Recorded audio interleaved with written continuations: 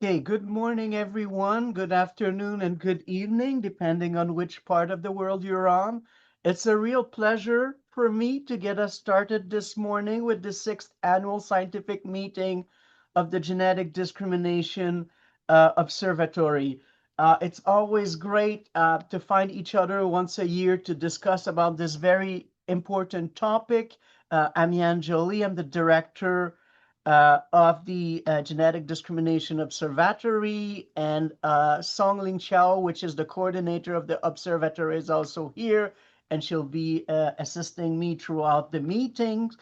And as I was saying, it's a pleasure to see each other every year to tackle this ethical and legal issues and social issue that has affected genetic research and care for many years, trying to find solution together, thinking this through using a Human Rights Foundation and in collaboration with many other organizations, and using an interdisciplinary comparative approach.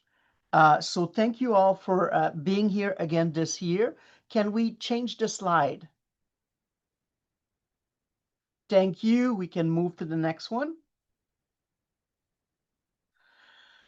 So this is just to remind everybody of what is genetic discrimination and how we have decided to tackle this collectively.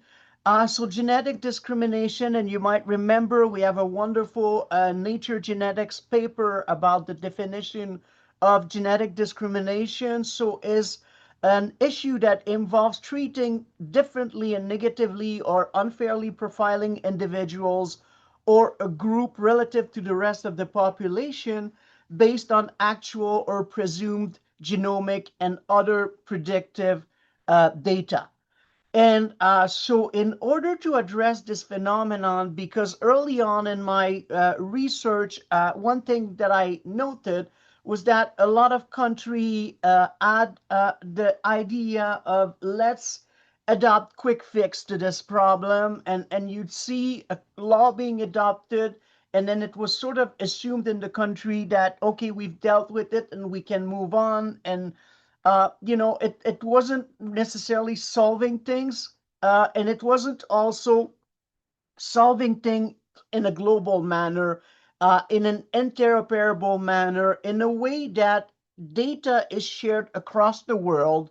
And so the ethical issues that are impacted by genomics should also be dealt with in a global manner, in order for our system and our countries to be able to collaborate with each other in full trust of scientific progress. And so that was the idea of assembling this observatory to document basically the issue of genetic discrimination in a scientific, evidence-based manner. And you can see it looking at some of our tools.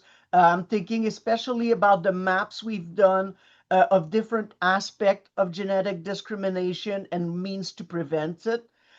We've also wanted to engage the public and policymakers and all other stakeholders. So again, this is an interdisciplinary observatory, and it's really meant to be as inclusive as can be. And we also are not only there to document and research, but we want to develop tools and basically model laws, model policies, everything that can help to move into a more preventive mode against genetic discrimination. And we've done a lot of that. Probably the latest in that respect development is our current guidelines regarding genetic non-discrimination that we're developing with our friends at the Global Alliance for Genomics and Health. And of course, as I was mentioning, we are still a research organization, even though there are all of those other aspects. And we always have collective activities that we're doing as a group, and we'll present some of those activities a little bit later on in the meeting. If you can move to the next slide, Ariel. So this is probably what I'm the proudest of in this Genetic Discrimination Observatory is the growth and the scope of the observatory. I don't think that there is any other project in the LC aspects of genetics with the budget, the limited budget we've benefited from, that has grown as exponentially as the Genetic Discrimination Observatory.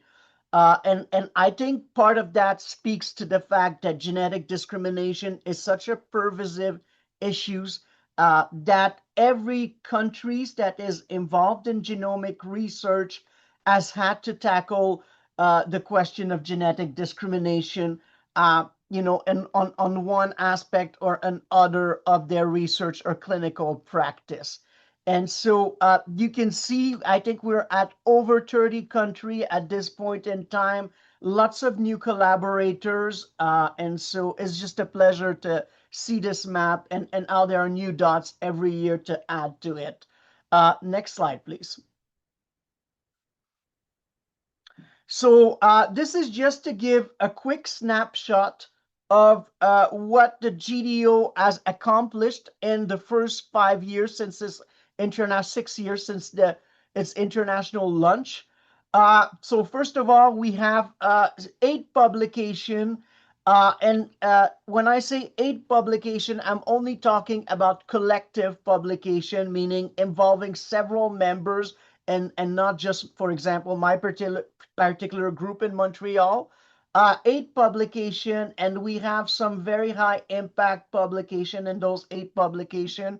2 publication in Nature Genetics, and just to quickly think of other interesting one, we have an interesting one in Transient Genetic and another one in the European Journal of Human Genetics, all speaking about the observatory and ways that we've done our research and tips for prevention of genetic discrimination that comes from our research works. Global expansion, I was just mentioning that. So we were only 18 countries when we started. Now we're up to 31 jurisdiction in 2025. So it's almost the double of that. I'm also very happy that there are a lot of countries among these 31 countries. There are a good number that is from the global south. It's really great because in some of these countries, we can actually help them to develop their own policies and law to address genetic discrimination. We can learn from their experience as well. So it's really nice to see this as really global, even though I still want to have to do more effort and to have more impact in Africa and in South America. So there's still work to do, but I think we're already doing quite good there.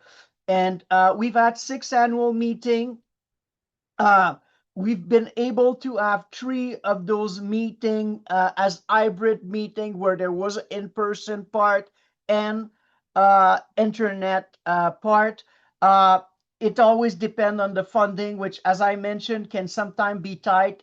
This is why this year we have gone virtual. We're hoping to come back to the hybrid mode next year. And we're always happy to receive proposition from countries that would be interested in hosting our annual meetings. Next slide, please. This is just a recap of some of the things that we have developed over the years. I was speaking about our collaboration with GA4GH, so you can actually view it. It's an international position statement on genetic discrimination. It has already gone through review from the RUSE Committee of the Global Alliance, the RUSE Committee being the committee that is specialized on the ethics and policy of that organization. So as already giving it its approval, now we need the stamp of approval from the product steering committee of the Global Alliance, and that should happen if everything goes well in January, and then it will be official. We'll have this position statement. I know there are other international position statement, guideline, declaration on genetic discrimination. But if you take the time to go through this one, you will see it has a much more contemporary perspective in the way that it's looking at genetic discrimination. And there are quite concrete solutions for a document like this that are also proposed.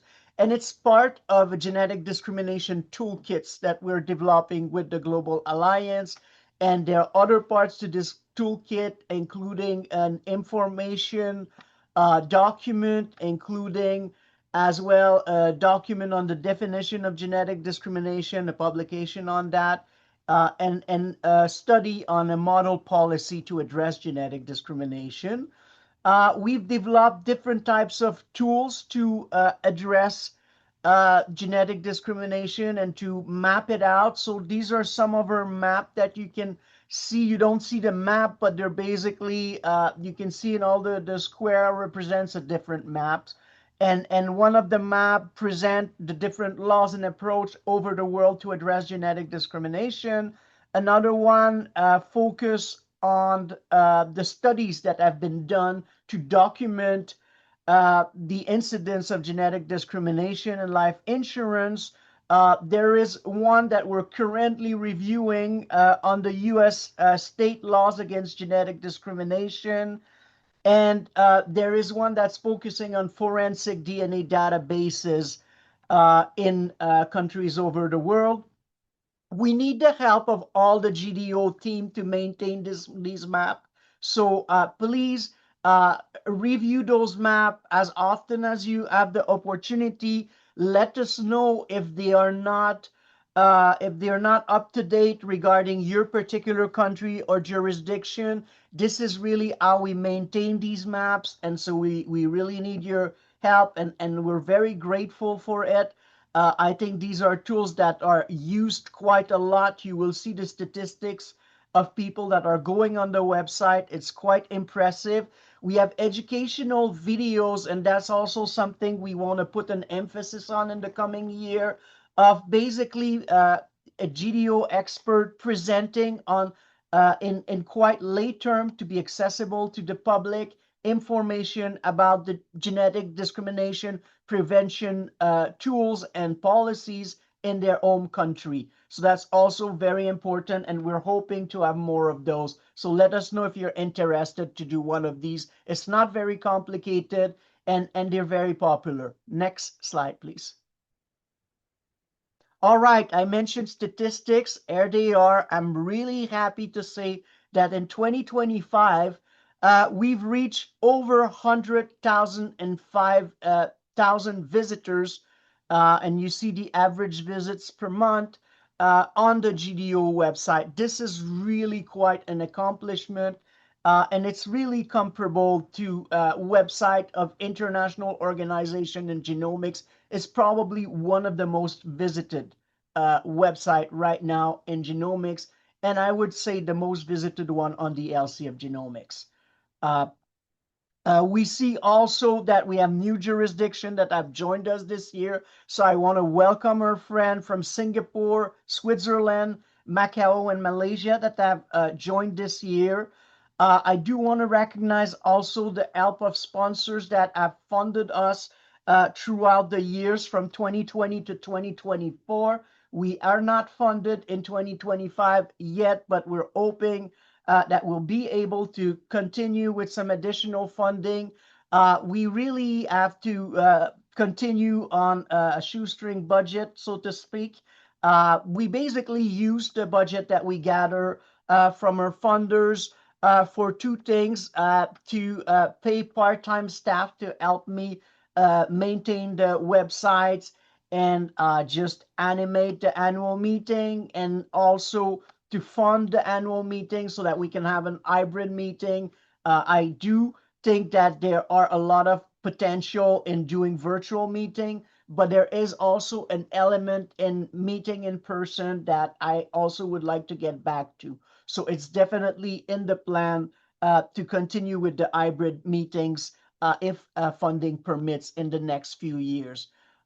So thank you very much. And I think I will pass at this point the mic to Ling Kwao Song, the new coordinator of the GDO, to recap the year 2025 for us. Thank you. Ariel, you can move to the next slide. Oh, I'm sorry. I still had one more slide to go. My bad. So this is simply to say that in the last 6 years, these are some of the key events that we observed at the GDO. If we have to really take it and say what are the most important things that happened in the last 5 years, and we picked them. So some of you might feel some things are at your level nationally were more important, but this is the five that we thought were worth mentioning. So in 2020 in Canada, there was a debate at the Supreme Court of Canada level to figure out if our law against genetic discrimination was constitutional. And the Supreme Court of Canada decided to validate the law. And so since then, it is clear that the Genetic Non-Discrimination Act applies across Canada to give some protection to the genetic result from genetic test, and also that people in the context of a contractual agreement cannot force somebody to pass a genetic test.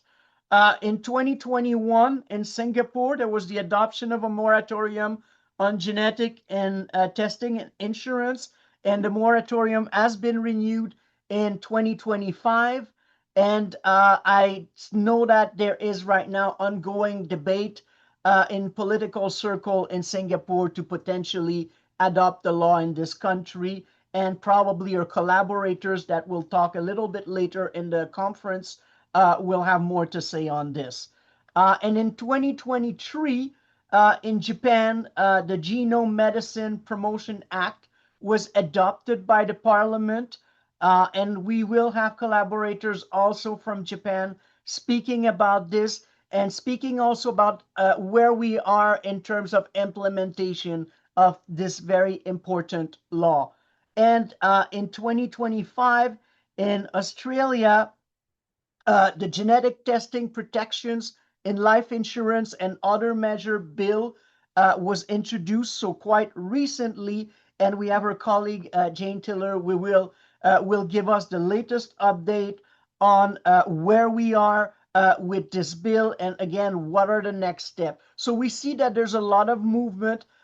Asia has been very active, but also other countries that still hadn't adopted laws, are sort of stepping in and presenting laws. It's a long process, by the way, for representative from country that still do not have a genetic discrimination law.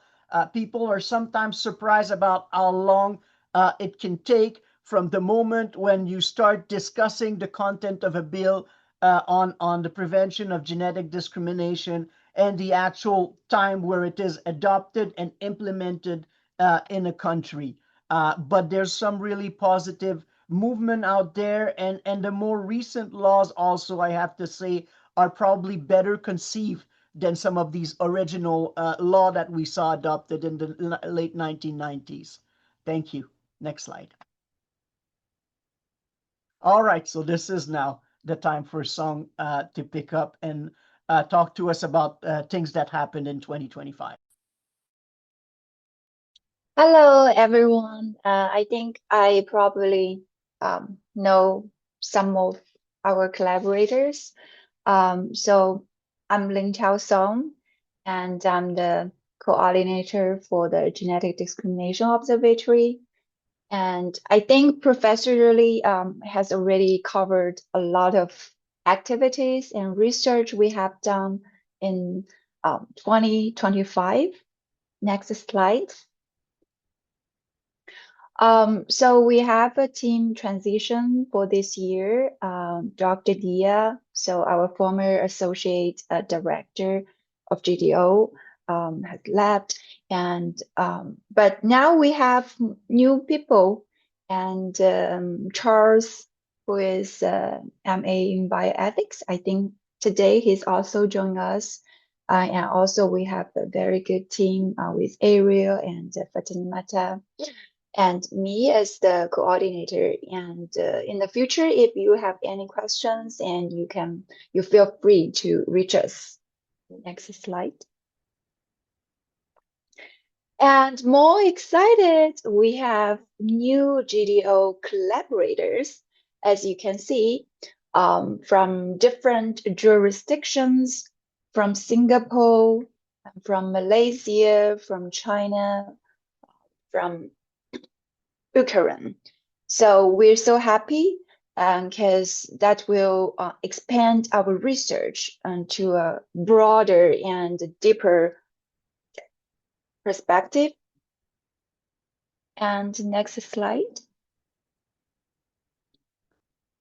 For this year, I think last year, when we were in Turkey, Istanbul, we already have collected very valuable information regarding pharmacogenetic information in insurance.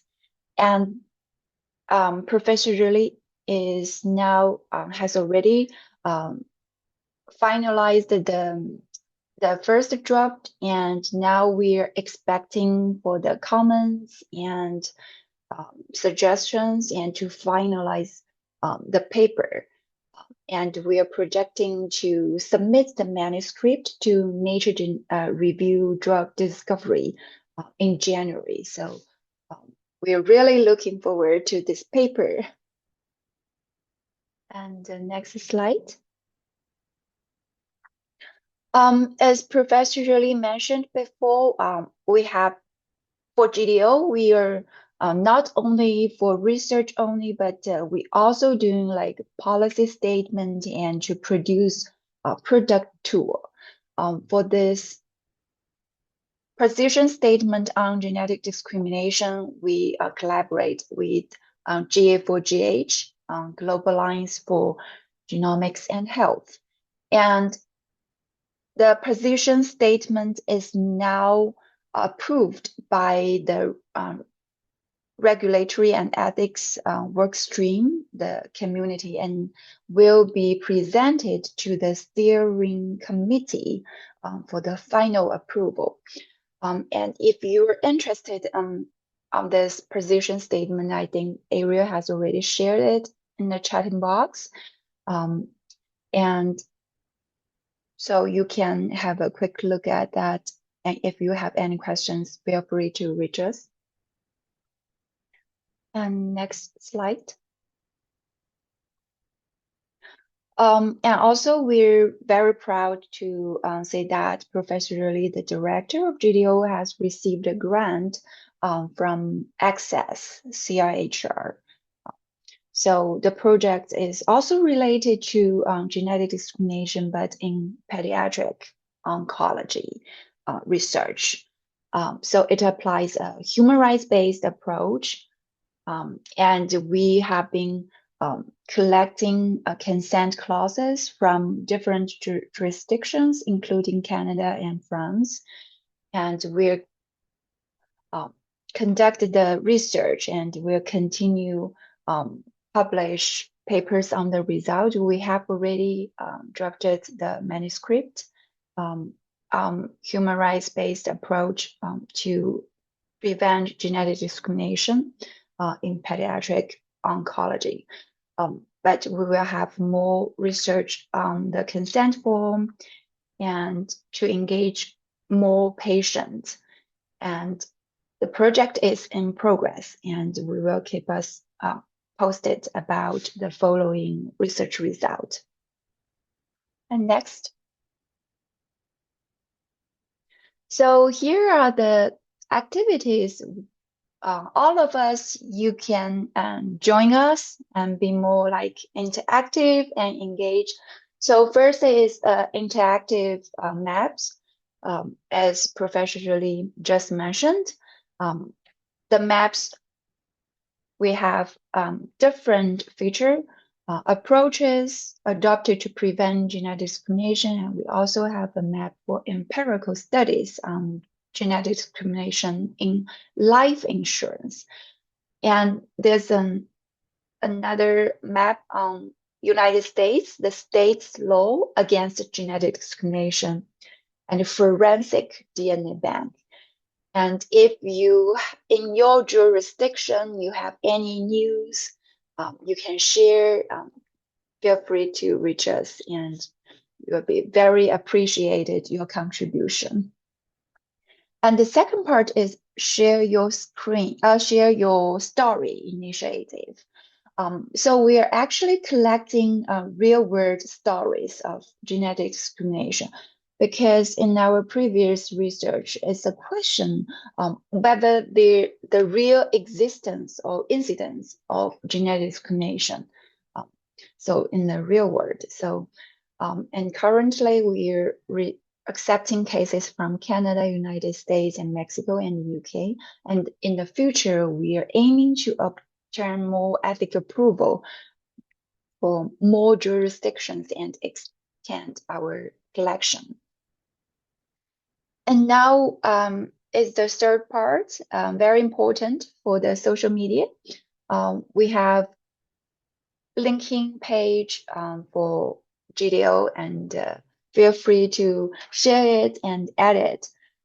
Also for the video resources, it's an educational video presentation. Now we only have China, United States, and Spain and Canada available. So in the future, we hope everyone, every representative from your own country can contribute. And next slide. Sorry. So it's quite simple. In the future, in January, after the Christmas, we will send you the very detailed instruction for how to make the video, and we really hope everyone can join us to make our GDO become bigger and more influential in the field. And that's it. So we're reconvening around 7:45, Song? Yeah. Okay, so So we are kind of ahead of the schedule. But we can start our presentation. I'm sure that today in the morning we will have like 4 presentations. Yeah. okay, so let's take a 15-minute break, and we'll Mhm. try to use our bonus time so we have more time. Yeah. Actually, before we take the break, if there are any questions actually on what we've presented, I think we presented some interesting recapitulation on the last year, and also some of the numbers we've presented, some of the key objective of the observatory. Are there any questions from the group on any of the topic that Song and myself have addressed so far?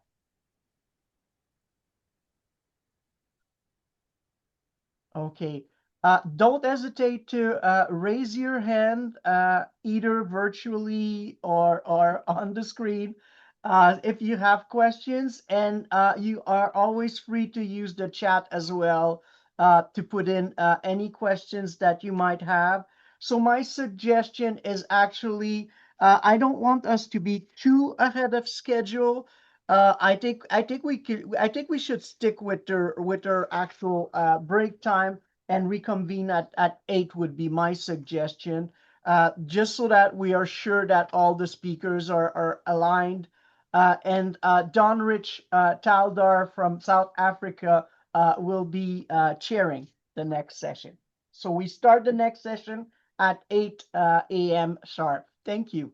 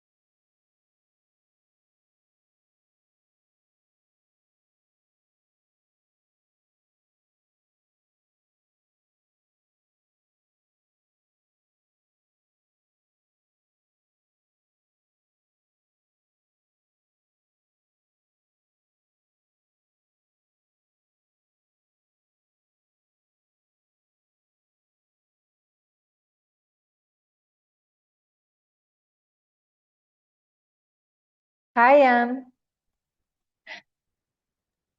Hello, hi, how are you doing, Atira? It's good to see you. Very good to see you too. I'm good, Jan. I hope you're well too. Sorry? I hope you're well. I hope you're Yes, well. yes, yes, yes. I'm just looking forward to all the great presentation today. I think it's really a fine lineup of speakers that we managed to get, and thank you for accepting to present as well, Atira. It'll be great to hear from you. Congratulations on this event as well. Look forward to hearing from everyone.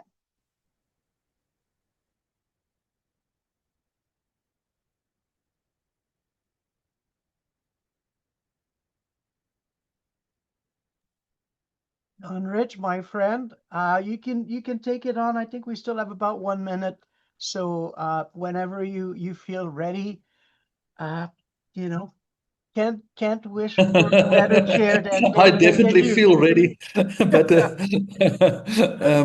I think we still have a minute or so to go. So let's let's give everybody a few Yeah. seconds. How is everything in South Africa? Very well, thank you. Just all the usual. But what shall I say? It's Are you in the now afternoon now? Afternoon yes, time? Yeah. it's the afternoon, and it's summer here, of course. So it's now our summer holidays. Um, after the middle of December, everything closes down in South Africa. So there are only a few days left of our productive year. Oh my God. Yeah, yeah, yeah. Well, we're about to hit the Christmas holidays over here, so if you're missing the snow, you can always come for a quick visit. Thank you. But I think I'm enjoying the good weather in my province at the moment. Sounds great. Well, I'll let you get us started, Donrich. I think we're on time. Excellent. Excellent. Well, hello everybody. I'm Donrich Thaldar from the University of KwaZulu-Natal, and it's my honor to chair this session, this afternoon session, but it might be a morning session for you or an evening session, depending on where in the world you are. So first, our first presenter is Professor Nayar, and she will be presenting on the topic of positioning genetic data privacy within the Indian legal framework. So we look forward to your presentation. Over to Professor Nayar. Good evening. Thank you so much, Dr. Thaler, for that introduction. Again, I'm very happy once again to be here and to be a part of this very interesting, very important, exciting event and program. So I think I'll move on to the slides if I can get started. Yes, thank you so much. So, the scheme of my presentation, I will be looking into the importance of India as a system and the role that genetic data plays in today's context of medical research, as well as the place that law has to position genetic data privacy so as to ensure that there is a responsible conduct of research as well as drawing of insights. And that's what my talk will be attempting today. So let's move on and yes, um, the next slide. Yes, I've already explained this. Let's move on. And so the Indian healthcare sector, as you can see, we are growing by leaps and bounds, and we have today we have moved on to a particular position where we are our hospital industry or diagnostic labs industry, our medical devices industry, as well as health insurance. They are all growing by leaps and bounds, and the direct employment in healthcare as well. Please move on to the next slide. If we look at the number of important inventions being made as well as the advancements, if we look at the drug development or diagnosis as well as the personalized healthcare plans, which are coming up with the help of governmental as well as private investment, we find that there is a great deal being done. And if you look at the state of Indian healthcare as well, we find that the growth rate is also very, very high and is projected to increase multifold in the coming decade. So this rapid growth, especially of AI and related developments in healthcare, it brings with it its own challenges. So while we have the pharma as well as others which are competing with each other to bring in AI in diagnosis as well as in drug development, also in trials, in all of these, we see that there is a great deal of technology being deployed. Next slide, please. So when we look at the Indian, the path itself, we find that the main challenge that we face is in inclusion. So in order to bring everyone to reach the fruits of these advancements is, I would say, the most challenging right now, because we have a very clear dichotomy between the capabilities as well as the access on the other hand. So especially when we talk about the doctor-patient ratio, we've been struggling with it for a long time, and even these decades, we don't see too much improvement. And there have been certain steps which are adopted by the government, which are interesting in the sense that they have adopted. They're trying to say that not only the modern medicine, but traditional systems of medicine should also be considered as at par with the modern medicine. But in practice, this revolutionary point of view may not work ultimately. Next slide, please. So I'd again like to point out this dichotomy of the ground realities in India. We have, the healthcare sector employing the largest number of people, around 7.5 million people are employed, which is, again, I would say huge when we compare it on a global scale. Our budget, we are investing more and more on digital infrastructure as well as on health, especially in the aftermath of COVID. But even today, we only have around 2% of GDP being invested in health. Premium underwritten in the context of health insurance is also increasing. However, it's not sufficient, and we lack a universal health coverage system which is sponsored by the government. And at the same time, you also see a medical tourism market, especially in certain sectors. We see that there are people who are coming in from different countries because our healthcare facilities are quite good. And if you have money, you are actually able uh, receive healthcare, the quality of healthcare at par with some of the developed countries. So this is where we are. Next slide, please. And again, when we look at the other side, we see that our literacy rate is itself only 77%, and we are only talking about reading and writing. And we still house 1/3 of there's a great disparity between the men and women population as well. 69% of our people still live in rural areas with great disparity for access to healthcare services.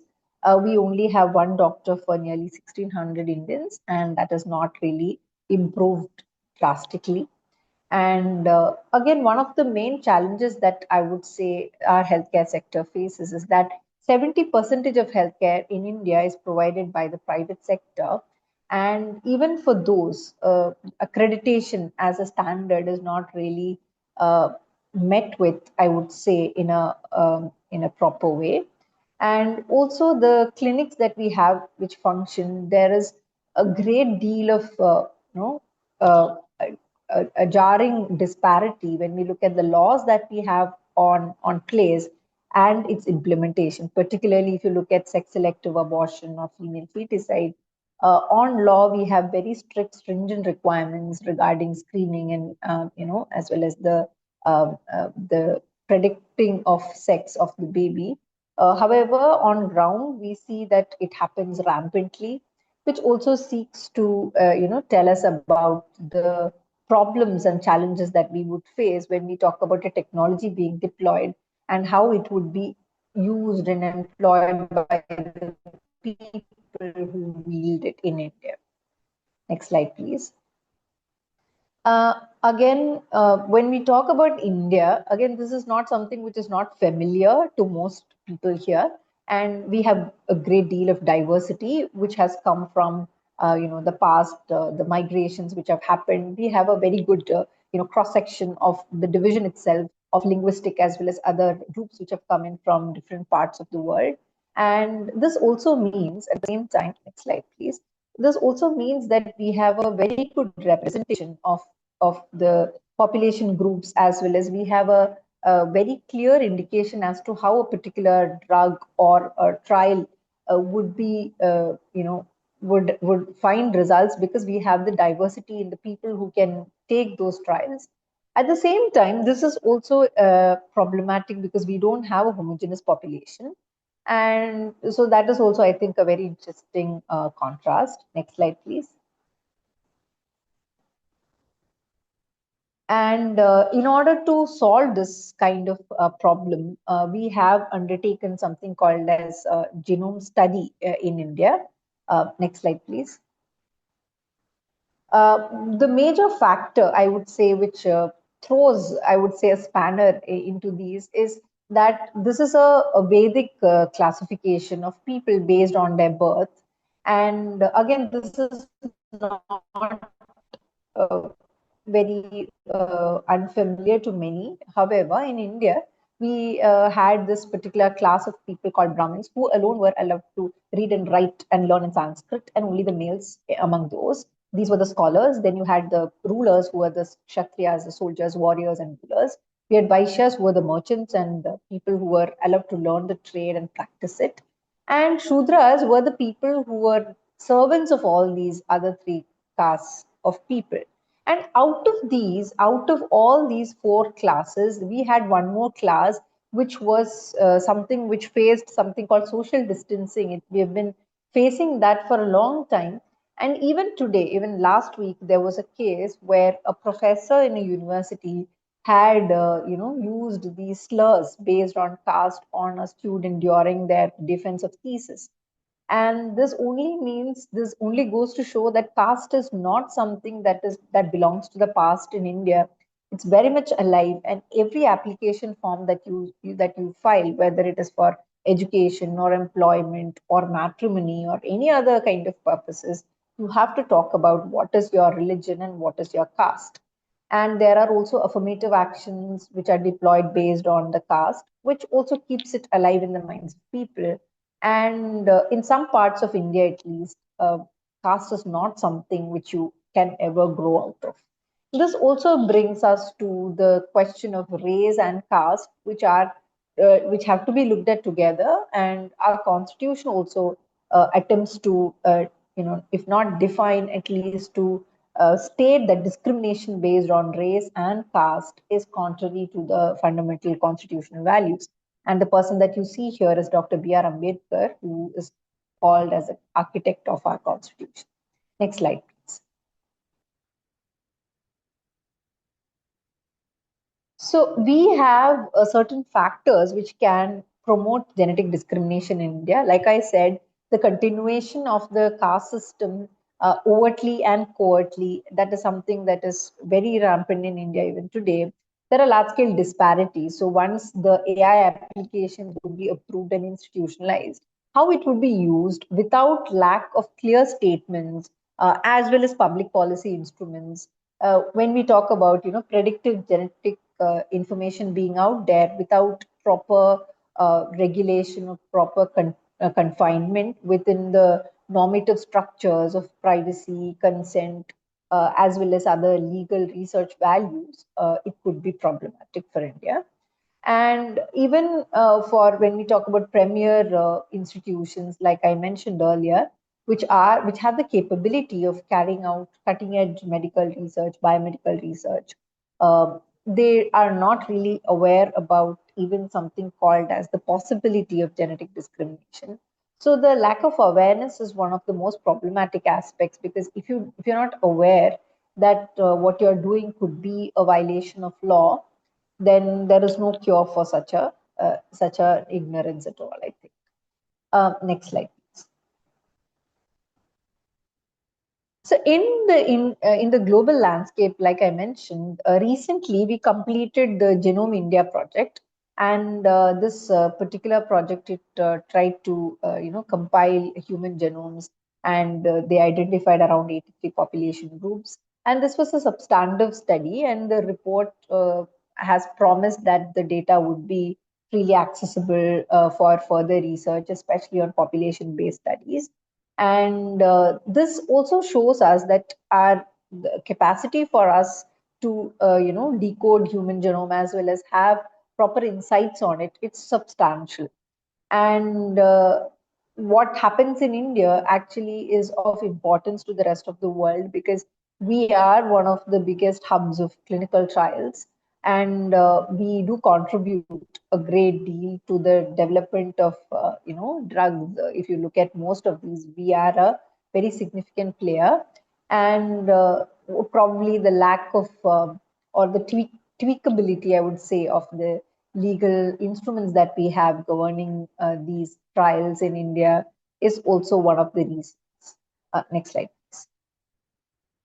So Niti Aayog, which is the national think tank, it has come up with certain aspects relating to our e-health revolution. From 2020 onwards, they have been talking about different authorities which can be set up, different standards which can be laid down for electronic health record.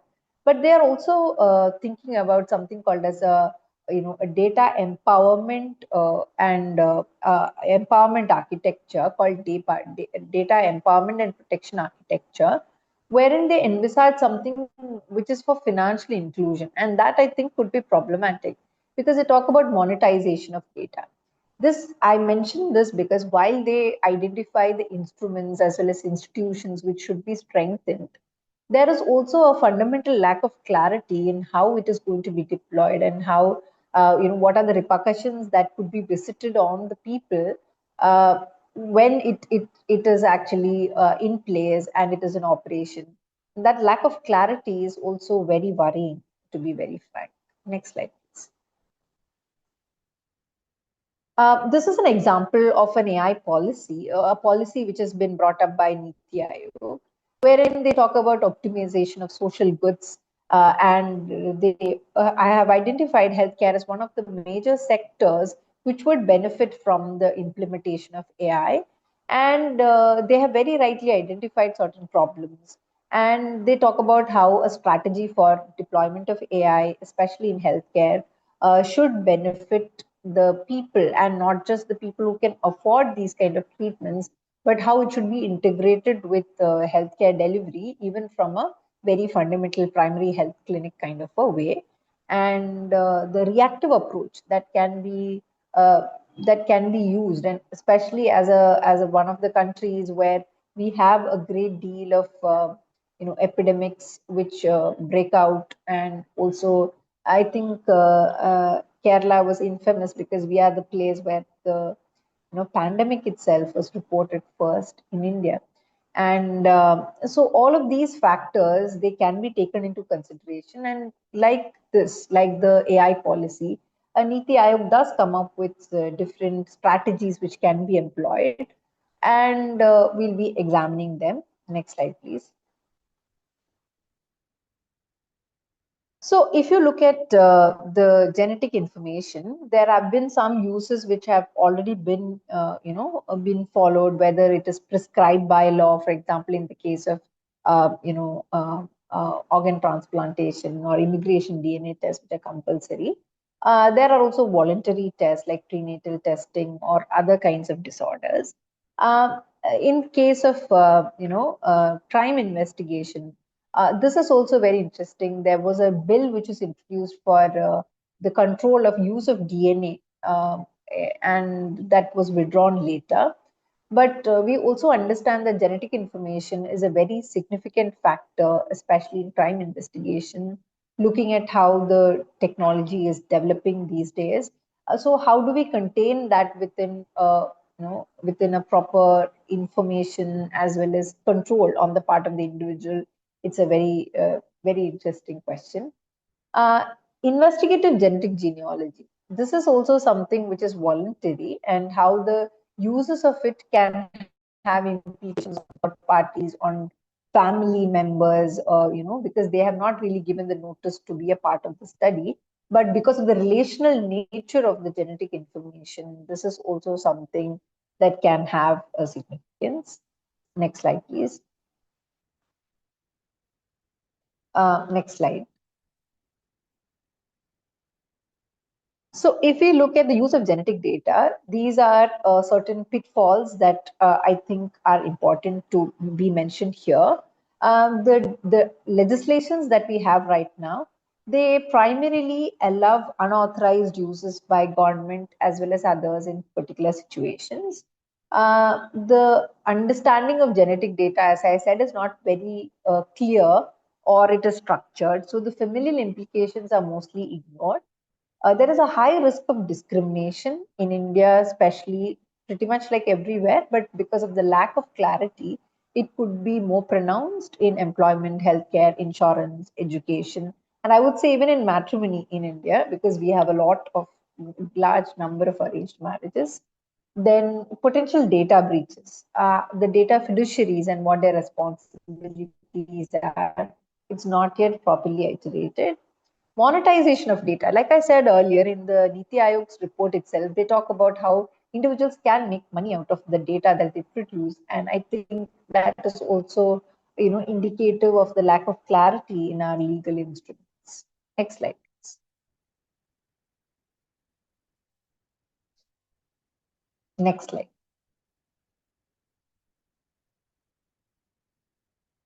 So in India, if you look at the legislative framework, we have the Constitution of India under Article 21, which talks about right to life, which includes right to privacy as one of the rights included within them, particularly through the iteration of Justice K. Puttaswamy versus Union of India. Next slide. So the importance of this particular case lies in the fact that it incorporates the values of privacy and data protection, which have been universal. If you look at the GDPR or the more, I would say, the ones where there has been a lot of thought put in, those systems, we find that these corollaries, which have to be a part of any test in order to determine the legality of data collection, have been applied in Puttaswamy. That personal data must have a specific stated purpose for collection, it must be relevant, and it must be contained by purpose limitation, and also with respect to what are the different uses or the subsequent uses which it can be subjected. Next slide, please. So primarily, we have certain legislations. We have the IT Act of 2000, which talks about digital data being, digital information being used. We have the reasonable security practices and procedures, rules of 2011, which talks about sensitive personal data. Then we have the intermediary guidelines of 2021, the Contract Act, which speaks about the rights of parties to a contract, the Bharatiya Nyaya Samhita, which replaced our penal code in 2023, and also specific legislations which speak about potential discrimination. Next slide. But the most important legislation that we have in place is the Digital Data Protection Act of 2023. Now, this particular legislation was a bit problematic in the sense there have been multiple drafts which were circulated. And finally, one day when this draft was actually approved by our Houses of Parliament, it came as a surprise because this was very different from the DPR-based models which were floated around earlier. And this particular legislation, it's interesting because it continues certain aspects from the earlier draft. For example, identifying the people, the individuals as data principals and the processors as data fiduciaries. They also talk about significant data fiduciaries who deal with huge volumes of data. And they talk about the rights of data principle, which includes correction, erasure, nomination, as well as grievance redressal. And it tries to regulate the cross-border transfer of data, especially those which relate to personal information which could be identified. Next slide, please. Now, if we look at the DPDP Act, it offers a notice and consent-based framework for data protection. And the data fiduciaries, they have the duty to ensure that the personal data should be collected only for lawful purposes. fair use, and safe storage. These are duties of the data fiduciary. And once the purpose has been fulfilled, they have to delete the data. However, in each of these, there are exceptions, especially those which can be mandated by the government as it may deem fit in its wisdom. And that also causes problems because the right of the individual versus the right of the state, or the privilege of the state, there is a very great disparity. And retention itself, what we require is just a law. That also could cause problems because the state has a great deal of power, which is not really envisaged in, say, European or other kind of jurisdictions. Next slide, please. Now, one interesting aspect about the DPDP Act is that it was to be enacted and properly implemented through rules which would have come into being in 14th November 2025. It did actually come into being. However, it is given an 18-month period. So, as of now, there are certain provisions which have come into being, like certain authorities being set up, like the Data Protection Authority. We have the definitions which have come into effect from 14th November 2025, 3 weeks back. However, we are not enforcing the whole thing by now. We are looking into a phased operation of 18 months in which the provisions would be enforced. So we do not know right now which direction we are to go. But right now, if you combine the act as well as the rules, we find that there is no classification specifically which would benefit genetic data and its processing. The proxy consent framework, what it would mean for vulnerable populations, children, or people who are not able to give their consent, it's not really clear. There are broad exemptions. This is something which is a common feature throughout the legislation, where there is a great deal of leeway being given for research. Now, this could go either way, but this being India, I would say that we need to have proper frameworks in place for auditing as well as for constant supervision. Because 17 clause 2 clause B, this is just an example, which allows for processing of digital personal data without consent for scientific or statistical research. This can be problematic because anonymization itself is a very, what do you call it? It's not, I don't know if it's a foolproof process. There have been examples when it did not work. So that also brings us to questions regarding the effectiveness of the law itself. And also, like I said, there are clear, aspects relating to purpose limitation and storage limitation laid down by Puttaswamy in light of the universal values of privacy and data protection. However, the long-term retention and usage, there are a great deal of exemptions being cited within the Act, and that they are problematic right now. Next slide, please. Just a courtesy notice, Professor Yes, Nayar, that there are only, I think, two or 3 minutes left of the session, yes, just as a yes, courtesy reminder. Thank you. yes. Thank you. So can we move to the penultimate, slide? Would that be okay? Insights from India. So this would be the last slide that I would be, using here, where I would just like to again once more iterate the problems that we are facing right now. Genetic data, because of its relational, familial, as well as individual implications, it's more sensitive than any other. And first of all, we do not have a realization of that. In none of these legislations do they classify it or they've given any thought to it. And this also reflects in our regulatory structure regarding medical professionals and biomedical research as well.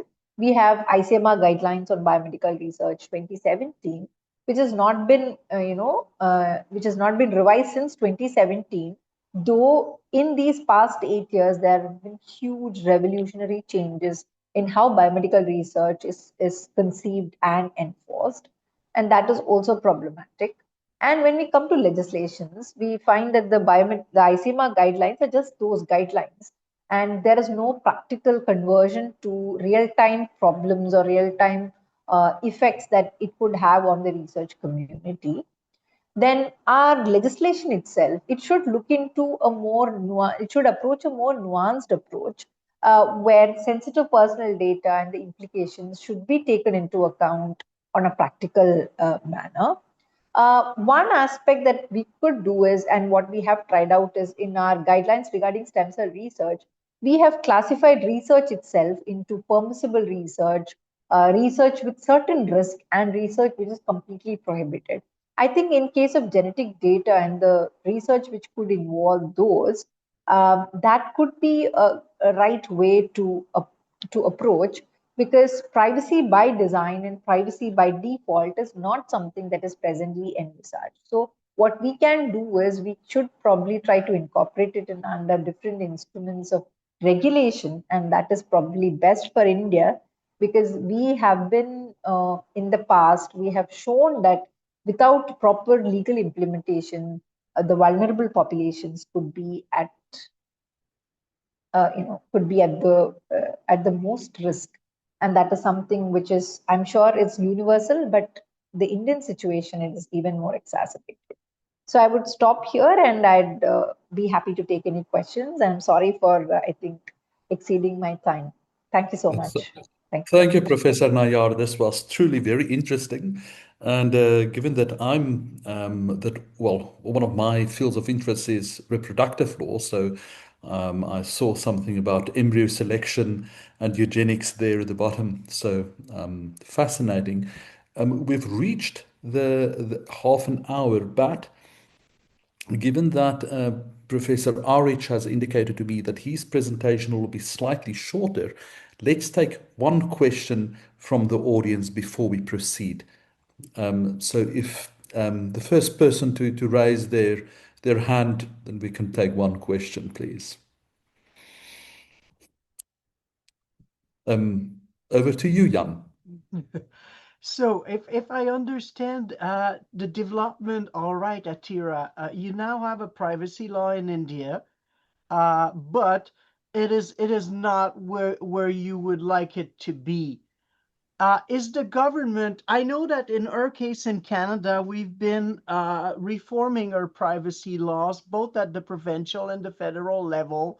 And one thing I've noted is that in the first year after we would adopt a new law, it was quite an interesting dynamic where the government was absolutely uncertain about what their expectations were regarding the implementation of the law, because the formulation was very broad, and some of the new rights, for example, for data providers, could be, interpreted as very far-reaching. And so what we saw was a very interesting dynamic where we saw actually researchers working with the government and proposing their own ways of how the law should be interpreted, in the context of health research. Do you see that we could have this kind of similar dynamic happening in India? How do you think things are going to play out with this new law? Or do you expect that there will be some change, or will it simply remain sort of a law, but whose implementation is going to be quite unpredictable in some aspect? How do you see this playing out now? Yeah, thank you, Jan, for that wonderful question. So, as you know, we did not have a data protection law at all for a long time.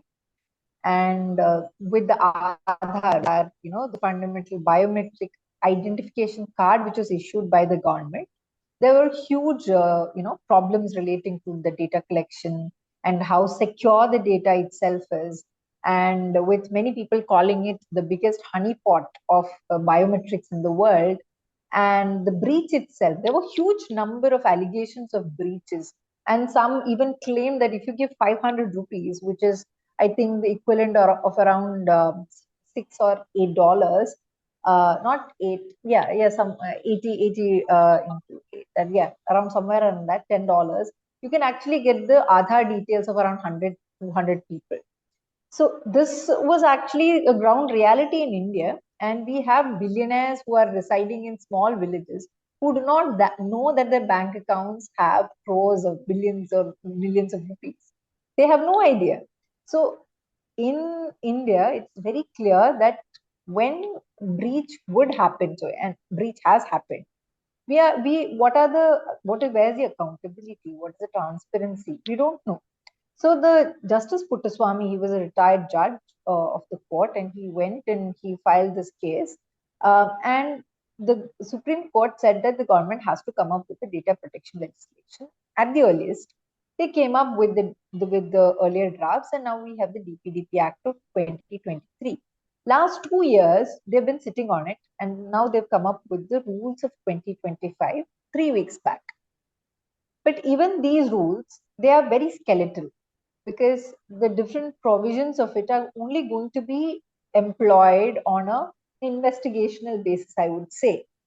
I hope it is the very proactive, kind of thing that you described, where they are just trying to, kind of stretch their wings and see what's happening, get feedback from the, people who are experiencing it and improving the system.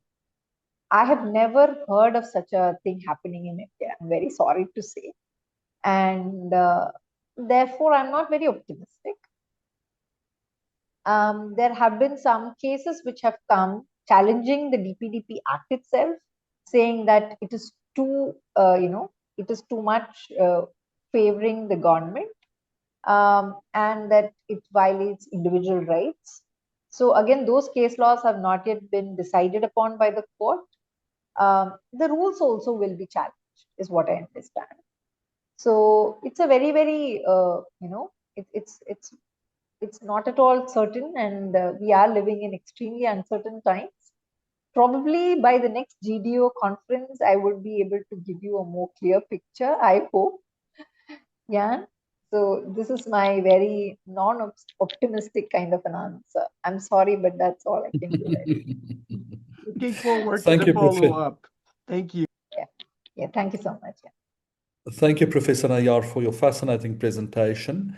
So I would like to encourage everybody, if you've got any further questions or comments for Professor Nayar, to please direct them to her in the chat or via email. You see her email address there in front of you on the screen. So we can now proceed to our next presentation. It's my honor to introduce Professor Aric. Professor Aric is going to present on, as you see there in front of you, insurance, genetics, and risk of genetic discrimination in Ukraine. So, Professor Aric, over to you. Hello, everyone. Can you hear me? Absolutely, we can hear you. Yes.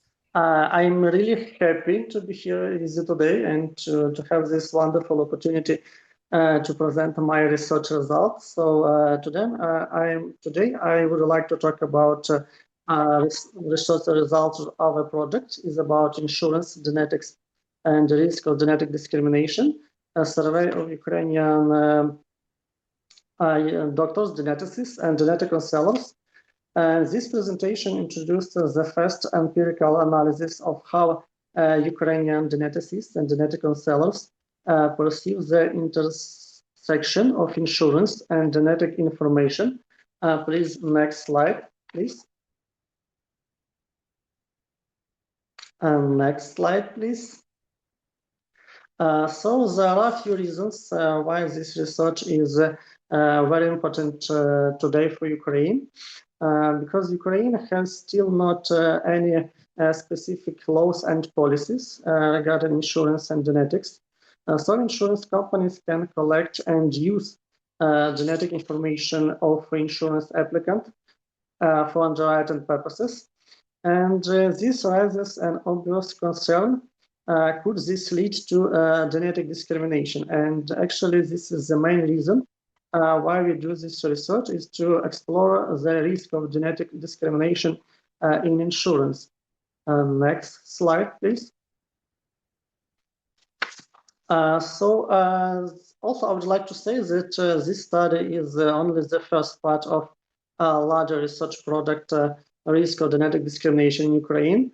And the broader project will include a survey of 3 groups, also include survey of insurance underwriters and general population. we have already started to do survey of insurance underwriters, but we are still working on the final version of the question for survey general population, but we hope to start this survey of general population maybe in 4 or 5 months.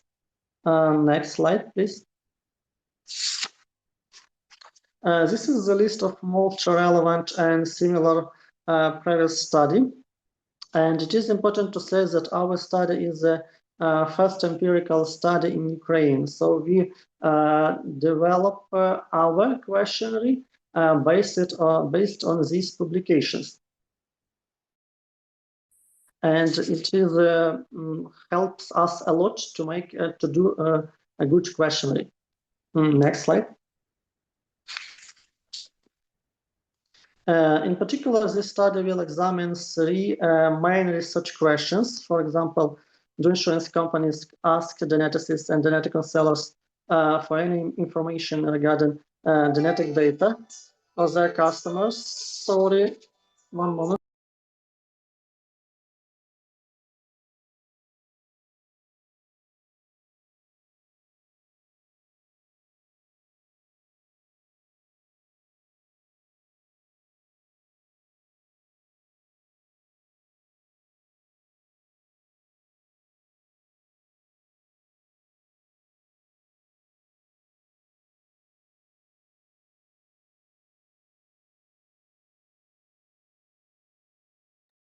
I am sorry for that. Please continue. So, in particular, this study will examine 3 main research questions, like do insurance companies ask geneticists and genetic counselors for any information regarding genetic data of their customers, and if so, what kind of information do they request in? Next, the aim is do geneticists and genetic counselors provide any information or genetic test results about their patients to insurance companies.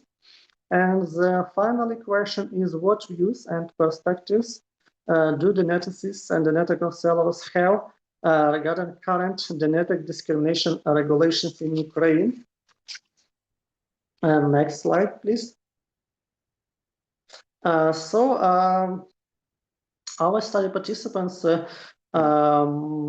the main criteria, study participants must live in Ukraine and work on a position of a clinical geneticist and or genetic counselors at medical institutions, including clinical laboratories, and having access to the patient's genetic data for medical purposes.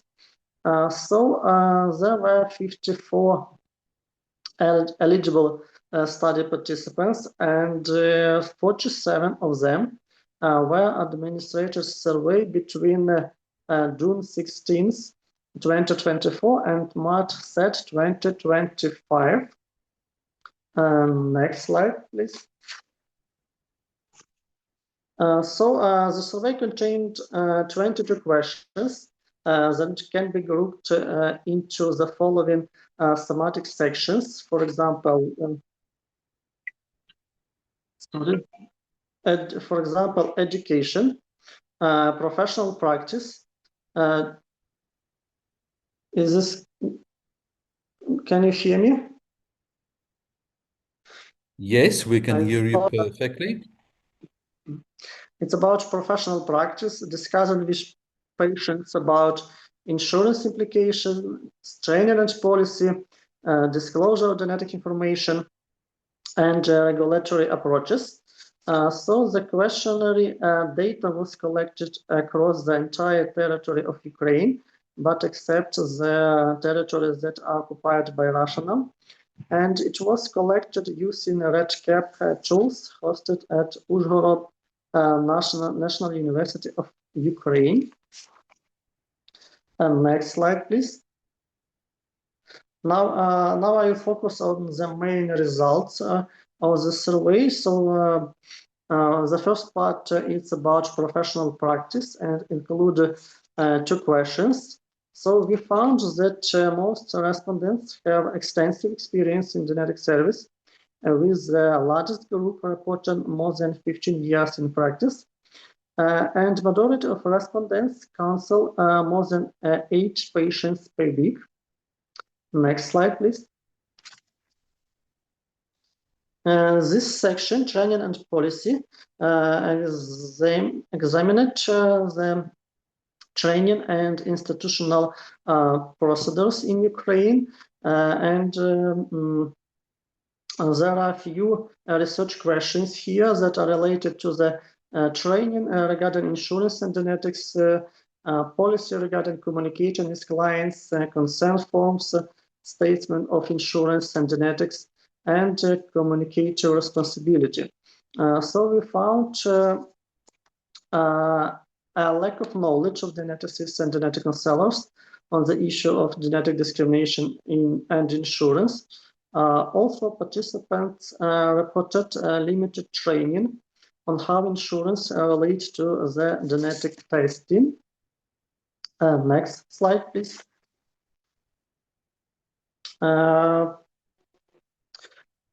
Question 12 and question 13. Respondents were asked whether insurance companies have ever requested genetic data and where they had disclosed it.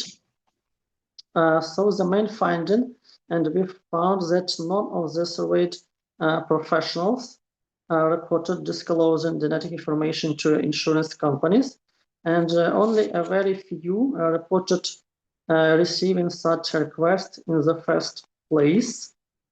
Next slide. This slide, you can see the results regarding genetic professional use of genetic information by insurance companies and policyholders. So more than half of respondents believe that insurance companies should not be allowed to ask applicants about planned genetic testing, and only 1/3 support this practice, while 17% remain uncertain, indicating overall resistant to such insurer inquiries. Next slide, please. It is the final part of the questionnaire. This part is about regulatory approaches. In this part, we have 3 questions. Question 19. Question 19 asked whether current Ukrainian regulations adequately protect clients. Also, the survey results show the uncertainty of the survey participants regarding the adequacy of current regulations in Ukraine on insurance and genetics to protect patients from genetic discrimination. At the same time, about 36% of participants were declined in the effectiveness of the current non-genetic discrimination policy in Ukraine. So we found that currently there is concern that current non-discrimination provisions in Ukraine do not effectively prevent genetic discrimination. Next slide. Question 20 explored whether Ukrainians should adopt a separate legislation regulating insurance use of genetic data. Also, the results show a willingness of the majority of study participants to see separate legislation regulating the use of genetic information by life and health insurance companies in Ukraine, and by currently do not have a clear rationale as to why such legislation should be adopted. Next slide, please. Question 21 asked whether Ukraine should adopt a moratorium or a ban on the use of genetic information by life and health insurance companies in Ukraine. So our results show an almost equal 3-way split in opinion among the surveyed study participants. For example, more than a third of study participants do not have a clear position on whether genetic information should be used by insurance industry or not. So this idea mirrors policies in countries like United Kingdom and Australia. And next slide, please. It's about conclusions. So the results of the survey of geneticists and genetic counselors in Ukraine indicate that the insurance companies are somewhat interested in genetic information of customers, but the incidence of insurance company requests for this data to geneticists and genetic counselors is very low. Furthermore, there is no evidence that genetic health professionals or their medical institutions provide genetic information or genetic test results about patients at the request of insurance companies. That's all. That's all about conclusions. Thank you for your attention, and I welcome your questions. Thank you very much, Professor Aric. I see that there is applause in the, well, digital applause from the audience. The colleagues, so time for questions. And I already see that Dr. Prince has her hand raised. So over to you, Dr. Prince. Thank you so much, and good to see you.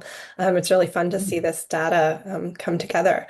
One of the things that I thought was so interesting about this, and apologies, I was getting settled since it's early morning or morning-ish here, but did you say that that currently insurers are asking patients about genetic or applicants about genetic information? Sorry, could you please repeat? So on an insurance application, are the companies asking, have you ever taken a genetic test? Currently, no. We Okay. have done some research about application forms in 2021, but I think maybe it will be good to revise the current practice of insurance applications. Yeah, it's so interesting because I was thinking about, so I'm in the US, and we have the situation where like in the life insurance context, insurers do not ask people about genetic tests. I think because they're worried they're going to get so much noise back. They're going to get somebody who did, carrier screening when they were pregnant or ancestry testing, but they do go through the medical records. So it's just interesting to me that they're not getting that information from either way, that they're not going to the hospitals or not. So thank you for that. Thank you. Anya, thank you. Thank you. Any further questions, colleagues? I saw more hands raised a few seconds ago or minutes ago. I wonder if some people haven't lowered their hand in while listening to the answer. I seem to see. Was there any other questions from the group? I I've can. also, Yeah. I've also looked in the chats, but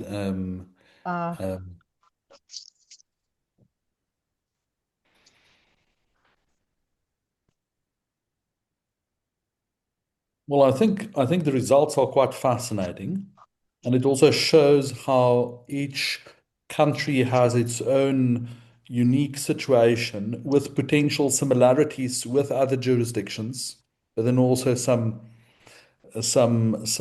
uniqueness woven in. And then, of course, there's the additional issue of Ukraine currently being in a very difficult situation, being effectively at war. So, yeah, I think it is actually absolutely remarkable that you were still able to do this empirical work in Ukraine, given the current circumstances. So, I think I speak on behalf of everybody if I say, well, I definitely take my hat off for you for your determination and resilience in those circumstances. Jan, over to you. Yes, sure. I'm gonna let maybe Momoko ask her question first, and I'll be happy if there's some time. 100%.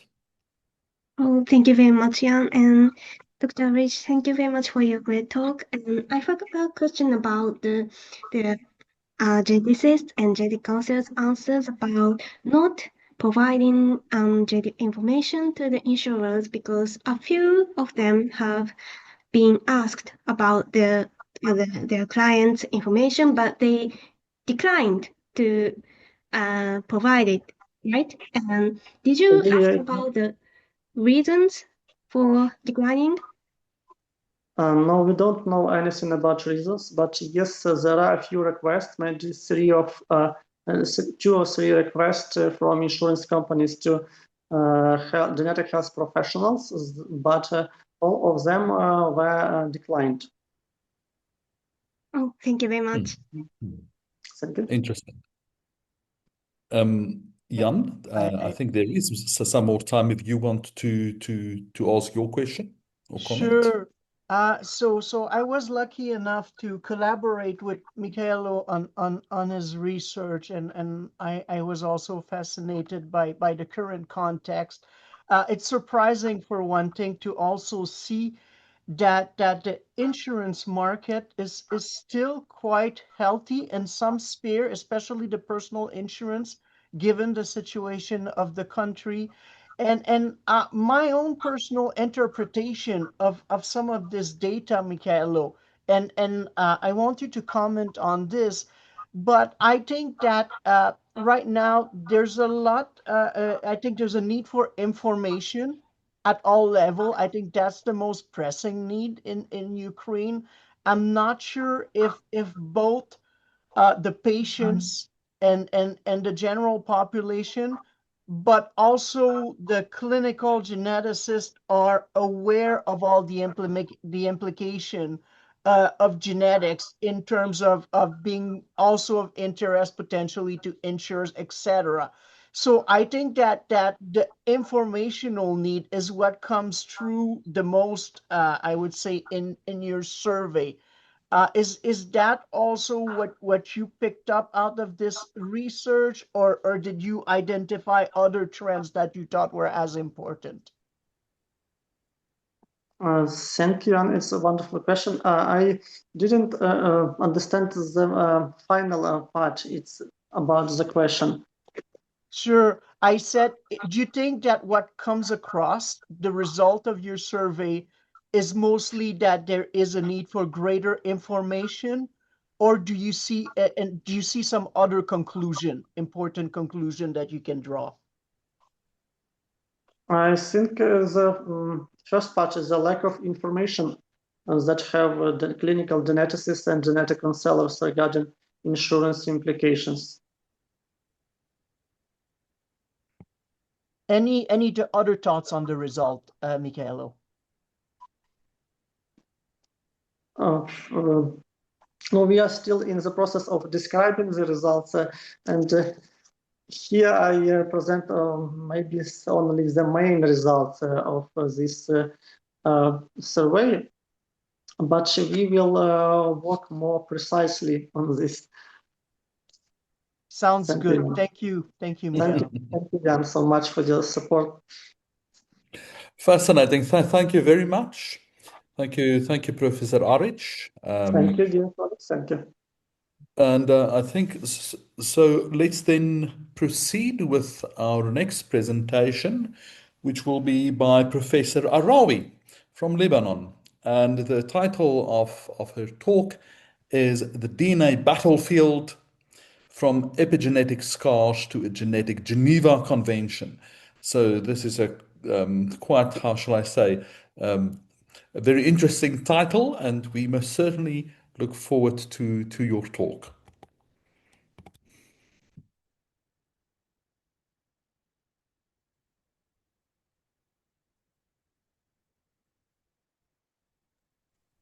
Thank you, Dornish. Can you see my slides? Yes, we can. I think, yes, there it's getting. Do you have your own slides? These are my slides. Do you see them?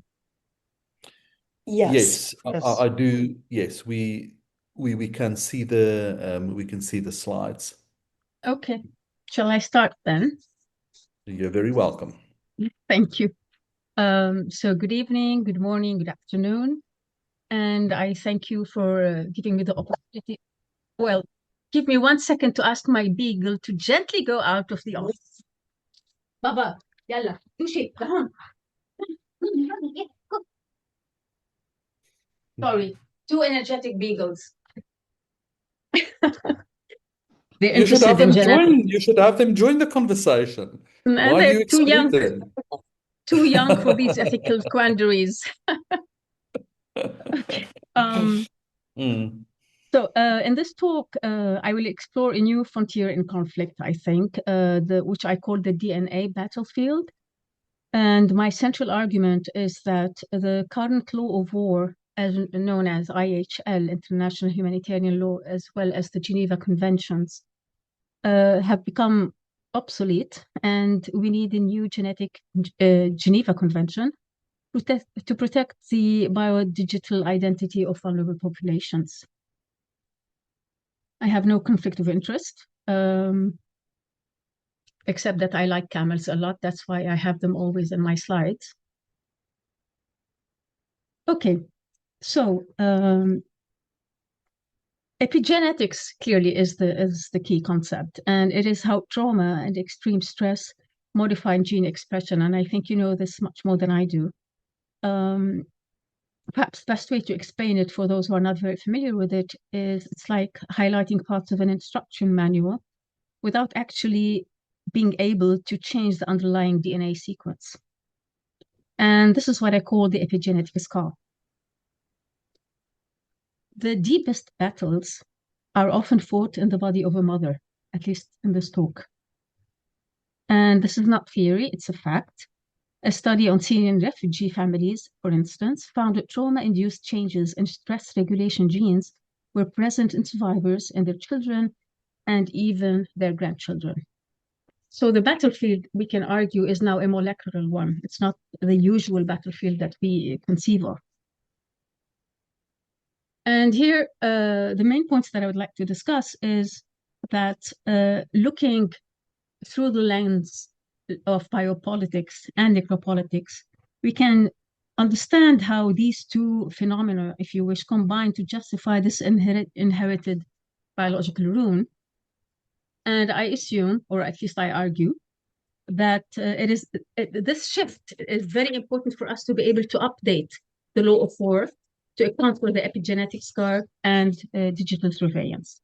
So I'll go very quickly over Arawi, Yes? Professor Arawi, apologies for interrupting, but I've also been following the chats. Some of there seems to be blocks over your presentation on the right-hand side and the bottom. So I don't know what is it's the first time that I see something like this. I thought we would like to see the whole of the presentation. So let's just take a moment to see if we can resolve this issue. Is this better? Yeah. It is, but now the blocks moved to the top of the screen. It's like a Okay, gray so you need, block.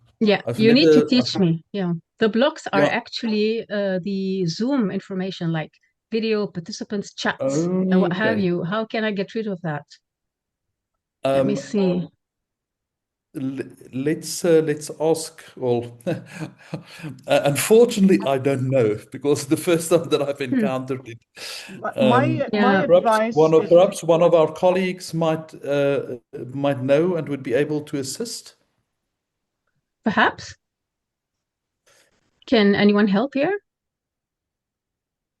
I think Talia, for one thing, it was actually not so bad the way it was at first. If you are able to put it back that way, because it wasn't really hiding any of the informational content. I mean, and honestly, I could, like this for me is really not too bad. So my advice is to go on like this because we can really see what the information is. And we're gonna try on our end to see if we can do something about this, or if we can provide you with additional advice, we'll let you know. But otherwise, I would say go like this because it's really just a minor issue. 100%. Okay, sure. And all right, so now it's at the bottom. So I then suggest if there are any other Zoom elements popping up, let's just close them. but at least we can now see most of the screen. Thank you very much, and sorry for interrupting. Not at all, not at all. Let's proceed. Thank you very I much. see in the chat, Donrich and Talia, that Ariel is suggesting if you want to try to have a go, Talia, at just quitting and resharing your screen, just to see if it's different. Do you want to give that a go?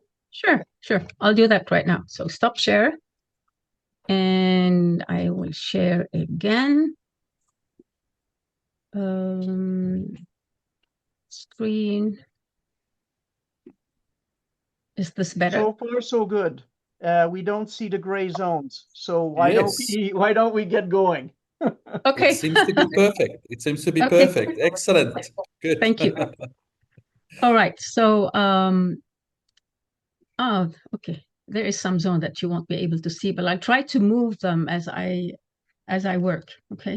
So, for example, that slide, you didn't see the animated statement, which says that the war now is a molecular war, but I'll try to navigate around this little black box. Okay, so the main points that I would like to argue is that biopolitics and necropolitics together bring forth and justify inherited biological ruin. And sorry for the back sound, they are leaving for their ride, so they're excited. So, and that's why I need to update the law of war to account for the epigenetic scar and digital surveillance. Okay, so the distinction between the two concepts that I will discuss now is actually, highlights the critical shift in how the state manages life and death. For example, Foucault's biopolitics focuses on managing the life of the population, and we're probably familiar with the statement, to make live and let die. Excuse me for a second.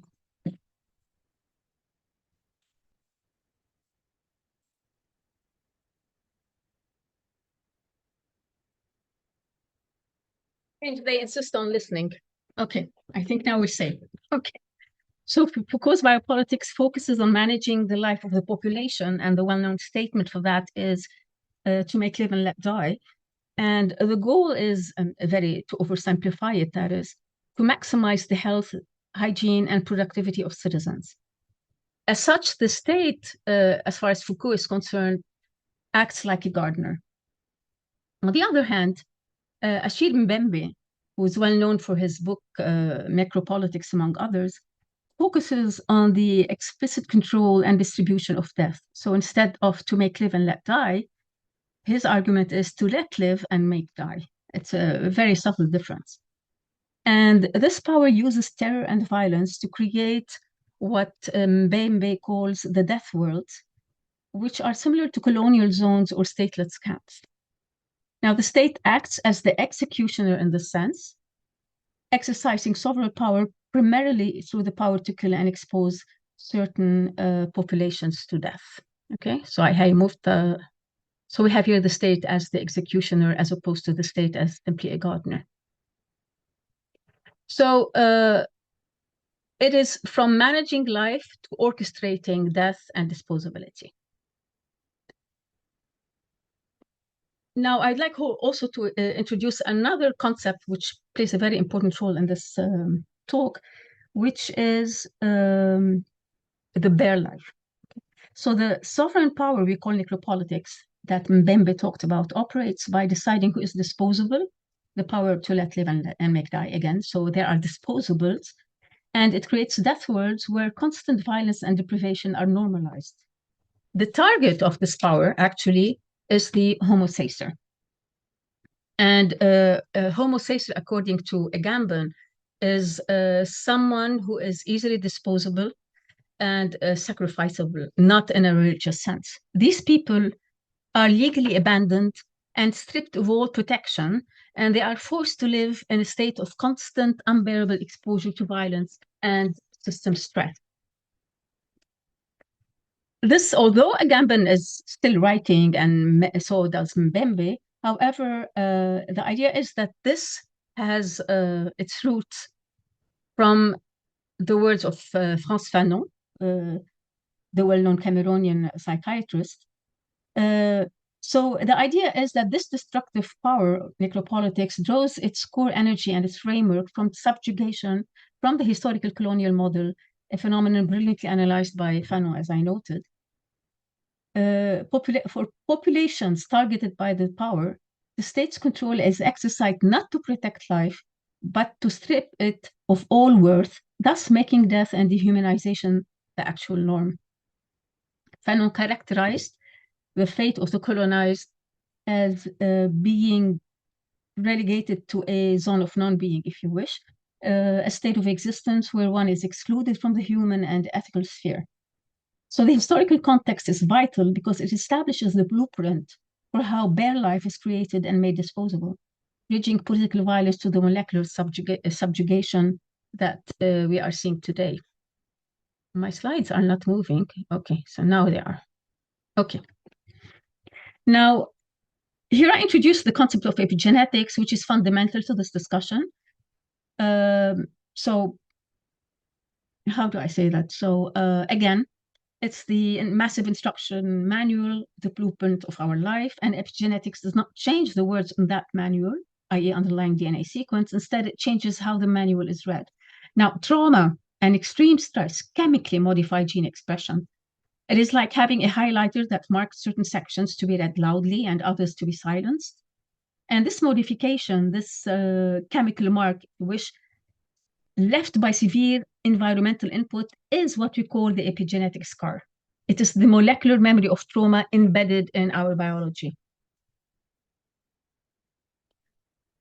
And here comes the critical intersection where political power becomes a biological fact. So we have systematic violence and chronic deprivation that define necropower's death words, like the situation in Gaza, Sudan, or Syria, which trigger profound sustained stress responses in the human body. These extreme political conditions are literally chemically imprinted onto human biology. Specifically, this trauma, that the outcome of war, of protracted war even more, creates epigenetic scars, i.e. molecular alterations that do not change the DNA sequence itself, but rather change how genes are expressed. So crucially, these scars are often transgenerational, priming future generations for chronic physical and mental fragility. And this inherited biological rune, if you wish, the passing down of the effects of systematic oppression, is the ultimate and most intimate cost of necropower. I know there's a lot of philosophical term here, but it should become way easier once I finish my article. Okay.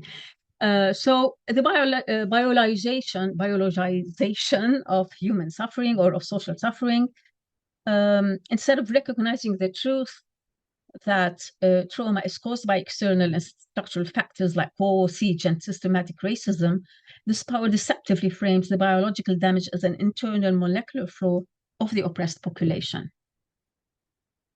Necropolitics takes this scientific reality, the epigenetics scar, and exploits it for political gain. Now, what's the story of the blame shift? What I just discussed is central to the idea of blame shift. The political structure responsible for the violence is absolved, and the resulting biological vulnerability is used to justify state neglect. So in a sense, it creates a biologically defined underclass, people who are now scientifically labeled as less worthy of life, as homo sacer, simply because the state created the conditions that guaranteed their genetic fragility. And the science is weaponized to perpetuate the very injustice it documents. Now I move to the political status of being abandoned, or what we call bare life again, which is no longer just a legal or philosophical concept, it is rather molecularly defined. The constant inescapable stress and deprivation that come with political abandonment do not just affect the mind, they chemically compromise health at the cellular level. And this is how the system ensures the trauma is transgenerational. And I do speak from experience because I was born, if you wish, in a land that is thriving on consecutive wars, and I've witnessed wars around me. So this is clearly felt around us. The result is a devastating cascade of inherited trauma, or what I would like to call the Matryoshka effect, okay, or syndrome, where trauma is found not only in the outer shell, the survivor, but is embedded layer after layer in the biological makeup of the children and grandchildren and great-grandchildren. And the precarious existence of bare life is thus cemented into the biological future. So, for example, the grandmother survivor from generation 1 experiences the direct traumatic event. The mother from generation 2, daughter, mother, who was often exposed in utero or in early childhood, generation 2. Generation 3 would be the child, often temporarily removed from the original conflict. Generation 4, the grandchildren, next generation, who continue to bear the legacy. And the great-grandchildren, generation 5, who are long from the reach of trauma, but are affected by it.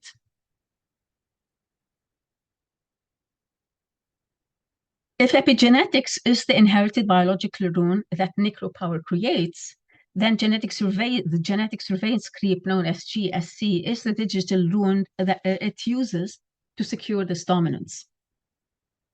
Which brings me to the humanitarian paradox.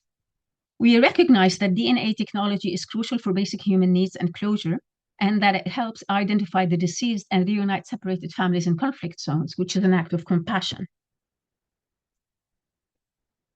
Okay, let's see if this works here. Okay. However, the humanitarian paradox arises because data collected from compassionate reasons is easily used, if you wish, or co-opted for hostile control. When humanitarian DNA archives fall into the hands of necropower, an act of compassion can easily turn into a potent tool of power, transforming into a weapon used for population sorting, persecution, or denial of rights. This process, I will go back and remove the box, is an act of means that an act of compassion becomes a tool of power, causing even more new ones. Now, what is the statelessness and the permanent record? The state of digital control described by genetic surveillance creep that we noted earlier on enforces a condition of social and political death on vulnerable populations. For those already stateless, those without legal recognition or rights, their biological identity becomes their final permanent and undeniable record, which is then used against them. And the third point is that the digital battlefield ensures that those whom the system has already marked as expendable will remain expendable, not just while the bombs are falling, but long after the physical fighting has ceased, which creates an unending molecular form of control. Genomic surveillance is a double-edged sword, clearly. While it has benign uses like pathogen tracking, the humanitarian paradox means an act of compassion collecting DNA for aid can become a tool of power.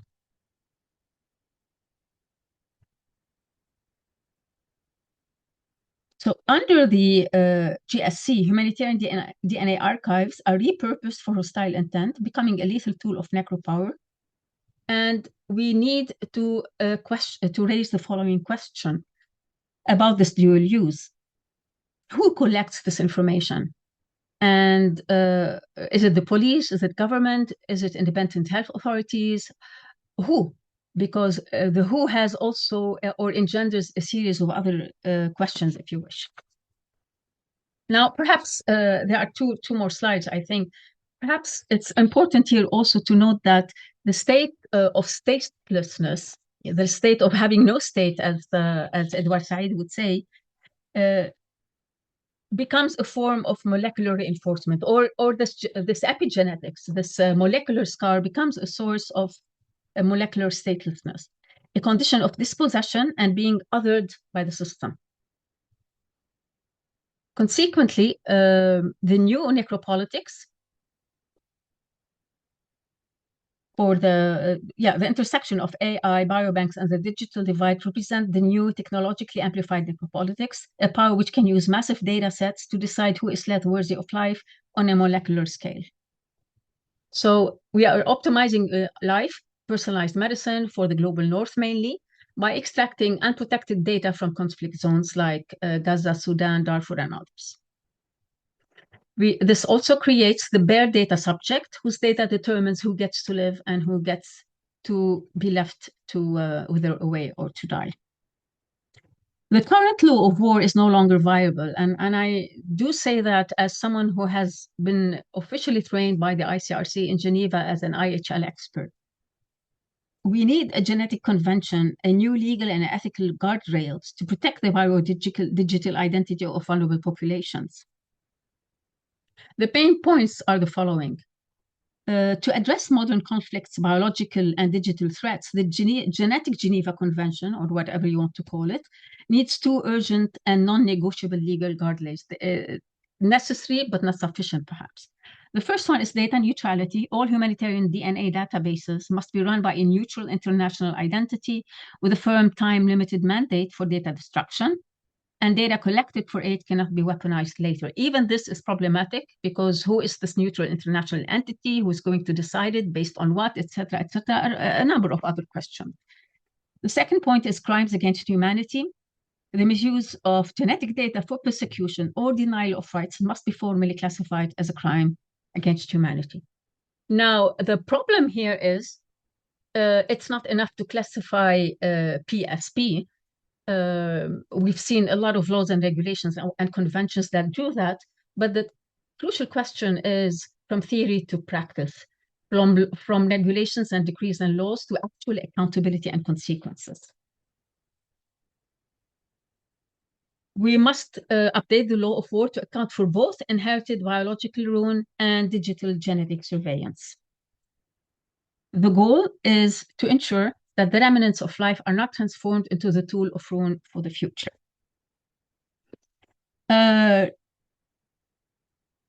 So maybe this is something else I wanted to say. Just a second. Yeah.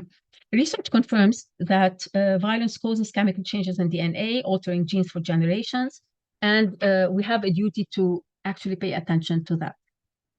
Now, finally, this whole thing reminded me of Mephistopheles' deal with Faustus, which is a cautionary tale about scientific reductionism and power. Like Mephistopheles, who is deal with Faustus, the temporary magic, quote unquote, of humanitarian data collection could lead to eternal enslavement through biodigital control. And it's very important for us not to be to fall under the if you want, the power of scientific or the lure of scientific reductionism.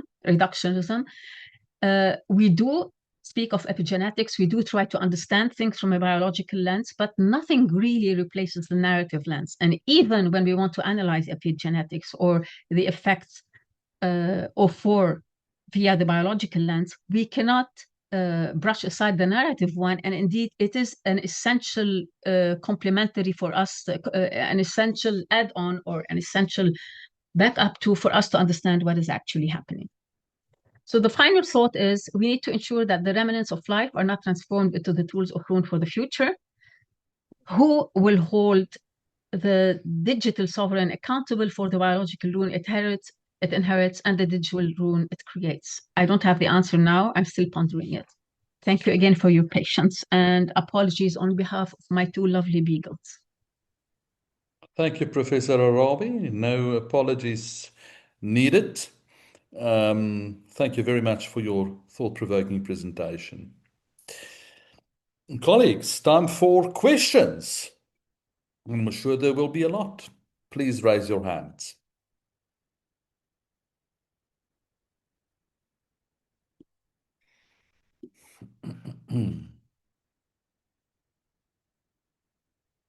Over to Jan. Yes, well, I was gonna say I'm gonna wait for other people to ask questions, but there were so many interesting elements that I just want to get us started with. I mean, great presentation, Talia. I definitely agree with the cautionary, words, and with some of the challenges you raised, particularly on who's going to control big data. And I think that's not just about genetic, but it goes actually beyond that in the field of health data and perhaps even beyond. But I also I have trouble in putting everything in the same box in terms of the different use of genetic data. And you mentioned it yourself, like who has the control of the genetic data, who is asking for it. So in terms of forensic use, for example, I follow you completely, and I think we have to be very careful about giving a green light to states and police to sort of expand on the way they're using genetic information for forensic. That's a place where I completely agree with your tale of care. I do think that genomic research for medical purposes and biobanks held by scientific researchers. I'm not saying that they should not be monitored and that we should not be careful about that data. I think we ought to be extremely careful, but I do think it's a second category, and I think we might want to have different thoughts and principles about what is going to happen and how this system can be monitored. I'm also unsure that a new Geneva Convention is needed. I'm thinking of the WHO Pandemic Treaty, for example. And for me, I'm wondering if, okay, sadly, it's come to a standstill at this point, but I kind of like the thought that was behind that treaty. I'm wondering if we really want to take it out of the health context and really put it in the sort of international political sort of zone where it's going to be much more complicated to arrive at the adoption of an international instrument. And finally, and I'm sorry if I raise a lot of questions, comments. It's a good sign. It means the talk was super interesting. uh, I think that epigenetics is not there as much as we'd like it to be in terms of demonstrating. It does demonstrate that, of course, the actions that we have, the impact that we have on the environment, etc., definitely has an impact on our biological self. The problem is that it's really difficult to be more precise than that with epigenetic at this point in time. Because there are several studies on, for example, survivors of famine and great wars, etc., on epigenetics, but those studies are generally small scales or difficult to repeat, etc. So in terms of evidence of actual, biological damage, and in terms of quantifying it, it's really difficult to use epigenetic data at this point of time. So I also agree with, what you were saying in terms of not going into scientific reductionism there. So thank you again. Great presentation, Talia. Thank you, Jan. Thank you very much. When it comes to the idea of biobanks and research, indeed, I agree with you. This is a totally different thing, and this requires a totally different presentation. But interestingly, this is something that we are currently discussing at the Human Genome Project 2 ELSI working group. So it is something that is important and being discussed. For the Geneva Convention, I agree, but it seems to me, I don't know if I should say sadly or not, but it seems to me that the only thing human beings are capable of doing these days is enacting laws and decrees and conventions, and it stops here. And to me particularly, and you've probably noticed from the title of my center, it's T2P, theory to practice. A theory without practice doesn't really hold a lot. And yes, for epigenetic, the precision is not as much as we like it for several reasons. One of which, and perhaps the most important of which, as far as I'm concerned here, is the fact that it is very difficult to find research participants from conflict zones, particularly protracted conflict, who can accept to be enrolled in such studies. for several reasons, PTSD, stress, fear of being exposed, or political reasons. So totally, I agree with you, Jan. And thank you for bringing these points. Our next question is from Professor Zawati. Thank you very much, Don Rich. Hello, Talia. Hope you're doing well. So my question is kind of just to follow up on that. Has there been any current situation where there was active participation, or an interest in doing so in conflict zones? Like in terms of having people, be part of those research projects. There is with hesitance, and my colleague, for example, Rana Dajani, you probably know her, man, and it's good to see you again, is on this. She is very active in this area. So I hope to see more. We hope to see more, but it's still a hesitant step, albeit a much needed one.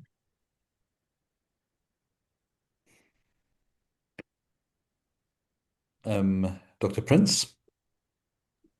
Thank you. Thank you. This is so interesting.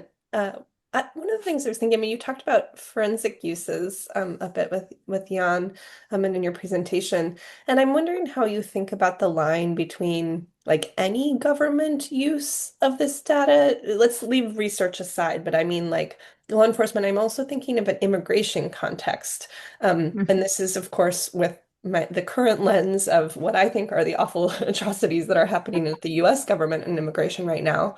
But we also have the US government using DNA for, the reuniting families that were separated by horrible immigration policies. So I'm wondering if you think, like, is there something distinct about the war context? Or should this framework that you're thinking of sort of extend to all sorts of situations that, might be as traumatic for these populations, but not necessarily labeled as war in the, more political sense. It's an interesting question, actually. If you look at the global north, not necessarily the United States, Denmark, for example, tracking, tracking and hidden cameras and all these forms of digital surveillance have been used indeed to separate families, to request many to leave the country for one reason or another, although there's a black box problem, although the data is often skewed and what have you, and also it might be wrong. But it also has been used, as you said earlier on, to do the opposite.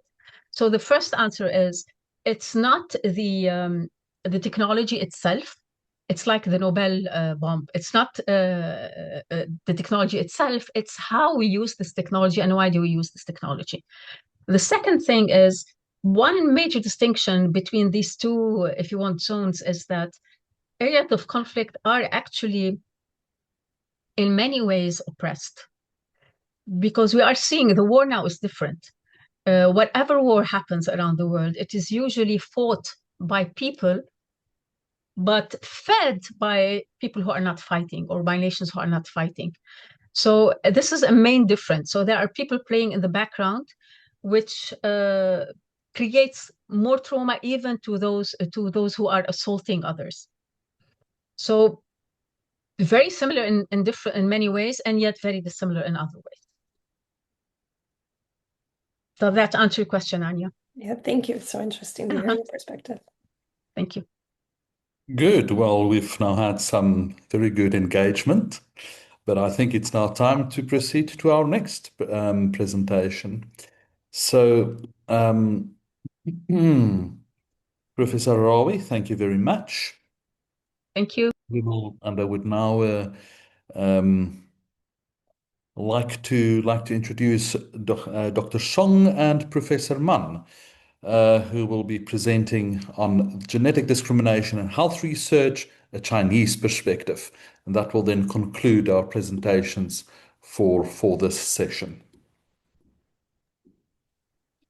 Hello, everyone. This is Lin Chao Song, and so I will let Professor Man Hongjie, the director of the Institute for Health Policy and Health Law and Policy Studies. So he will start, and I will continue. Okay, thank you, Lin Qiao, and thank you very much for the chair of this session to give me such a great opportunity. And today I'm going to present with Dr. Lin Qiao Song together concerning about genetic discrimination in health insurance. I will start and then I will give the floor to Dr. Song. And this is a joint program and work for both of us. And so I'm going to start with the facts. In China, there's a very interesting marriage between inference and the genetic testing in the last decade. We found out that there is a very interesting example of how genetic test is connected with health insurance. And the first marriage between genetic testing and health insurance is a personal health management plan called GenBox. This is initiated by Zhong'an Insurance Company and the BGI, and this service is available online, and the customers can got these services and with a payment for RMB 399 for not only a insurance coverage but also a genetic test. Those companies, they provide genetic testing for breast cancer. They will test 11 losses among 8 locations. And Lin Chao, please, the previous slide. Lin Chao, would you please show me the previous slide? Previous? Yes, this one. Yeah, perfect. But a little bit. Now, the previous. I'm not finishing with the previous slides. So they will make a test for the 11 losses across 8 genes, and they will give coverage 1 year coverage for 10,000 to 30,000 RMB coverage for the carcinoma in situ for the breast, and individuals with medium high breast cancer risk will be provided 2 or 3 years of future health management plan. And this the process of this Genetic Box is that they can buy this service online, and then there will be a delivery of a genetic test. It was made by the collection of personal information and oral swab, and then the client will receive the report of the genetic test, and there will be a physical checkup and or a health management plan for the client. And so the question is, how can we value this Gena box, this marriage between the genetic gen test and the health insurance? We have some questions for our audience. Lin Chao, now I'm going to give the floor to you. Yeah, as you can see, like in the chatting box, we have this Slido survey. And if you are interested, you are more than welcome to select whether you are interested, whether you are enthusiastic, or whether you are indifferent or feel. Like you can click the chat box and see the results. So that's why we come up with this idea about this research, because in our mind, like genetic test And genetic discrimination, you cannot use genetic test, right? But in China, there's a marriage between them. So it's quite strange. And after we did some preliminary research on this gene box, and you can see there's a clause regarding exclusion of the liability if you have hereditary disease. But hereditary disease is not well defined. So that's another question. Even though the product remains listed online, but it's no longer available for purchase. So this product is kind of, you cannot buy it online or on the market. However, we found there are 9 insurance companies launched this similar product after 2019. Why 2019? Because that's the year we have these measures for health insurance to prevent using genetic information for health insurance purposes, health insurance underwriting purposes. So even after 2019, we still have 9 insurance companies. Here's Excel. So research result done by my student, Zhang Wei Tong. Here's the contents of our today's presentation. First, we get through the literature review. And second, we have a basic overview of the health insurance system in China. And third is the regulation framework. And fourth, we will raise some questions and legal issues for us to discuss here. Literature review. As you can see, so many experts from our GDO group has already done something very interesting. And this is a literature in Chinese. I selected some important one here, so I translated in English. Here's the list of the health insurance system in China. Why it's important? Because genetic discrimination is mostly occurred in countries without universal health insurance. But in China, there's a universal health insurance, as we can see, as a social insurance is a base, and commercial supplement medical insurance is kind of like a supplement to the social insurance, and is with social insurance feature. And the focus of our genetic discrimination issue is commercial insurance. Here is a contrast with the numbers, like the social insurance is like 3.49 trillion yuan and covered like majority of our Chinese population. And with commercial is like a significantly minimum. Okay. So next question is a regulatory, right? So first, as we can see, like health insurance and genetic test marriage. So we focus on 2 parts. First part is a health insurance, and the second part is the genetic testing. That's why we listed 3 primary insurance laws.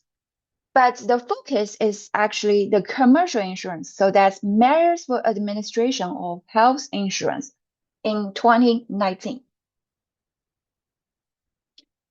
And we can see here, Article 17 prohibits use of genetic information for differentiating insurance price, and Article 38 prohibits using this genetic information for underwriting purposes. So it's very clear here.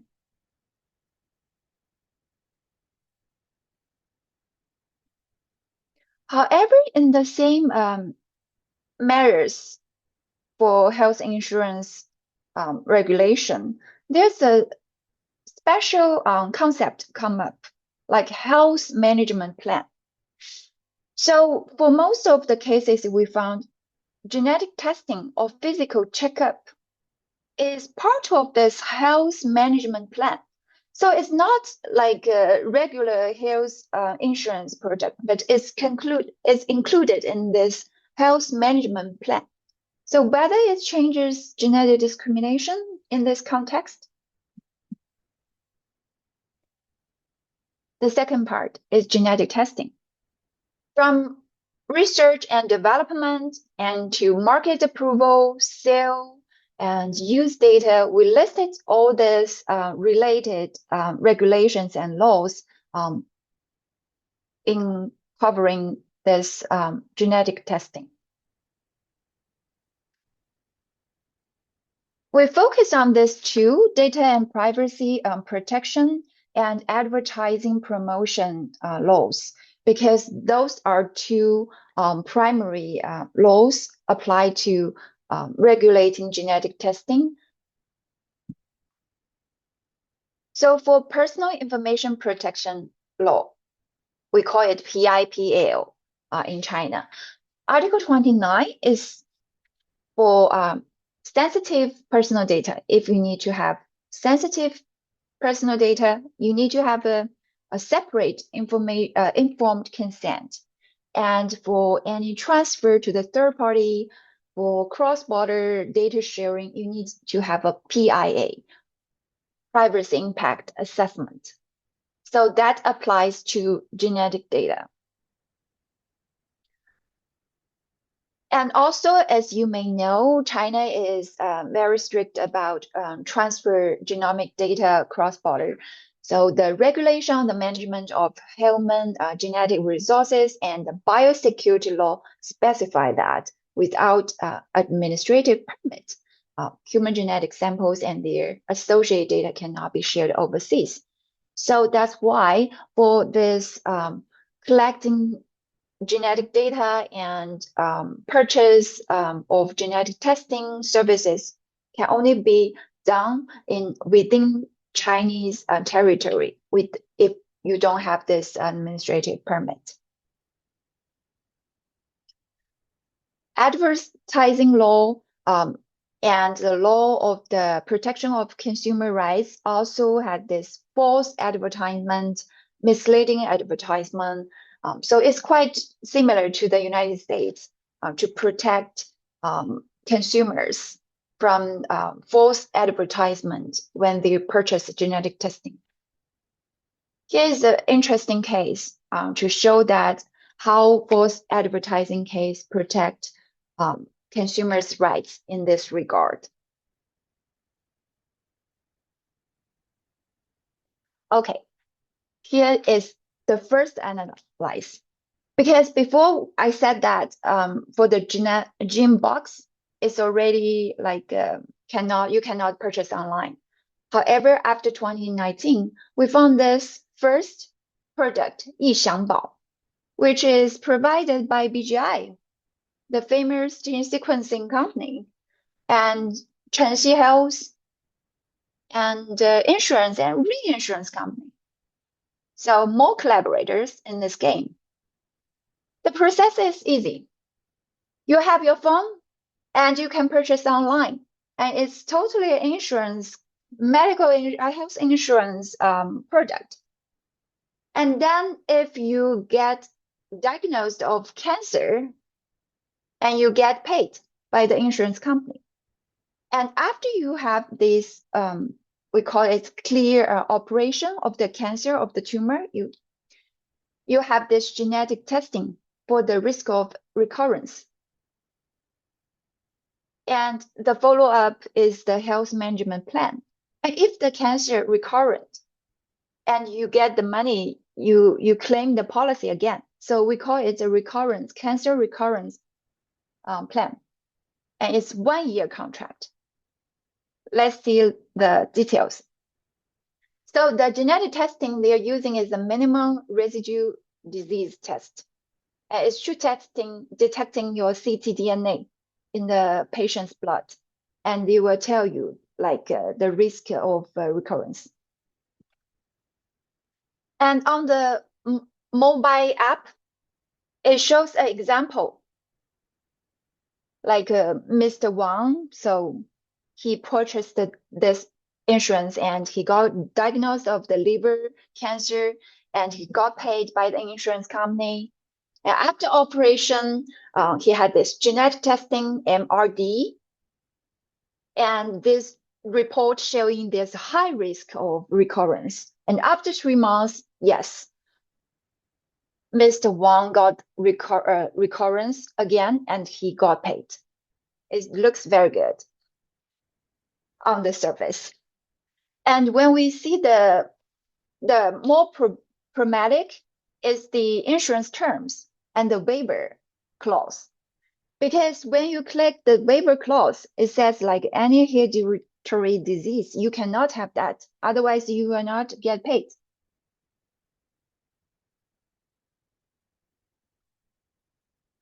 All these answers have to be like clicking no.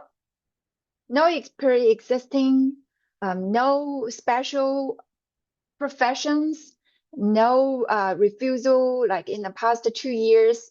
All this, you have to answer no in order to purchase.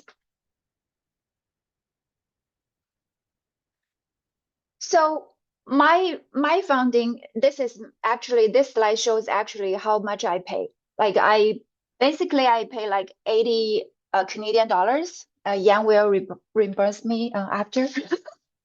So my question is, yes, my genetic information is not used for underwriting purposes. It's only based on my age. So it's not so much. It's 80 Canadian dollars, right? But the other question comes up is it only covers recurrent cancer and there's no secondary and metastatic cancer excluded, and with very strict terms of conditions of waiver of liability.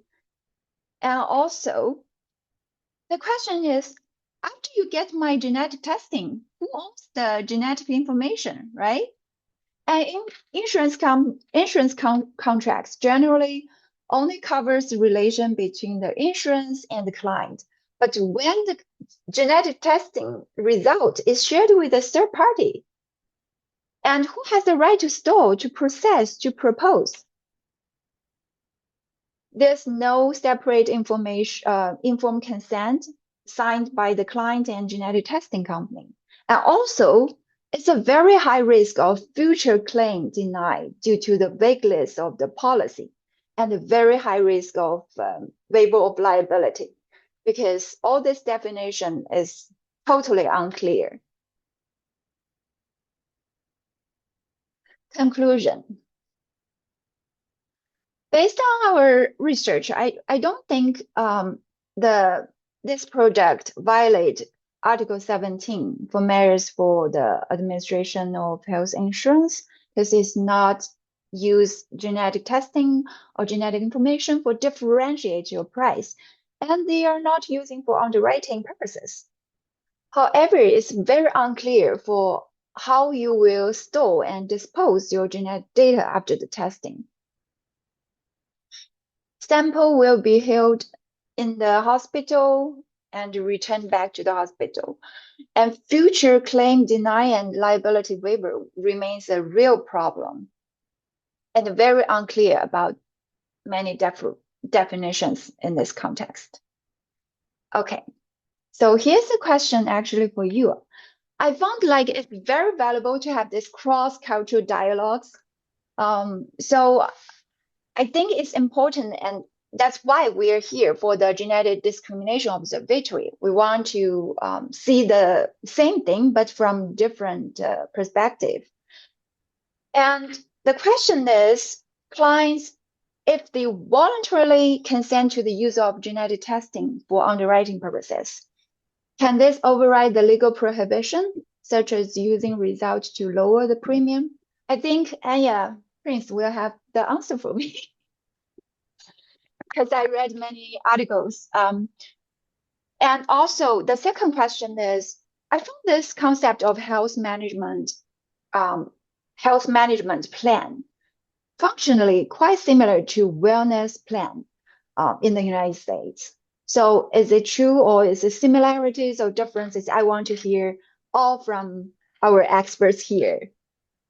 And here I put a photo here because I found like this is a sign of cross-culture misunderstanding. I asked Starbucks for a glass of water, but they just presume that I want to have like water, cold water with ice. Actually, I want hot water.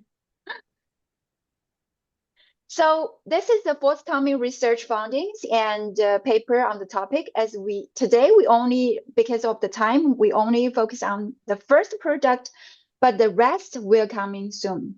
And we really expect questions and comments. And thank you so much for being here. Yeah, and that's a acknowledgement for my professor and for my students and all the colleagues. Okay, that's it. Well, thank you very much.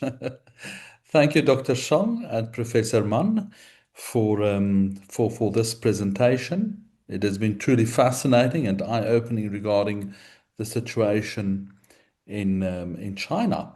So, colleagues, the floor is now open. Questions and comments.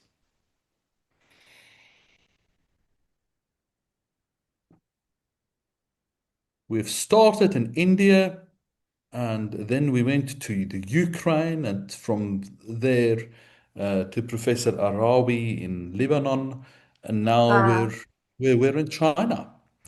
So I see there's a hand raised. Sir, over to you, and you're welcome to introduce yourself.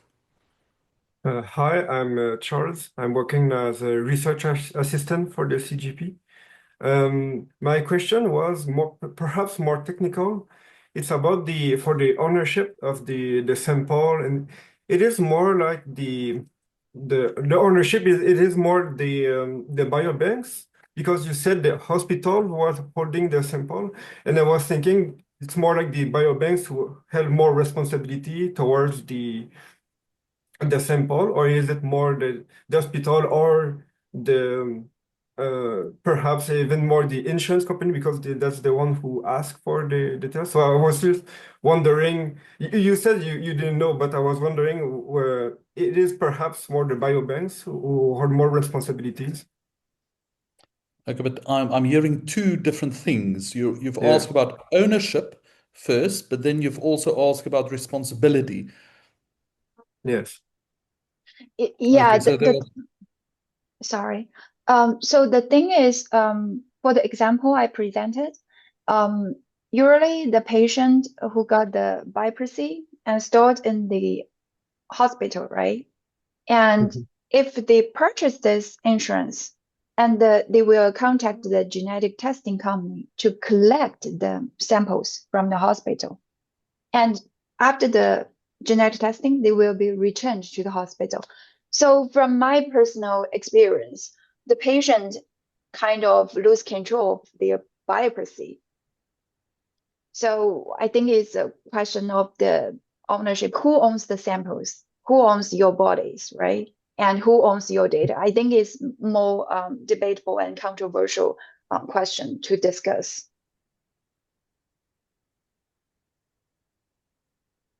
Okay. Did I answer your question? I think it's clear, right? Yes. Yes. Mm-hmm. over to Jan. Yes, I was just curious to continue on that question about is there in the Chinese law, because as you know, I mean, anytime you talk about China and genomic, there is this concern about, you know, the large number of genomic samples that is basically controlled by the state. And is there any prerogative in the law? So what is the protection of an insurance company, for example, that would be asked by the government to provide a sample? Do the company have any kind of protection that they can exert on the sample, or they would have to comply with the state's demand for the information? How would that work out, the relationship between the government and the insurance company or the hospital even? Professor Mann wants to respond. Yeah, I would like to give a brief answer to Yan's question. According to the Chinese personal information law, if the transfer of any personal information, especially the sensitive personal information, must be controlled, and first of all, must have a legal basis. And of course, according to law, if the government would like to ask the insurance company to deliver the information to the government authorities, they must have a legal basis, either a consent from the owner of the information, or a kind of a public, for instance, a legal basis concerning the public health, or a emergency situation. Otherwise, there will be a restriction from the law. Okay, no, that's very interesting. And have you seen, have there been cases, Professor Mann, of the states actually trying to get access to the data that is hosted by private companies that you're aware of, or so that we can see how this, because I mean, I see the theory there, but I'm always interested in seeing how it's actually implemented. And do we have implementation example? As far as I know, there's no judicial cases concerned in this aspect so far. And of course, I know not only for by medical information, but also like in data, personal data, other personal data, there could be some practice issues, and for instance, a connection between the government and the telemed the telecommunication companies. But so far, there's no judicial cases in this aspect. Thank you very much.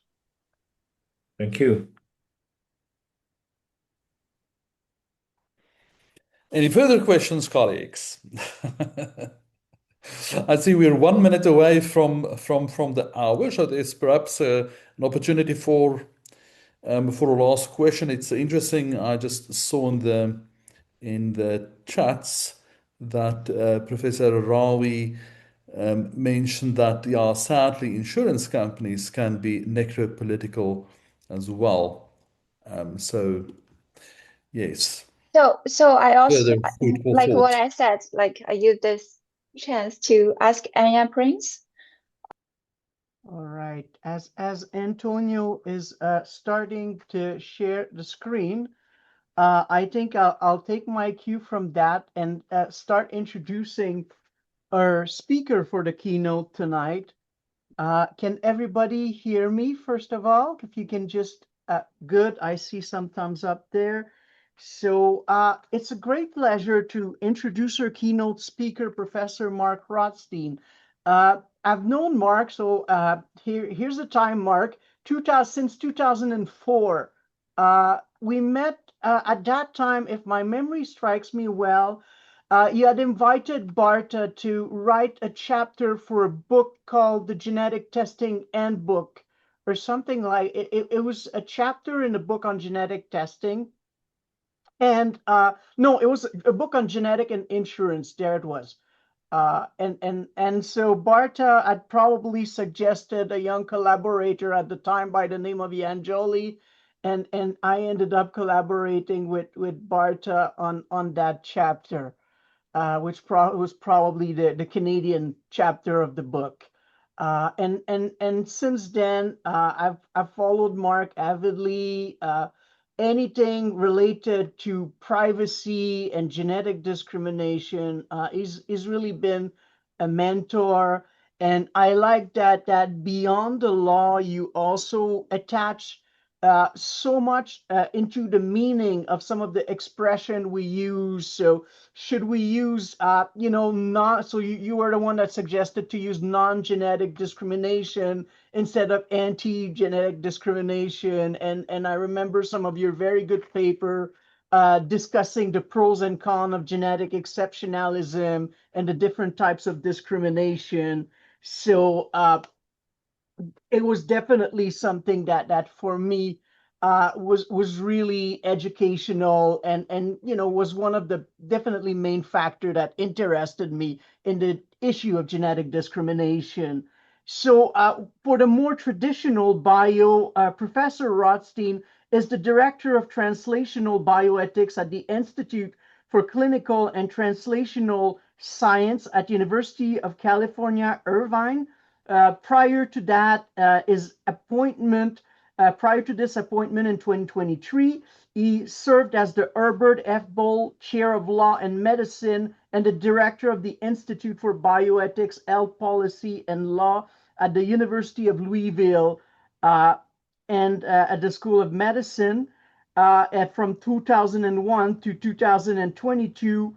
As well as the Hugh Roy and Lily Krantz Cullen Distinguished Professor of Law and Director of the Health Law and Policy Institute at the University of Houston Law Center from 1986 to 2000. His research interests span genetics, health privacy, international research ethics, public health, and translational bioethics. Professor Rothstein is a past president of the American Society of Law, Medicine, and Ethics, and elected member of the American Law Institute and a Hastings Center Fellow, is the author of 19 book and more than 350 book chapters and article. I think this is not up to date, Mark. I think you've done more than that. His talk at the GDO annual meeting will review the development of genetic discrimination and its involvement over the past 45 years, including why he began his research in the 1980s when he knew virtually nothing about genetics, his role in the United States Genetic Information Non-Discrimination Act, and his perspective on the likely challenges of the future. So if you're like me and can't wait for this presentation, right now is the time. Thank you, Mark, for accepting our invitation. The floor is yours. Thank you, Jan. I appreciate the very kind words, and it's really my pleasure to see so many of my friends in person that I've worked with over the years. A few things that I need to say about my presentation this evening. I've been having some trouble with my internet connection, so I recorded my talk last week to make sure there wouldn't be a problem where I'm speaking today and I suddenly freeze up. So you will hear my voice, you will see the slides, but you won't see my face. And many of you may regard that as a bonus. At the end of my talk, I'll be back to address your questions and comments. So thank you for understanding my computer predicament. So now please start the video.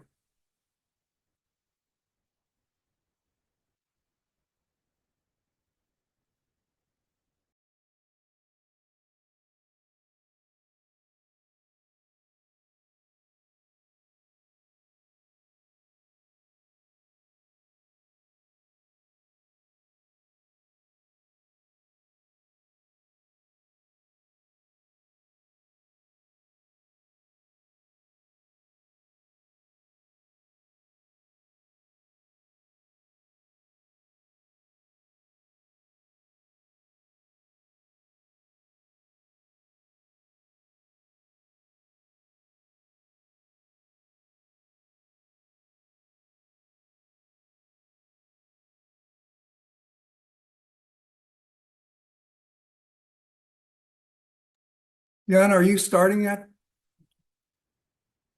I took it off.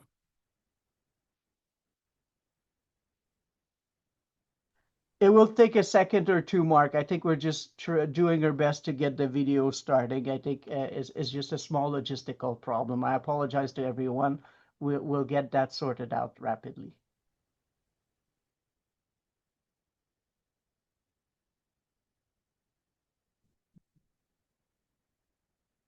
I don't think I can.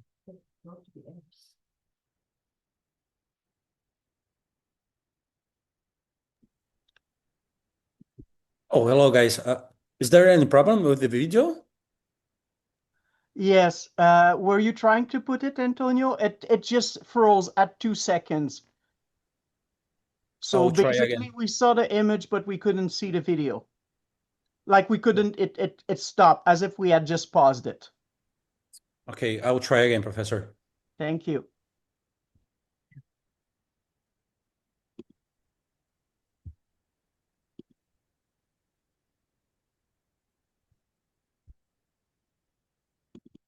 Florida in 1978.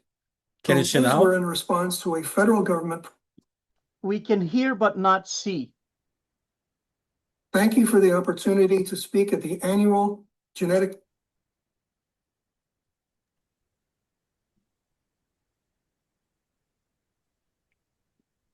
You might want to try to share your screen, Antonio. Yes, I'm trying to share my screen, but I don't know what is happening here. I set up Main professional share. interests, Okay, now it's international working. collaboration, and genetic discrimination. On international collaboration, I would like to extend warm greetings to my international colleagues who have worked with me on various projects over the years.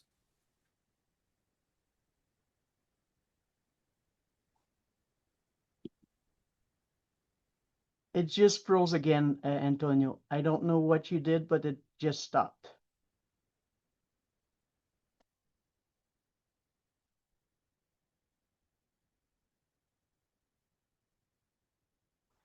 That's the challenge of working with new technology. Even when you practice it and you think you've got it right, you discover something new. In the US into two 25-year blocks.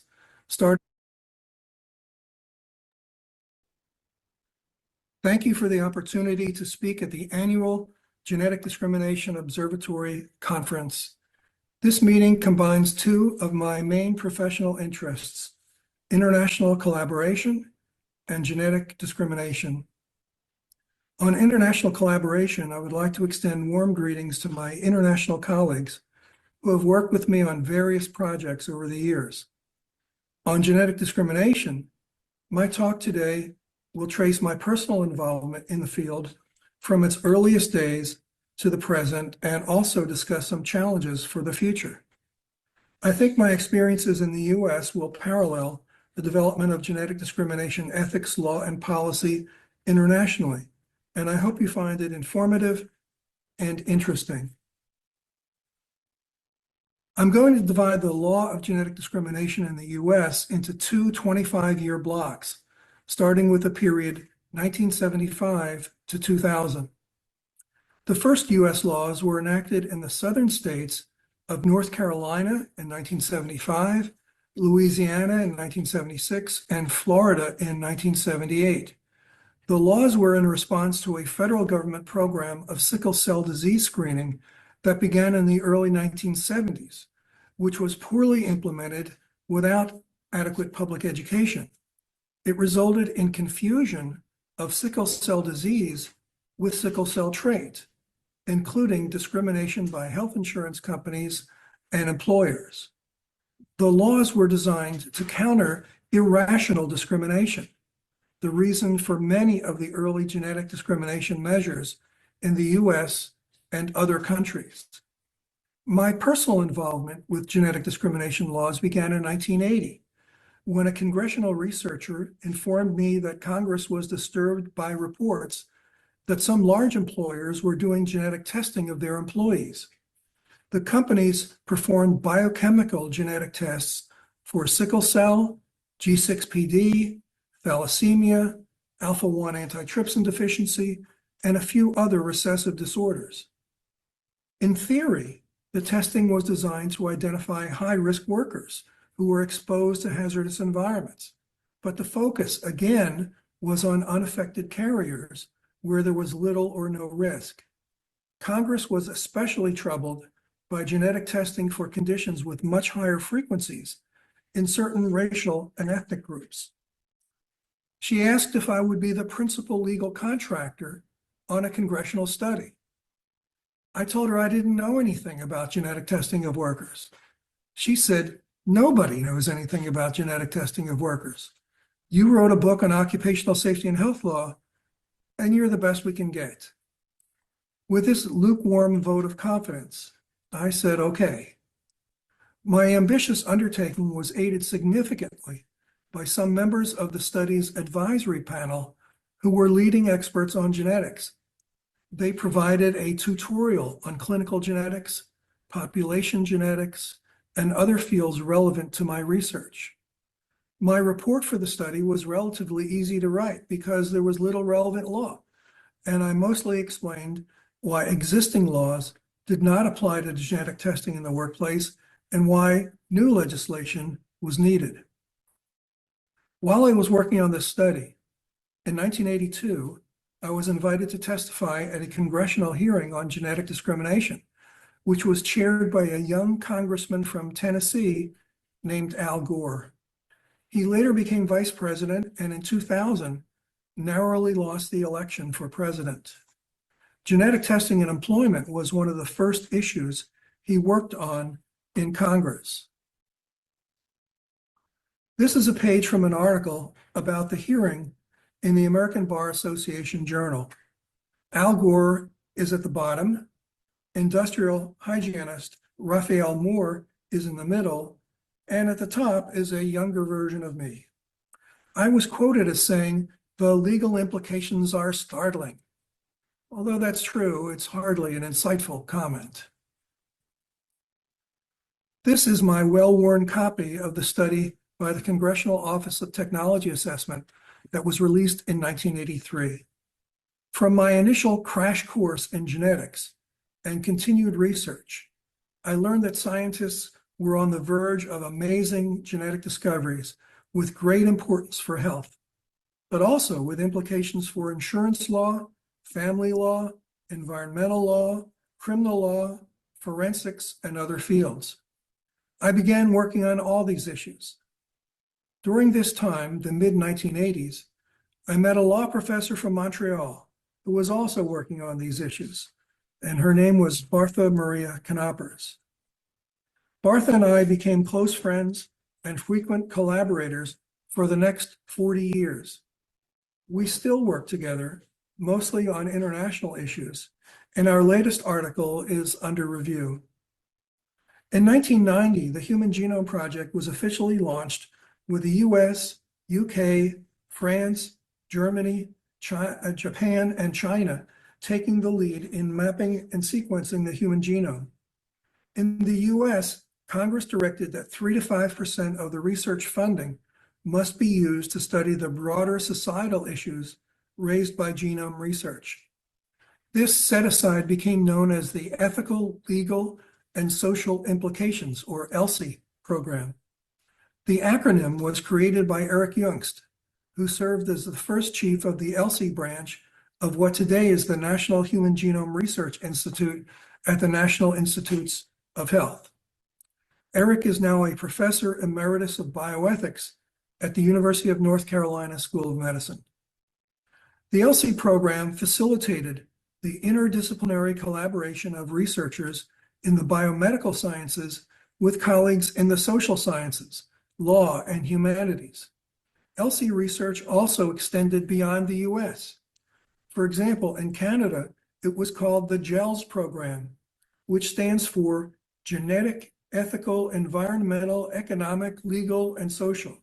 I'm not sure who came up with that name, but they obviously wanted to cover everything. By the 1990s, the growing field of ELSI research had the funding and mandate to address societal issues. A threshold issue was whether it would be better to enact genetic-specific or broader legislation to prohibit discrimination. In the US and perhaps other countries, for purposes of public policy, viewing genetic-related health matters differently from other health conditions was called genetic exceptionalism. Tom Murray, a bioethics scholar who later served as president of what is now called the Hastings Center for Bioethics, adapted the phrase from HIV exceptionalism, which addressed a comparable set of issues in the 1980s. Tom is now retired and living on Cape Cod in Massachusetts.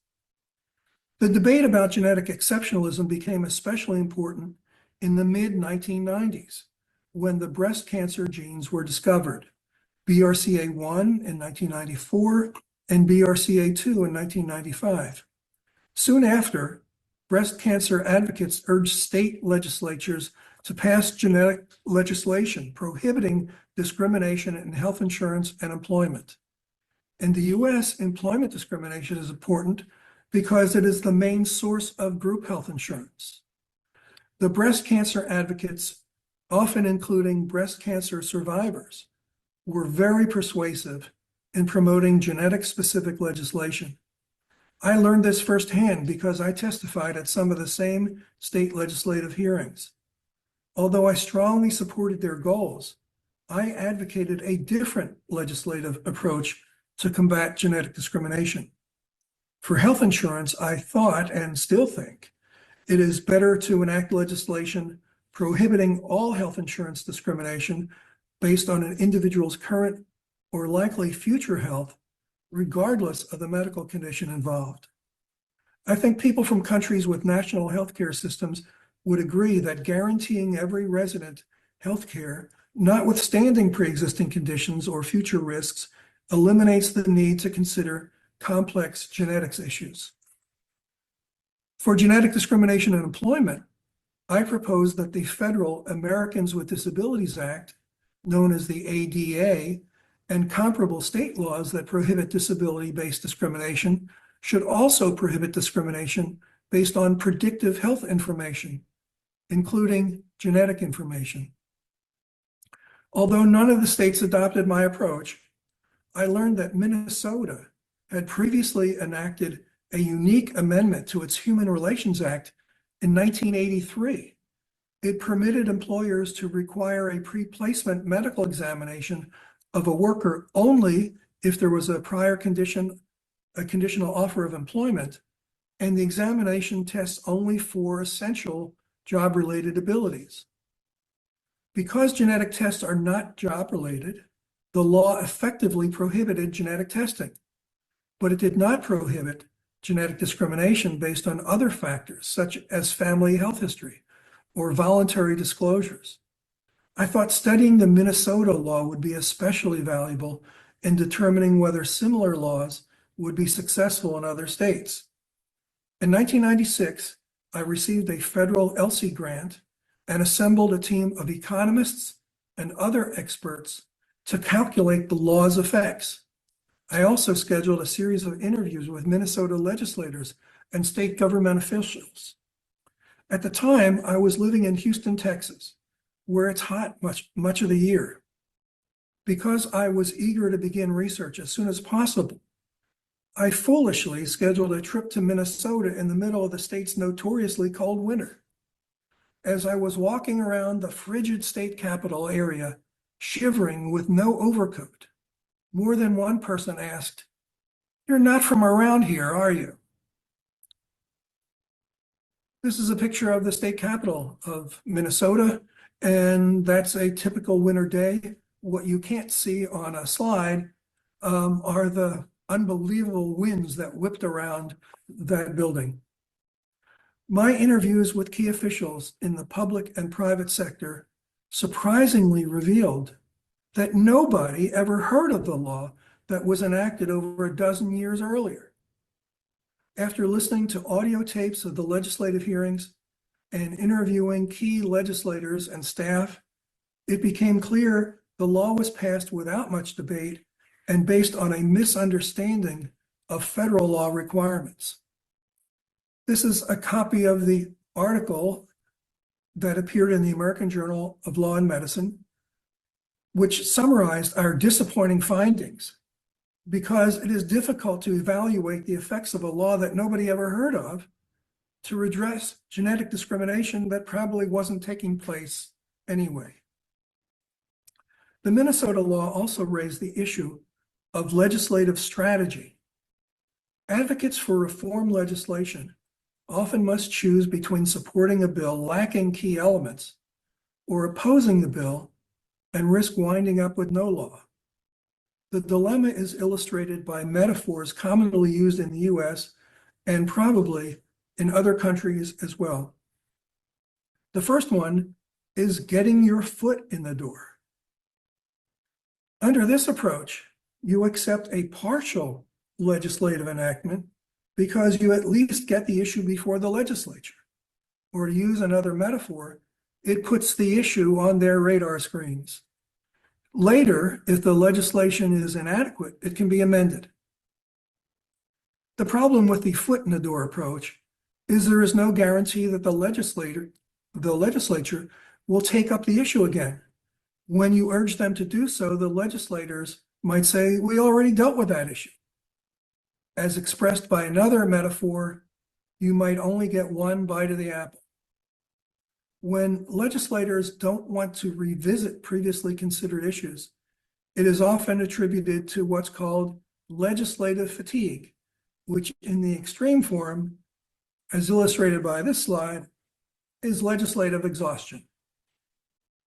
Of course, the most effective strategy for any legislation depends on various factors, especially the advice of legislators who support your goals. In the context of genetics, the question often is whether it's possible to get a comprehensive anti-discrimination law or only a narrower genetic-specific law. The second 25 years date from 2000 to 2025. In 2000, the public broadcasting system in the US, known as PBS, was developing a 3-part TV series on genetic privacy and discrimination. The producers asked me to be a technical advisor, and it was interesting to help shape the content of the shows. The evening before the programs were taped, there was a dinner at a hotel in Washington, D.C. for the production team and the experts who were going to appear the next day, including Nancy Wexler, Francis Collins, and other leading figures. After dinner, while people were lingering over coffee, I saw U.S. Representative Louise Slaughter sitting at the next table. Louise Slaughter represented Buffalo, New York in Congress from 1987 to 2018. In 1995, she introduced the first congressional bill to prohibit genetic discrimination, which became the Genetic Information Non-Discrimination Act, known as GINA. I went over to her table, introduced myself, and mentioned that I served as special legislative counsel to the NIH on genetic discrimination. I thanked her for her leadership on the issue, and she seemed initially pleased. But that soon changed. I said I appreciated her sponsorship of the bill, but it really wouldn't have much effect if it were enacted. She appeared surprised and asked what I meant. I said that under her bill, it would be unlawful for a health insurer to deny coverage or charge higher rates to a woman who had a positive test for one of the breast cancer mutations. She said, that's right. But I added, in 6 months or so, if the woman was diagnosed with breast cancer, then the proposed legislation wouldn't apply because it didn't cover conditions that had already manifested. So depending on the state insurance law where she lived, the woman's health insurance could be canceled. Her premiums increased to levels she couldn't afford, or breast cancer care not to be covered. When she really needed health coverage, she might not have any. Representative Slaughter wasn't pleased with my pointing out the fundamental problem with her bill. She said, I've been working on this issue for the last 5 years. I can't even get my little bill out of committee, and you want me to change the whole healthcare system. I said, with all due respect, if we don't change the healthcare system, it doesn't matter whether you get your bill out of committee. She said, thanks for stopping by. 8 years later, in the spring of 2008, GINA was finally passed by Congress and signed into law by President George W. Bush. This is a picture of the bill signing on May 21st, 2008, and you see Representative Slaughter. She's in the front row, the second from the left, and next to her on her right, our left, is Senator Olympia Snowe, who was the Senate sponsor of the bill. When GINA was finally enacted, there were exuberant celebrations and joyous press releases by some members of Congress, NIH leaders, and advocacy groups.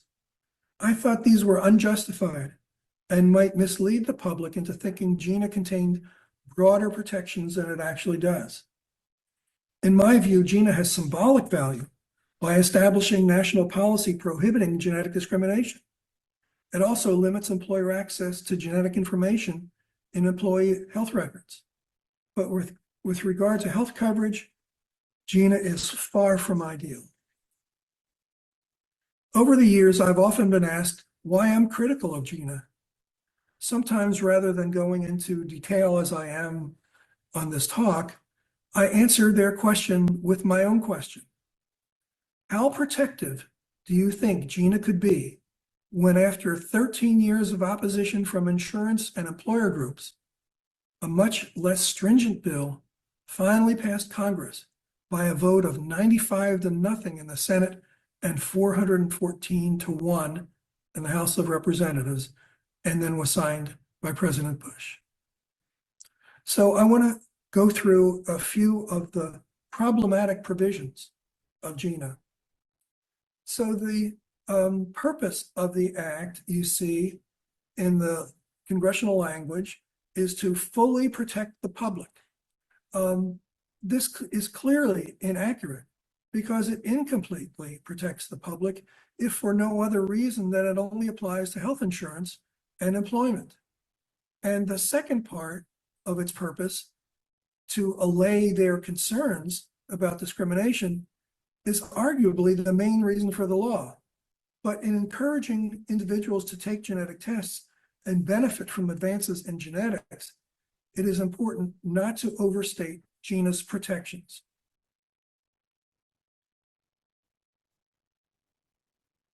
GINA has a three-part definition of genetic information.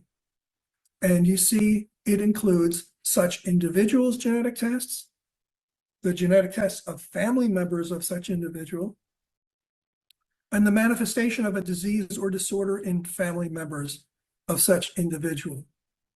What's not included is manifestation of disease or disorder in the individual. Precisely what Louise Slaughter and I so amicably discussed 25 years ago. GINA also defines what a genetic test is. And it defines it as an analysis of human DNA, RNA, chromosomes, proteins, or metabolites that detects genotypes, mutations, or chromosomal changes.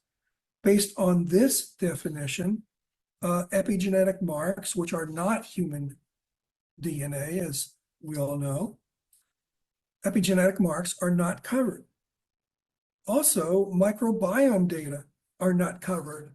Why? Because GINA only covers an analysis of human DNA, and microbiome data is not human DNA. So that raises the question of whether GINA is frozen in time. GINA's key definitions were written in the 1990s and become more outdated with each new scientific development. The most important genetic non-discrimination law, in my view, is the Affordable Care Act, which was enacted in 2010, only 2 years after GINA, but with a new party in the White House and in control of Congress. Here is a bill signing on March 23rd, 2010 of the Affordable Care Act. This law prohibits discrimination in health insurance based on pre-existing conditions, including genotype. The ACA is more comprehensive than GINA because it applies to conditions that have manifested, and therefore it essentially supplants GINA in Title I, which deals with health insurance. Now, the ACA was quite controversial when it was going through Congress and was finally enacted, and it is still under attack. Moving to discrimination in employment, covered by Title II of GINA, you'll see that genetic discrimination in employment only applies to individuals who are asymptomatic. By contrast, the ADA, which I mentioned earlier, the Disability Discrimination Law, only applies to individuals who are symptomatic. it defines an individual with a disability as an individual who has a physical or mental impairment that substantially limits one or more of the individual's major life activities, a record of such impairment, or being regarded as having such an impairment. Therefore, a threshold issue is whether an individual subject to discrimination is covered by the ADA, GINA, or perhaps neither law. So this diagram attempts to put those two laws up sort of side by side, but on top of each other. So let me go through each one. And in severity of the conditions, there's sort of an imaginary arrow that runs from left to right, where the individual is asymptomatic until the individual has the disease manifesting. So under GINA, as we mentioned before, asymptomatic individuals are covered. But once you have symptoms, you're not covered. The ADA, the Americans with Disabilities Act, is the mirror image. You're not covered until you have a manifestation of disease. And in fact, a manifestation of disease or an impairment that constitutes a substantial limitation of a major life activity. In other words, a serious condition. In between, and this slide is not to reality in the sense that the middle area should be smaller than those on either side, but for legibility purposes, they're the same size. But at any rate, in between are biomarkers, mild symptoms, and a variety of other things that new scientific methods can detect earlier. So there's this gap between being asymptomatic and manifesting a serious impairment in which the individual is not covered under either of those statutes.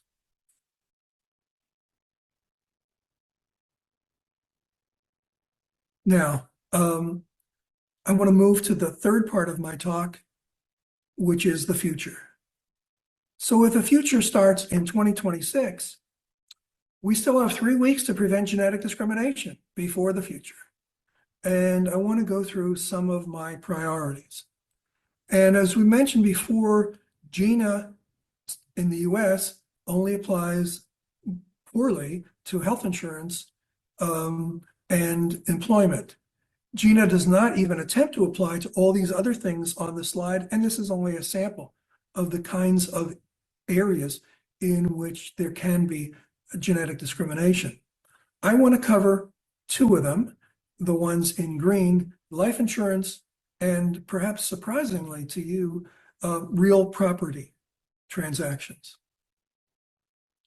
I want to focus on life insurance because it's prohibited by many countries, but only in the state of Florida in the US, and real estate transactions are not covered by a law in any country, as far as I know.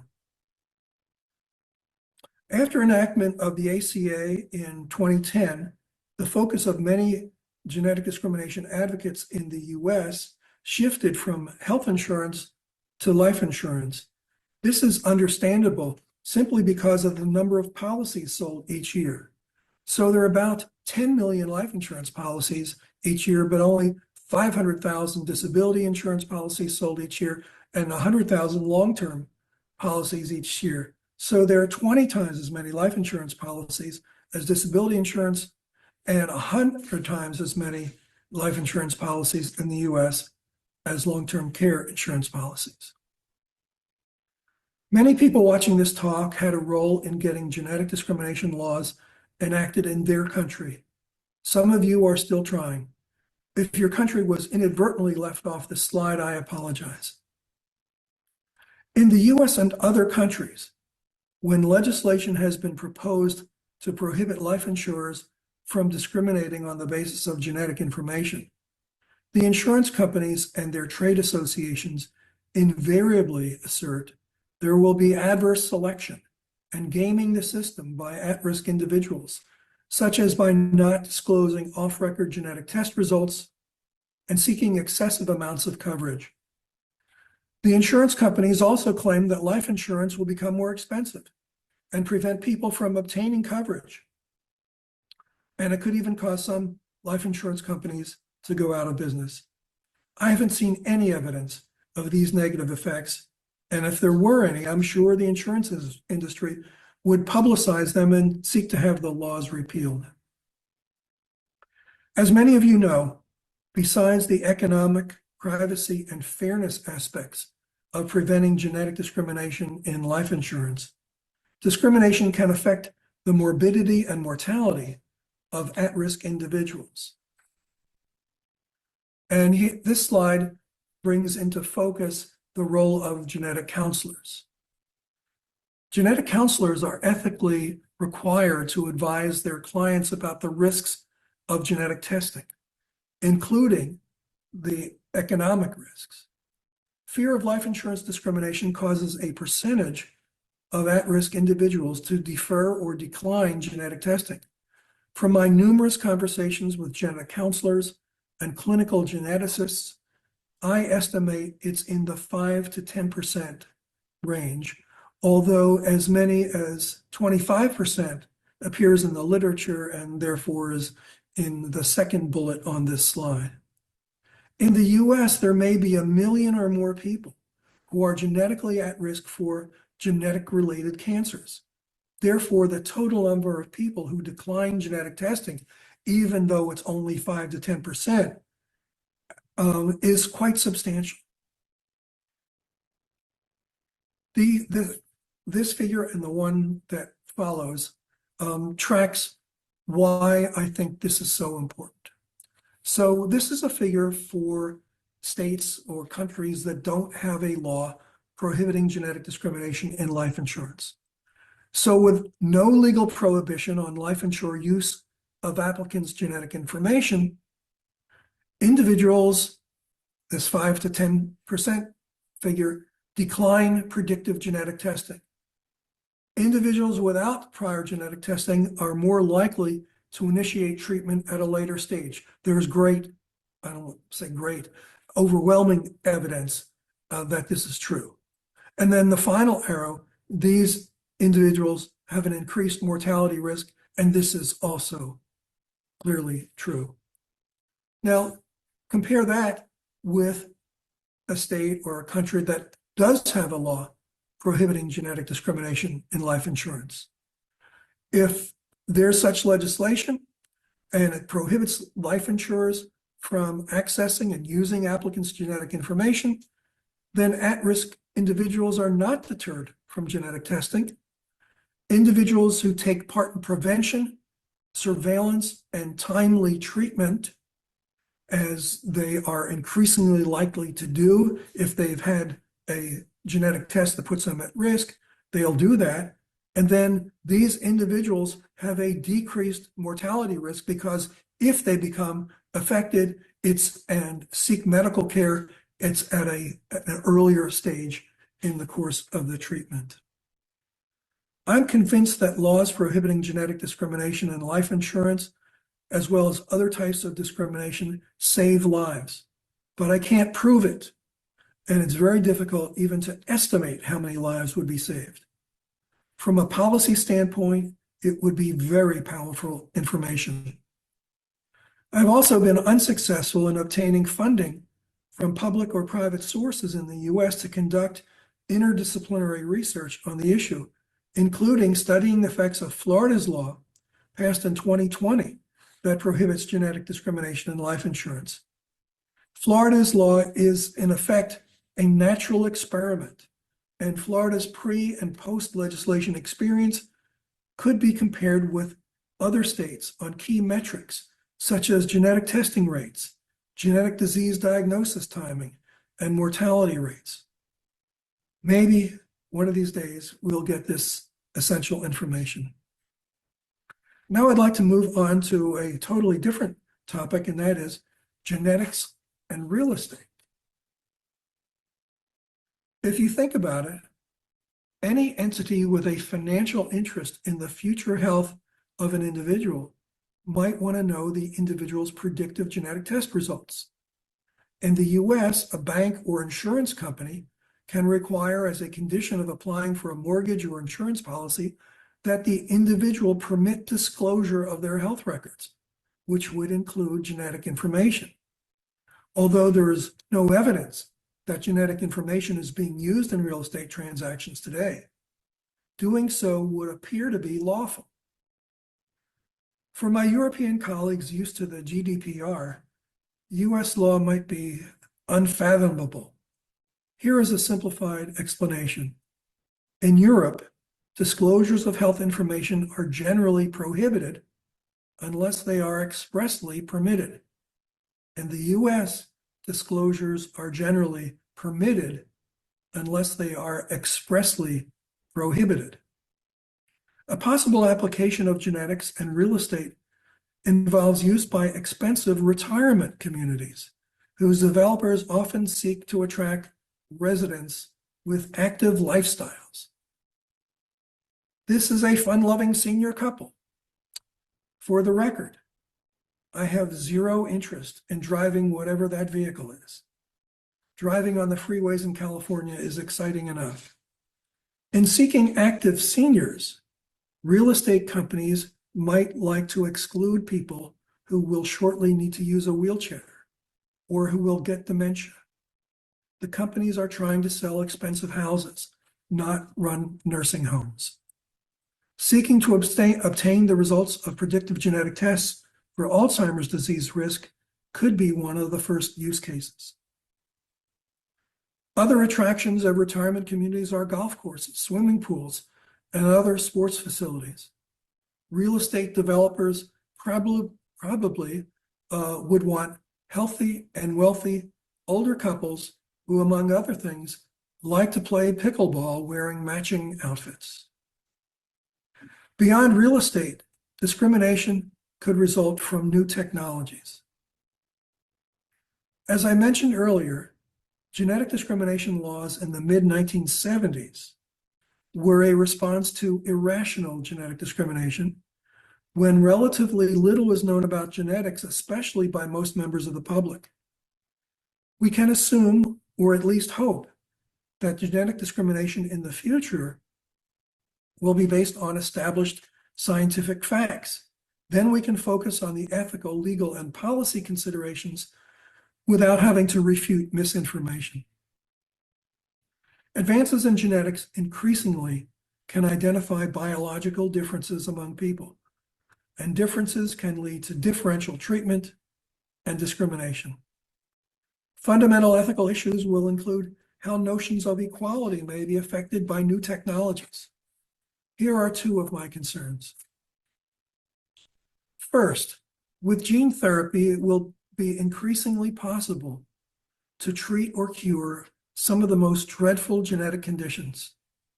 But few individuals or even whole countries have the technical and financial resources for complex medical procedures that today can be done in only a few healthcare facilities and often cost over $1 million for each patient. Who will have access to gene therapy and on what basis? Second, how will society treat children and adults who are in some ways different? Will widespread availability of preconception and prenatal genetic screening to prevent the birth of children with genetic anomalies increase stigma and decrease care for children as well as adults with these conditions? What will be their prospects for education, employment, healthcare, and other aspects of a full life? Will society protect them from discrimination? And if so, how? Theodosius Dobzhansky was a leading population geneticist of the 20th century. Unlike many scientists of his time, he wrote frequently and insightfully about what today we call ELSI issues. And I'd like to, with your consent, read one of my favorite quotes from an article of his published in 1961. If we enable the weak and deformed to live and propagate their kind, we face the prospect of a genetic twilight. But if we let them die or suffer when we can save them, we face the certainty of a moral twilight. I believe these words have broader applicability beyond eugenics. I view them as a heartfelt plea to use genetic discoveries exclusively for the benefit of all humanity. Our response to this challenge will indicate whether our civilization is advanced in ways other than simply technology. In conclusion, efforts to prevent genetic discrimination have achieved only partial success in the US. Old challenges still remain, even as new ones emerge. I have no regrets that 45 years ago, I agreed to work on an issue I knew absolutely nothing about. I commend my colleagues around the world for your past and ongoing efforts on this issue, and I urge you to keep pushing the boulder up the hill. Thank you.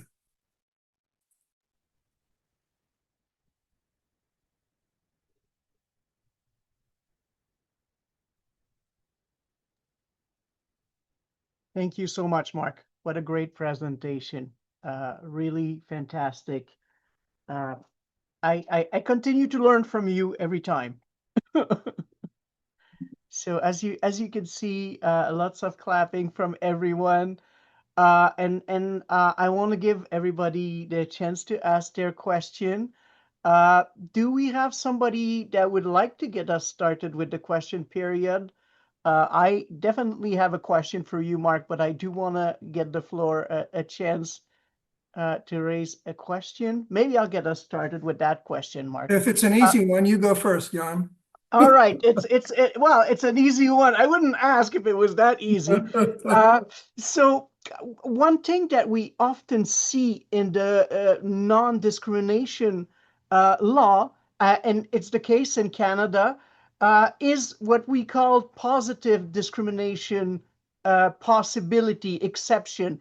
And by that, I mean that insurers are prohibited to access genetic information or to force genetic testing, but somebody could choose to voluntarily provide them with their information. So I was just curious because you didn't mention that as to whether you think this is an interesting element in a non-genetic discrimination law, or if you think that from the moment that we put a prohibition on insurers' access, it should be a complete prohibition, and there shouldn't be the possibility for people that apply for insurance to voluntarily provide their information.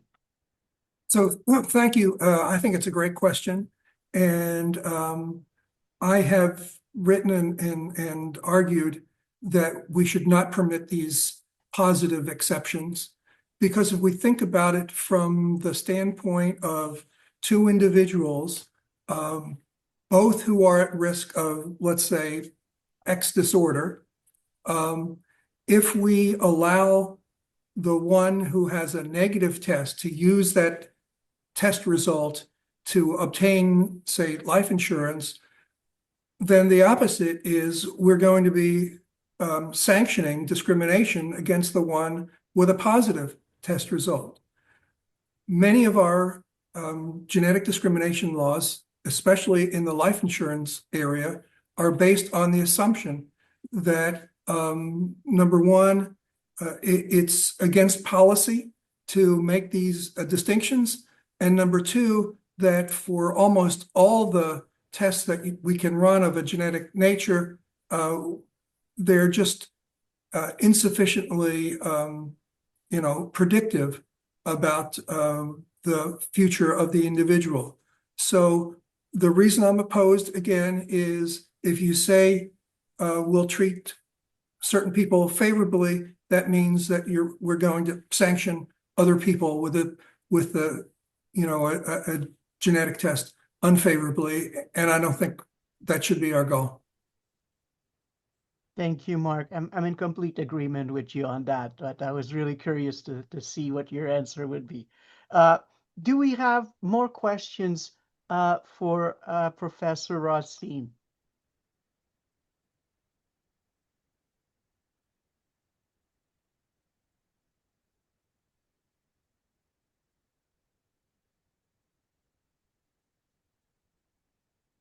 see that Bart has left you a message in the chat, Mark.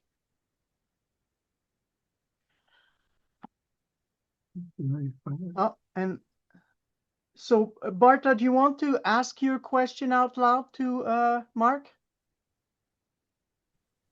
Sure. Mark, as I said in the chat, fantastic, absolutely fantastic. So if you can't ask positive and you can't ask bad stuff, negative, life insurance then is a social good that everyone should have access to, at least to a minimum, with no positive or negative data permitted. Is that what you're saying? Well, not exactly, Bartha. One of the things that I think GDO would do a great job of studying is what are the ethical and policy implications of all the different forms of, let's say, insurance discrimination, because they're not the same. The rationale is not the same. So health insurance, certainly in a country like the United States, where you don't have a right to health care, is based on a whole different set of principles than I think life insurance would be. We're not saying that someone who is in the ICU and has, days to live can file an application for life insurance. What I'm suggesting is that there are certain kinds of discriminations that, for policy grounds, even if they are in effect rational, we should not permit their use. In the United States, in about 65 years ago, we decided the policy that insurance companies should not be able to discriminate in life insurance on the basis of race. There was ample evidence that race clearly affected life expectancy because of access to healthcare disparities, environmental conditions, and all sorts of other reasons that we can think of. But for public policy reasons, we didn't want to allow insurance companies to discriminate on the basis of race or ethnicity. And I think there are policy reasons, and I tried to address that issue with my view of the sort of health and life implications of discouraging genetic testing. So I think we need to, recognize that there is some level of importance to underwriting, but not where it's going to cross the line and conflict with policy values. And it's not, an easy question when we think about the sort of the margins of where we think we ought to go with one form of insurance regulation or another. And we can go through the different kinds of insurance, schemes and policies that are offered. And I think the rationale is different for many of them. And the better we can explore those and express those, then I think it would be much easier to come up with sort of, rational policies. I don't think life insurance ought to be, available to anyone regardless of their health status. But I'm not crazy about the idea of using all sorts of predictors that are now coming down about, whether people are genetically predisposed to shorter or longer, lifespans. Sorry for that long answer, everybody, but it's a great question, Bartha. Thank you, Mark. And we have another hand up from Misha. So Misha, I'll let you ask your question. Hello. Great talk. Thank you so much. So I think that this may have come up at a GDO like 3 or 4 years ago, where I felt like the definition of genetic information in GINA did cover methylation, although it doesn't say it out loud. I faintly remember maybe you and I were disagreeing on this 3 years ago as well.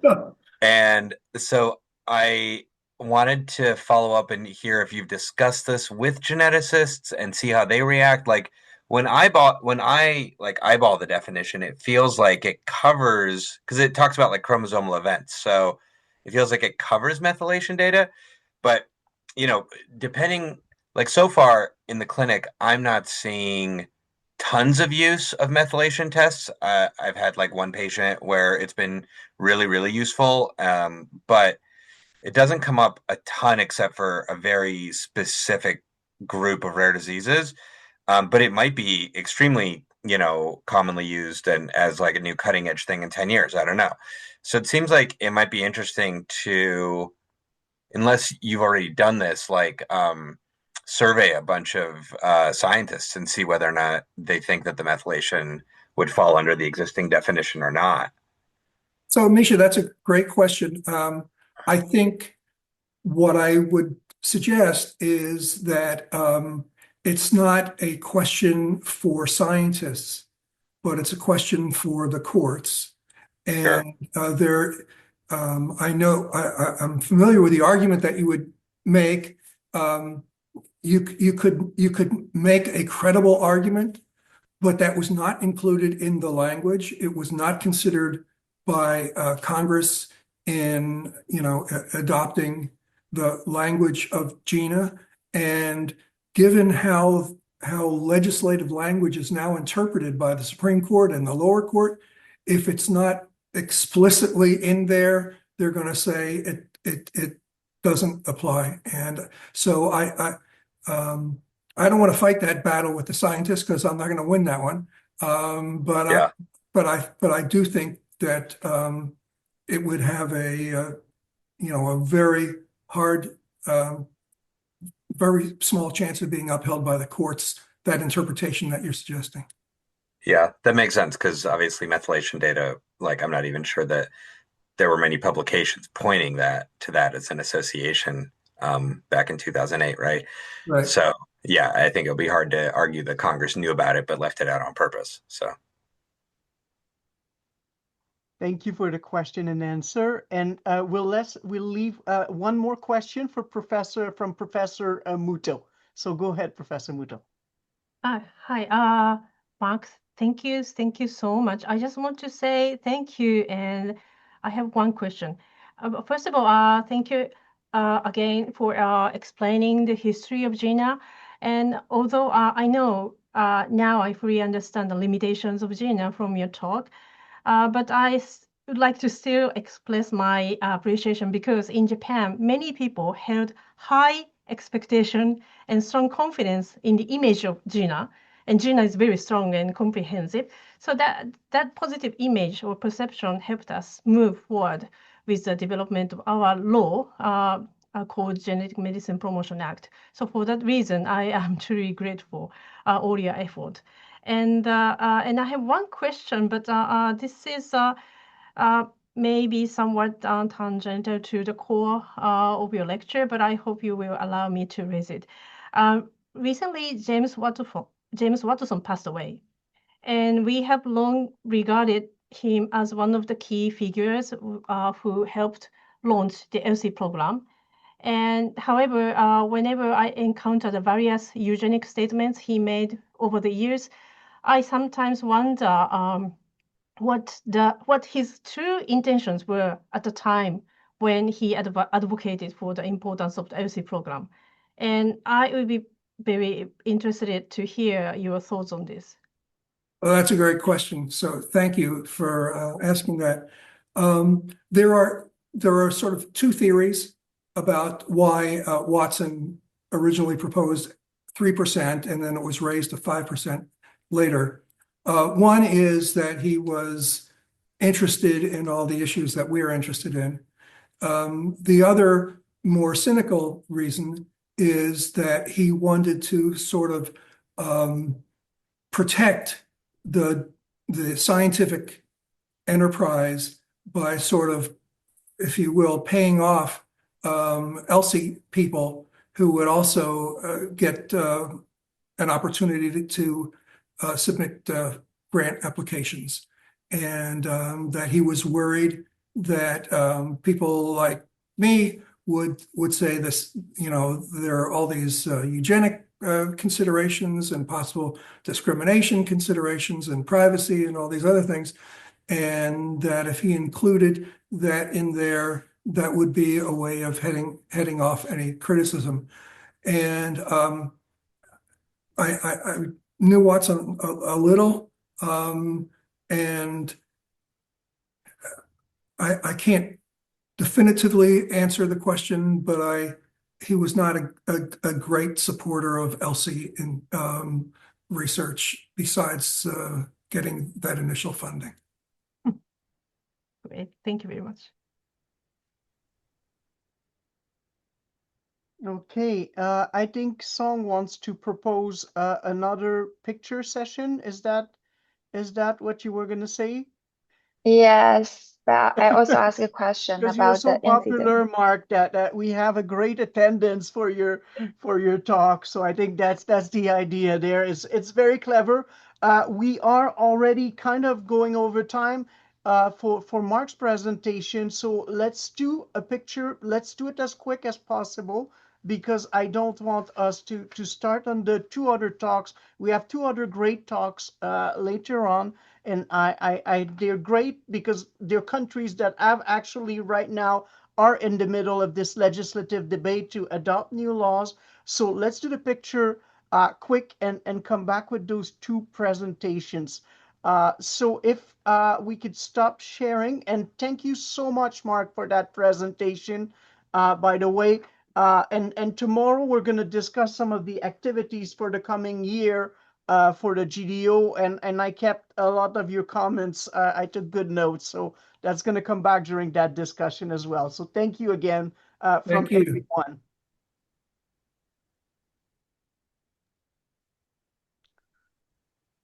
Charles, could you take the screenshot after everyone turn on their cameras?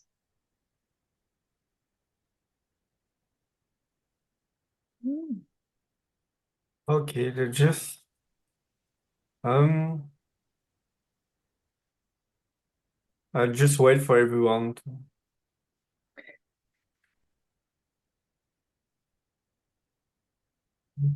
We have 2 pages. Yeah. Okay. I'll try to It's okay if we're all missing. the. It's okay if we're missing a few, Charles. By the way, don't worry too much. I would take it. Yeah, I also take So screenshots. We're good. we can say like jeans. The Okay, so screenshot let's. already taken. Thank you, Ariel and Charles. So why don't we move on with our program? As I was saying, we've got two more great presentation. In order to save the maximum of time for each presentation, I'm going to do a short, really just introduce the name of the speaker and the topic. As I mentioned, so the first of those two countries that we're going to have a presentation on is Australia.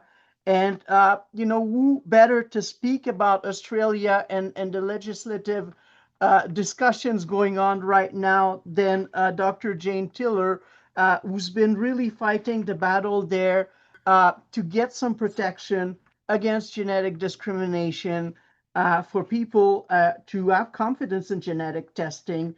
So, Jane, thank you for accepting our invitation, proposing to speak about the recent development in Australia, and the floor is yours.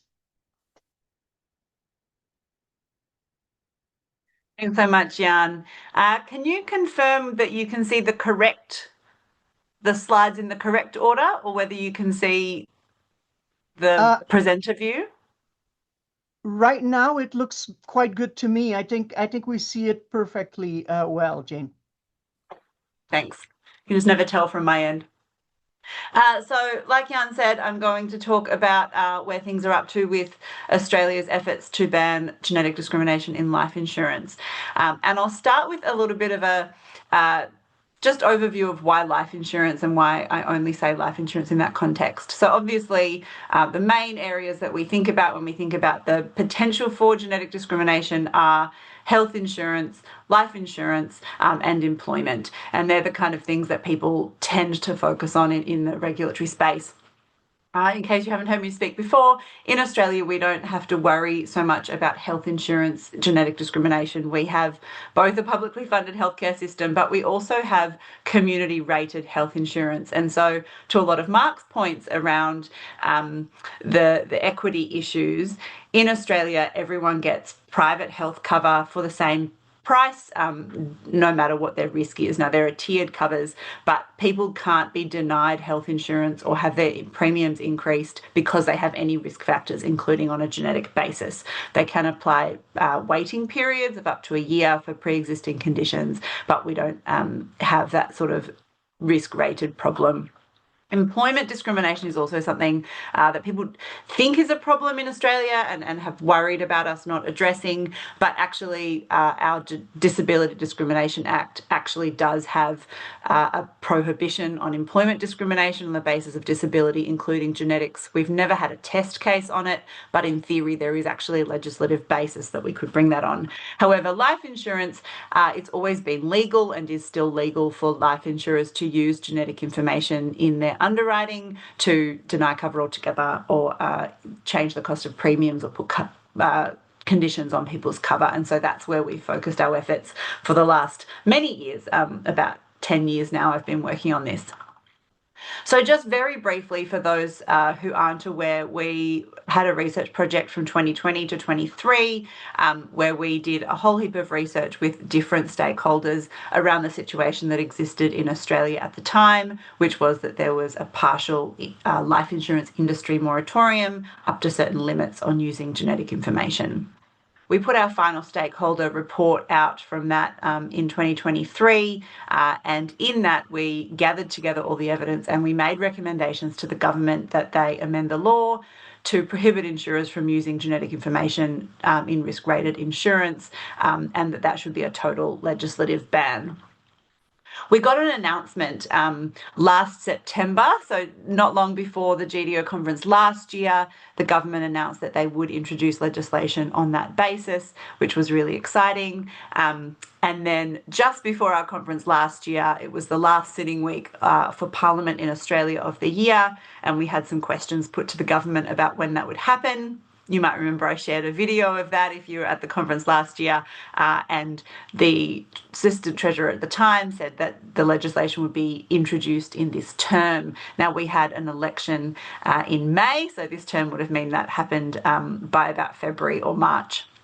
Unfortunately, we came back after Christmas last year to find that the Assistant Treasurer responsible for this had announced that he would retire, which was a bit concerning for us. And so we really put a lot of effort in sort of early January and February this year into media and getting organisations to put out press releases and statements to try and get the government to act. We also did a big campaign with consumer activation. We had people emailing their MPs. We had thousands of emails being sent to say this delay isn't good enough. We had politicians using it as a good way to, just before the election, criticise the government because of these delays. And because of all of this, we didn't get legislation before the election this year, but we did get a consultation paper, which really was a Treasury's way of asking how they should write this legislation, what should be included and what should be covered. So we wrote a submission that was signed on to by many organisations, over 100 organisations signed on to that. And you can access it there. The QR code will be on the screens if you want to go and look at what we submitted should be part of the legislation. But I'll just give you a few snapshots of what we said should be included. We said there are some things that legislation should prohibit, which includes obviously asking for, collecting, storing and using genetic results in underwriting, asking about whether people have considered or planned testing, which has been a problem in Australia for a while, disclosing results to any other party without consent, and then refusing to consider or delaying or declining applications on the basis that people haven't taken a genetic test result. We also said that there should be a prohibition on using any voluntarily provided results for an adverse outcome. So if people do give their results for any reason, that insurers still shouldn't be allowed to use them in a way that would be adverse. And we also said that there should be a ban on using favourable genetic results to lower the rates offered below standard rates. And this is really something that has come up again and again, which is that if we prohibit discrimination, what about the fact that everyone who doesn't disclose their results gets penalised because of that, and we end up with kind of this reverse problem. So these two issues around voluntary results and favourable results were quite key. We also said that the legislation should require that insurers notify any applicants of this prohibition, so they should actively make people aware of it, that they should remove any penalties on existing policies. So once the legislation comes into effect, people who have a policy already in play should have any penalties removed from that going forward, that they should destroy data that they don't have any purpose for that they've collected in the past. We also said that the definition of a condition should clarify that genetic predispositions aren't conditions. So this is another problem we've had in Australia, that insurers will say, oh, you've got a BRCA mutation, you've got a pre-existing condition, therefore we can, apply these penalties. And we wanted to make sure that was really clear. We also wanted to make sure that the definition of a genetic test, as to some of the conversations that have already been had here today, are quite broad, that they capture any test that provides predictive genetic information, whether that be through epigenetics or biomarkers. We also said that the definition should be included in the main act, but that there be a potential for a separate instrument or legislative regime that would allow that to be added to over time as things emerged. We really wanted some flexibility because we're seeing that problem in some of the other regulations in other countries. After we put this submission in, we heard nothing, and nothing happened. And then we had several months of campaigning while we were waiting for our election to happen in Australia. And that was basically from February until May. So we had months of time where it was nothing but crickets. And then Labor, the incumbent government, actually came back and won again, which was good news for us because we'd made so much progress. And this is the person in the red tie there is Anthony Albanese. He's the Australian Prime Minister. And don't be fooled, red in Australia is actually not the Conservative Party. It's the left-leaning party that is red in Australia. So that's why they're all wearing red. We also got a new assistant treasurer, which was Daniel Molino. Thankfully, we'd done a lot of work with him over the previous years, and so he was really familiar with this issue and very supportive, which was amazing. Towards the middle of the year, he held a press conference to confirm that this was one of the big priorities for his early term, and that he was going to try and focus on getting that legislation done as quickly as possible. And so in September, just a few months ago, a piece of draft legislation was actually released for comment in Australia. It was only open for about 2.5 weeks for consultation, which was very tight, but was really good news because it indicated that they were going to try and move on it quite quickly. I quickly wrote to Mark and said, let's put our heads together, and anything I haven't thought of that you can think of, let me know, that we can include in our submissions on that consultation. And I did put a submission in there as well. I tried to keep it very focused on the key issues. There's lots of little things, of course, that you'd always want in an act. But the main things that I focused on were, first of all, that issue of prospectively removing penalties from current contracts of insurance was not captured in the Act. And this actually raised a constitutional issue in Australia. For those of you who aren't familiar with law, the idea of retrospectivity is that you have a law that will affect things going forwards, but if you try and affect things that have been entered into the past, that creates some challenges. They try when they make laws not to change the nature of contracts that people have entered into before the law was came into effect. So what we were asking for is to say, going forwards, anyone with a penalty that had been applied to their insurance would be removed in future years, but they haven't done that because it still brings in this tricky issue. Life insurance contracts aren't renewed every year in Australia. They're underwritten once, and then as long as you don't change anything and you keep paying your premiums, they continue on. You don't enter into new contracts. So that's something we recommended for them to change in the final bill. We also were concerned about the definition of clinical diagnosis, that it actually brought in this question of things being manifested with signs or symptoms of disease. So because there's this exclusion in Australia, people who have a disease will still be able to be discriminated against in their life insurance. We wanted to make sure that that clear distinction between when someone has a disease and when someone doesn't was robust enough. The third thing was we were worried about some reports coming out of Canada that insurers were using other types of genetic or other types of medical information to infer genetic information. So, for example, someone was enrolled in a clinical trial or they were having a very regular surveillance regime. It would not be normal for someone at that age.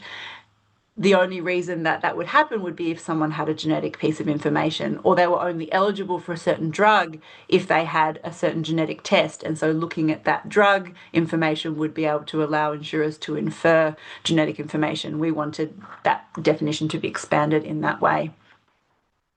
We were also a bit worried about the penalty provisions in the Act, and in the Act, they defined solicitation, and they said that insurers, they defined what solicitation of genetic information would be and that you shouldn't ask for this information, but there's no penalty for solicitation. It's only when a piece of information is actually used by the insurer that the penalty comes in. And so we wanted to say, well, actually, the asking for the information should have a penalty just in and of itself, so that the insurer doesn't do that step, rather than waiting until discrimination happens before there's a problem. So that were the main things we focused on. We had the final piece of law was actually introduced to Parliament just 2 weeks ago, which was really exciting, and it all was quite rushed in the end. So it was in the last sitting week of Parliament. We don't have any more sitting weeks left for Australian Parliament this year. So once again, we were up against time. And so they got it together and they introduced it into, we have 2 houses of Parliament in Australia. They introduced it into the lower house of Parliament. So I want to show you just some of the key provisions and explain how the law is working as it's currently been introduced, noting it hasn't passed yet. It's not law yet. It's kind of now in the middle of the process of working its way through the lawmaking process. But basically, the nub of the law is that protected genetic information is prohibited from being used in underwriting for life insurance. And so, as I explained earlier, if an insurer makes a decision about a contract of life insurance and they've taken into account genetic results in making that decision, and they didn't have permission to do that for a voluntary reason, then they commit an offence. Oh, I forgot I underlined those. There is an exception for consent, and this is something that exists in many jurisdictions, certainly exists in Canada, and it's something that's always been the case in Australia, which is if someone wants to voluntarily give their genetic information, and that's usually because they have a family history of a condition, for example, they have BRCA in the family, they are negative for BRCA, and so they want to tell the insurer that they don't have a BRCA mutation, and have them take that into account so that they're not penalised on the basis of their family history. So if they knowingly give the information to the insurer, if the information is given without being solicited, so without the insurer sort of asking for it, and it's done with consent, and the information doesn't disadvantage them, then it won't be a breach of the law. So an insurer can't say, well, you gave it to me for a good purpose, but now we can see that we can use it to discriminate against you. They will still breach the law if they've used it in a way that is adverse to the individual. So were all my recommendations followed in the final piece of legislation? Unfortunately, not quite. As I mentioned, this issue of prospectively removing penalties from contracts was not followed. We actually spoke about it at the press conference that we held when the minister announced it in Parliament. And what he said at that press conference was, this policy will apply prospectively to all insurance policies made after this point. Then he said, I will work constructively with the sector to work with them to see how people who have policies in place can seek to ensure if they've had genetic tests, they can work with their insurers to ensure that it's reflected appropriately. So that's a lot of politician speak to say it's not included in the law, and maybe the insurance industries in good faith will do something. We are obviously quite concerned about that. This is only a small number of people who have current discriminatory policies, but those people are pretty concerned about the fact that this law won't protect them. People can, of course, cancel their insurance policy and take out a new one. Concern about that is if they took it out many years in the past, insurance policies become more expensive with age in life insurance, and so they'll actually be penalised for taking out a new policy at an older age, and so they'll basically have two bad decisions to make: keep a discriminatory policy or be re-underwritten at an older age. So that's an ongoing concern that we're still working our way through. The question of clinical diagnosis, I've given sort of a light green tick to, because they did do some work on this. I'm not sure that it's quite perfect, thinking as a litigator in terms of how you would address it. But this is the definition of genetic testing, and I'll work my way through the clinical diagnosis question. But for those of you who are interested, we did a lot of work with the government and the department around making this quite broad. So for everyone who's interested in, are epigenetics going to be covered? Are markers going to be covered? Yes, as far as we could possibly push the definition, we made it very broad to be clear that analysis of information or anything that shows predictive results or that predicts the risk of disease on the basis of genetic information would be included. And there's also the capacity for regulations to add to that over time if things come up that weren't anticipated. So that's how genetic testing is defined. Protected genetic information is not only just the results of that testing, but also information about whether they've had testing, intend to undergo testing, have been recommended, or any testing done by relatives. However, there are things that are excluded from that protection, and that includes, as I was mentioning earlier in my talk, the name of a disease for which someone has a clinical diagnosis. So if they have a clinical diagnosis, that's not protected and it can still be used to discriminate. So then the definition of what's a clinical diagnosis becomes really important. Now, the way they've done that is to say a clinical diagnosis means a clinical diagnosis made by a treating practitioner. That's a bit circular, but it also defines disease, and it says a disease includes an illness, syndrome, and disorder, but does not include an individual's genetic predisposition. So this almost fixes the problem.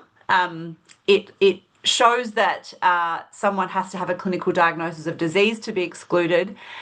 In the explanatory memorandum, which explains the Act and sits alongside it, it does make it really clear that there's this distinction between a predisposition to a disease and a diagnosis of disease. The challenge is that the disease definition still says it could be a syndrome. So if someone says, I have Lynch syndrome, which is a genetic predisposition to disease, but also has the name of a syndrome, and the insurer claims that's a clinical diagnosis, it might be a bit of a fight, and we were hoping that there'd be a bit more clarity in the law on that one. But we've almost got there. It's likely that this will work mostly quite well, but we'll have to wait and see. The next one was the expanded definition of protected genetic information. They didn't do that. They didn't want to include information inferred from information collected about an individual. Again, it's possible that the definition of genetic test could be expanded far enough that information they infer could fall within it. I wasn't satisfied that that was watertight, but again, that's not something they wanted to enter into. And then the application of penalty provisions. Again, I give them a very light green tick on this. They didn't want to expand the definition of life insurance contract decision, which tells us what a decision is, to include delaying or considering life insurance applications. So It's only when they actually make an underwriting decision that there's a penalty. They didn't want to say, well, what about if they solicit information? What if they decide to delay considering an application until someone gets a test? I wanted those things to be included so that insurers couldn't get around the law in that way. What they did do is talk about the utmost duty of good faith in the explanatory memorandum and make it clear that if an insurer or an underwriter says that they won't proceed with considering the application unless they get a test, that will be a breach of the utmost duty of good faith. And they put that in the explanatory memorandum to try and make it clear that that was not expected to be acceptable. I would have been happier if they actually included that in the words of the Act. But again, they at least made some attempts to make that clear. So finally, as I finish off the talk, I thought you might be interested to see Australian Parliament in action. This is a short video, it only goes for 2 minutes, but it is the introduction of the Act in Parliament, which I think is kind of a cool thing to see. Genetic testing can help save lives, supporting medical practitioners to prevent, diagnose, treat and monitor a range of cancers, cancer predisposition syndromes and other heritable conditions. This bill amends the Insurance Contracts Act to ban life insurers from taking into account information about an individual's genetic testing to inform the offer of life insurance cover or the terms and conditions of the cover that is offered. The Albanese government recognises the importance of genetic and genomic health technologies. We support the use of genetic tests increasingly becoming part of our preventative health system. Although genetic testing uptake is on the rise, a recent genetic testing study from Monash University shows that more than half of participants that discontinued their involvement in the study did so because of concerns around accessing affordable insurance. One participant in this study was Ben.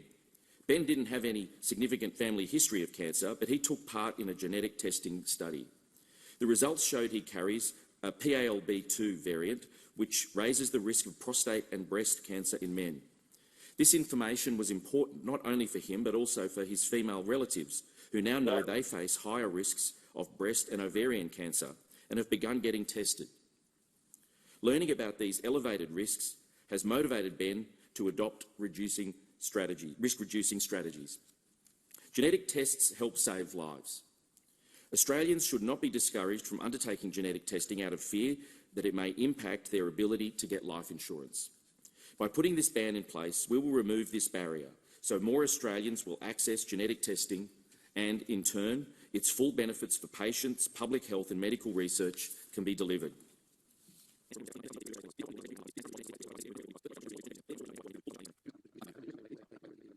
Ayes have it, and I'm very proud to sit here today to hear this introduced, and I congratulate the Minister. Great.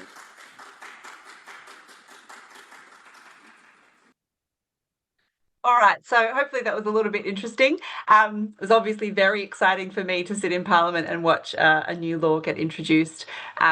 And this here is the bill. This is the name of it. It's been referred to the Senate committee. So there is a committee in the Senate, which is our upper house of Parliament, that it has to go through, which considers the progress of legislation. They will accept submissions and do a mini inquiry into the bill and make sure that there are no problems with it. So it's a bit of a strategic question for me about how many of the same questions and issues that I've raised previously I will raise again through that process. We don't want to derail it. We certainly don't want it to fall off the legislative agenda going forwards, but there is a possibility that that process could look again at some of those concerns that I had. And once the bill has passed, it will come into effect 6 months later. So there's a period of time for the insurers to get ready. And so as long as it's passed by the middle of the year, it will come into effect by the end of 2026. And I'm hoping that by the GDO conference next year, we might actually have a fully operational law in Australia for this, which is really, really exciting. And happy to answer any questions.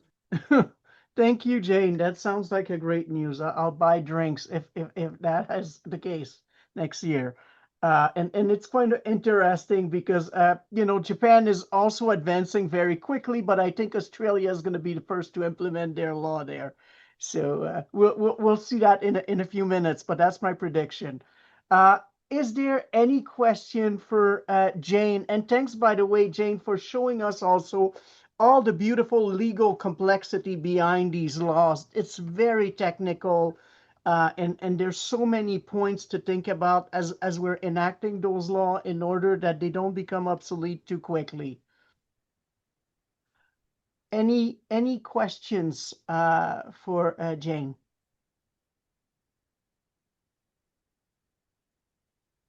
So I had one question, which has to do, Jane, with how much is the public? Do you have any sort of statistics or sense of how much the broader public has been made aware of all this legislative debate about the law? And I'm not necessarily, I'm sure people with the genetic, or not sure, but I'm very hopeful that people with the genetic, family history of genetic disease would be aware of this law. But how about the general public? What's your sense of this? Is there a need for more information campaign? Are they quite aware of what's going on? It is well known to the public, but it is absolutely not known to many, many people, if that makes sense. So every time I do media, if I do talkback radio, there will absolutely be someone that rings in and says, what about discrimination? What about insurance? It's something that is quite common in the general populace. We know lots of people know about it and are worried about it. We have thousands of people writing in as part of the consultation processes that happened in the last 2 years to Treasury and to MPs. Now, we drove a lot of that, but there is quite significant community awareness. There's also, every time I ever speak about it, every time I talk to the media, there are people that say, I had no idea. I didn't even know this was a thing. There are still many people that don't know about it. And equally, once the law is put into place, we will need to do a lot of work to make sure that the fact that the protection is there filters through, because people know about the problem. That doesn't mean they know about the law that's got into place. So we've talked a lot with the department and with the ministers around how can we educate. I know that was a big concern in Canada, and a lot of the work that was done showed the law was put into place, but people were still worried because they had no idea that it actually had passed and there was protection. I'm hoping to get some funding once the law is in place to do another version of that project and do some work around whether it's working as expected, whether people know about it, etc. And I've just seen a question from Anya in the chat around industry pushback during the process. So as Mark mentioned, industry always pushes back hard whenever this kind of thing is on the table. We absolutely had very vigorous industry pushback, especially at the beginning. So many years ago, when I started working on this, industry were very violently opposed. They brought up all the same arguments that Mark mentioned. They said the industry will collapse, people will take out huge policies, there'll be adverse selection issues. And we were very clear with government, industry has been invited repeatedly to produce evidence of that. There are many countries that have bans in place where there is no evidence of adverse selection or this kind of problem that they're talking about. And the government took a pretty robust approach to that. They said there is no evidence. And so if we put this law in place and that kind of issue arises, then we will consider it then. The law's going to have a 5-year review period. So in 5 years after it comes into effect, they will review it and they'll open up an inquiry about, is it having the effect it's intended to have, or are there any unintended consequences? But interestingly, once the minister made the announcement a year ago that they were going to implement legislation, the industry kind of got on board. Now, we have a new life insurance body in Australia called the Council of Australian Life Insurers. It's only been around for a few years. The life insurers came out of their previous industry body and formed that new body, and they are pretty focused on trying to rehabilitate their image and trust. Trust in insurers in Australia is very low.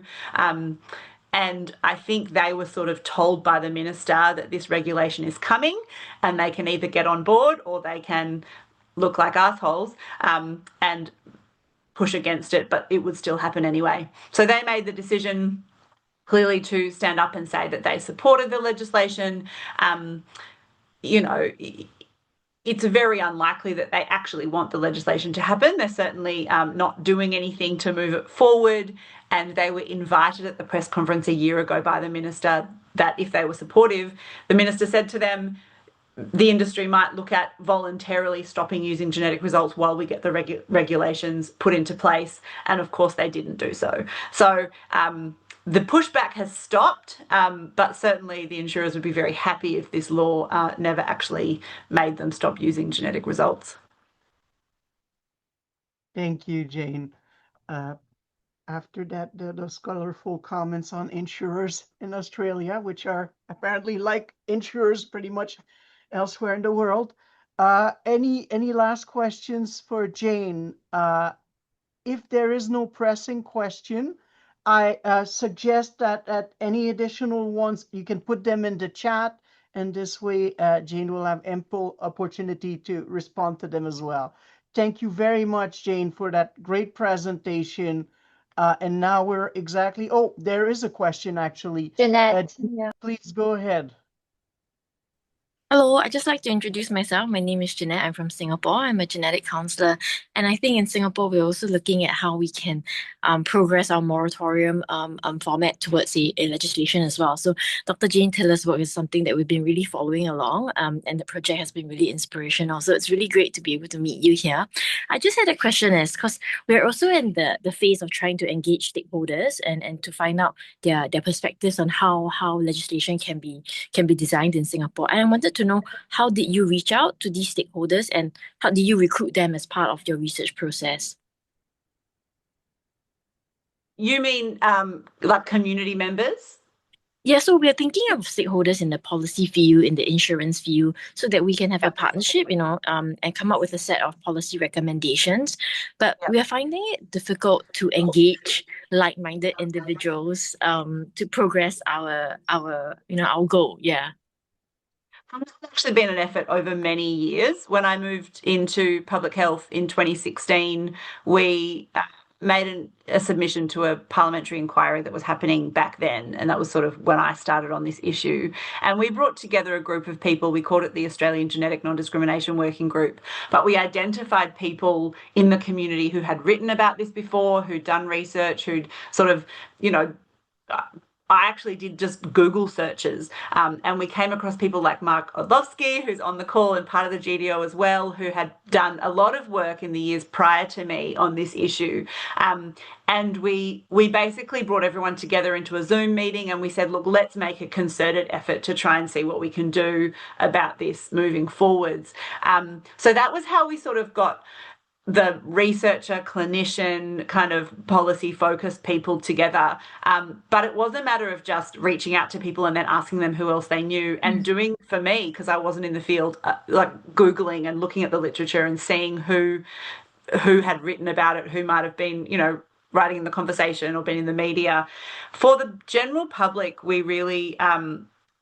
we had some advocacy organisations that we worked with, but it was a matter of just working it up over time. We did a lot of media. So I spent a lot of time trying to find case studies and then pitching it to media and like getting that more general public awareness and concern and momentum going. And once that happened, more people came out of the woodwork, and especially as we sort of became known for that, people would reach out to me, and I would build more connections because there was a bit more sort of focus on that. But it is difficult. It's hard to figure out who there is. I'm not sure if you engage with the ministry in Singapore. We've had some meetings with them around some of their considerations, but it may be that if you reach out to the ministry, they might also have had approaches from other people, and they may be willing to put you in touch with them, because I think, they're looking at this question, they want to be guided by the best evidence and stakeholder views as well. Yep. Thank you so much for the answer. Thank you very much again, Jane, and great question, Jeanette. So we will move on to our next presenter, that will close the evening/morning discussion. And it will be great to have an update on what's happening in Japan. I know that there's been a lot of discussion, and I'm really thrilled to be able to introduce Professor Kari Muto, who was very much involved on the Japanese side in the development of the law that is currently being discussed and will be able to give us the latest information on this. Welcome, Professor Muto, and thank you for presenting. Well, thank you very much. First of all, I'd like to thank all the coordinators and organizers in McGill University and the GDO staff. And I'd like to introduce myself. I'm a sociologist, and actually, I am one of the advocates of about the genetic discrimination in Japan. And today, I would like to today I'd like to introduce the progress during these years. And yes. Oh, is it a screenshot? Can you see my screen? Or is it not? Yes, we can see your screen.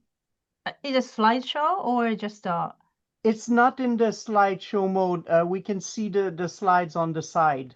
So you need to click on slideshow, I think. Okay, so I try. Yes, now that is it. Yeah, it works. Sorry, I'd like to change my screen. Let me show a minute.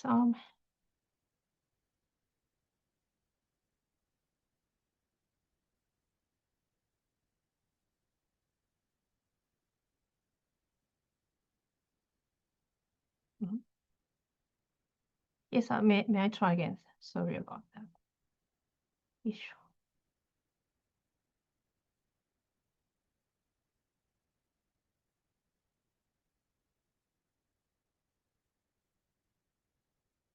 So I would like to talk about the landscape of human rights litigation in Japan.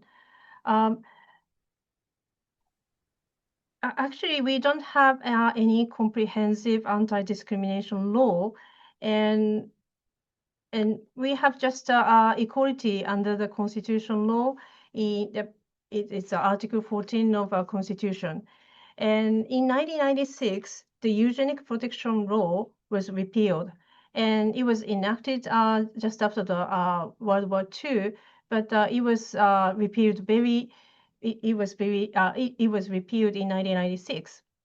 And we don't have any anti-discrimination law, but in each area there is a kind of anti-discrimination law. For example, in 2013, Act for Eliminating Discrimination Against Persons with Disabilities was enacted, and in 2019, the Aina Policy Promotion Act was enacted, and 2 years ago, an LGBT Act was enacted. But this is a very specific law, and they don't mention anti-discrimination in each minorities. So it was not. I think it's enough. It's not enough to present the human rights in Japan. And 2 years ago, the Act on Promotion of Genomic Medicine was enacted. And I would like to talk about this law. And also, last year, Supreme Court's order to government to compensate all victims who were forcibly sterilized under the Eugenic Protection Act. And as I mentioned, that act was repealed in 1996. But the final decision from the Supreme Court's order was issued just last year. So that was a big, I think it's a big future of Japanese situation, because we haven't promoted any public literacy things or LC issues or genetic discrimination issues during for 25 or 30 years. But during that period, Japanese genomic medicine was promoted, and so many people can experience the genetic testing in the hospitals. And so we have to manage all these old traditional issues and all the new issues at the same time. And I'd like to quickly overview the situation in Japanese genetic discrimination.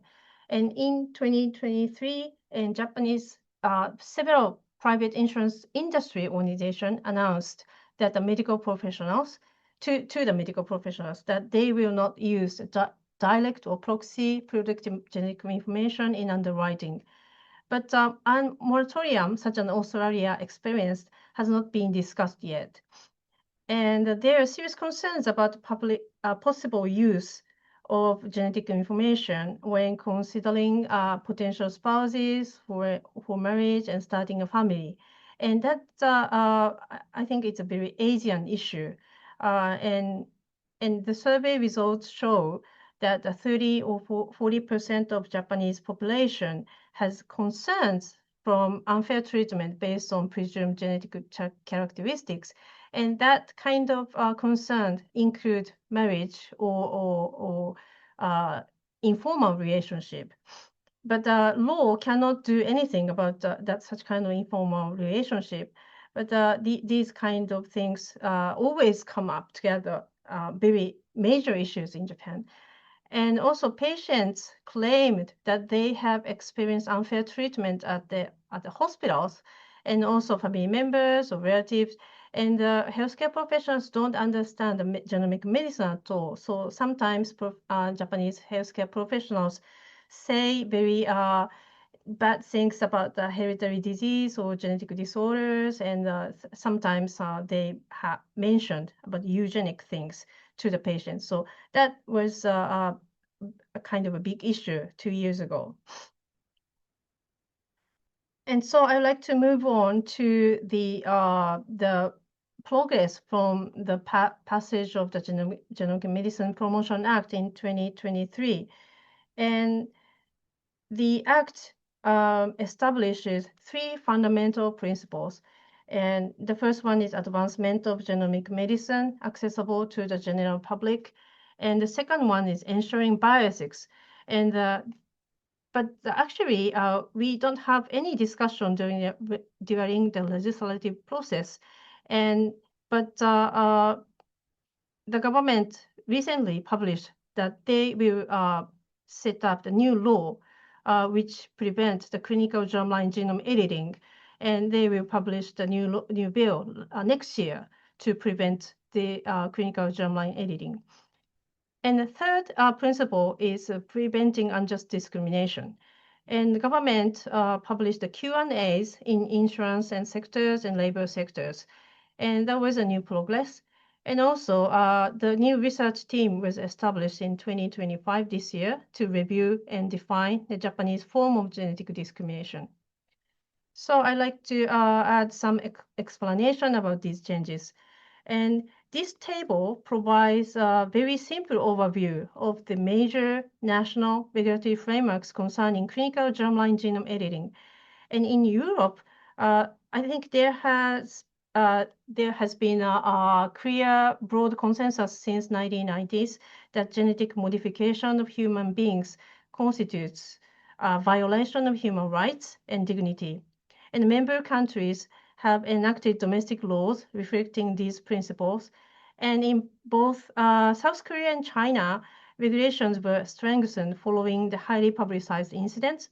And in the United States, regulation remains situated within the existing legal framework governing the food, drugs, and cosmetics. By contrast, Japan has had no legal framework at all in this area. A new bill that government aims to introduce next year will prohibit both the conduct of clinical trials and the provision of germline genome editing as an assisted reproductive technology. And it will establish some criminal penalties for such activities. And the second change was Q&As issued in the government website. And this Q&A in labor sectors provides guidance to help prevent discriminatory practices in employment and to promote fairness in the workplace. And although it does not introduce any new regulations, it clarifies how existing labor laws in Japan should be interpreted and applied when dealing with genomic information. And even so, it is expected to play an important role in reducing and preventing genomic-based discrimination in labor sector. And these Q&As in insurance sectors provide the guidance to help prevent discriminatory practices in insurance sector, and it promotes fairness in underwriting. And also, it does not introduce any new regulations again, but it clarifies how existing rules or laws should be interpreted and applied in situations involving genomic information. And despite being non-regulatory in nature, it is expected to play a meaningful role in preventing genomic-based discrimination in insurance practices. And third development, I would like to introduce that the research team that I lead, and our group is engaged in six major activities. The first one, we are collecting a wide range of GD cases by collaborating with public consultation services managed by various government ministries and agencies. And second, in response to long-standing concerns raised by patients and families about discriminatory behaviors by healthcare professionals, we are conducting a survey to better understand these issues and promote corrective action. And third, together with the Minister of Justice, we are examining which types of conduct may constitute torts or other legal violation under current legal framework in Japan. And fourth, in collaboration with international partners like GDO and all of you, we are identifying the key areas, new areas that Japan should address from a global perspective. And fifth, based on these findings, we are developing educational awareness raising materials for elementary, junior high, and high school students, as well as the general public. And finally, we are drafting a proposal on the conceptual framework and policy direction for addressing genetic discrimination. And all of these activities must be completed within just 1.5 years. However, given that these issues have been left unaddressed for such a long time in Japan, I think it is unlikely that a truly adequate response can be achieved within such a short period. So I intend to continue urging the government to extend these activities, not by myself, but other people can continue. And the final change about the basic plan, the Article 8 of the Act, the government is required to formulate, publish, and regularly revise the basic plan. And the 5-year basic plan, organized into 3 major categories and 13 fundamental policies, was approved by the cabinet last month. And the plan is not unique and cutting edge at all, but let me briefly highlight several features of this plan. And first, it emphasizes the importance of fostering appropriate public understanding and awareness of genomic medicine. And this includes improving public literacy regarding genomic information and preventing unfair discrimination. And it also calls for ensuring that individuals can access consultation services safely and reliably when they face unfair treatment based on genomic information. And in addition, the plan aims to establish, strengthen, and widely publicize consultation services across the country. The government will establish a new research team next year, maybe, and that research team will be responsible for developing key performance indicators, the key KPIs that will be used to evaluate progress under the basic plan. So in summary, this is my final slide. In summary, several features are distinctive in the Japanese context. First, Japan does not have a comprehensive anti-discrimination law. Instead, awareness-raising activities and consultation services are established separately for each domain, in which minority groups may experience discrimination or unfair treatment. And while many countries have already completed apology and compensation processes for past eugenic policies, Japan only concluded its process last year. And as a result, public awareness and education on genetic discrimination have lagged behind. And policies to address genetic discrimination have also progressed more slowly than in many other countries. However, I believe there is also a positive side. By finally motivating the government to take this issue seriously, finally, this year, and precisely because Japan's progress has been so delayed compared to with other countries, we now have an opportunity to address not only traditional forms of genetic discrimination, but also the emerging challenges posed by the new technologies such as AI or polygenic risk scores. And I hope this delayed start will allow us to develop a more comprehensive and forward-looking approach. So thank you very much for listening. Thank you for your attention. Thank you so much, Professor Muto. It was a great presentation, and it's fascinating to see this will now of Japan of sort of trying to catch up really quickly on the ethical, legal, and social issue. So you have a feeling that with the science coming closer to the clinic and the National Genomic Plan, they now are basically saying, okay, well, we realize we haven't done so much on the ELSI front. Let's do it all in a year. So that's very ambitious. Any thoughts on this? How are the ELSI researcher and the ELSI community feeling about that in Japan?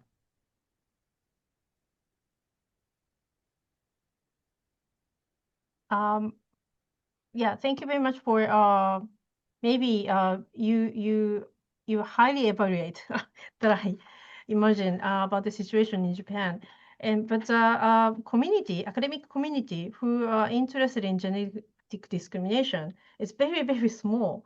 So my lab and my other lab in weekend, and also some members can join this research team. But I hope that during the 1.5 activities, I'd like to increase more colleagues, more academic colleagues to interested in this field. And also I'd like to talk with other colleagues in the Congress and the leading party, like Jean fighted in Australia. And so that's my thought at this moment.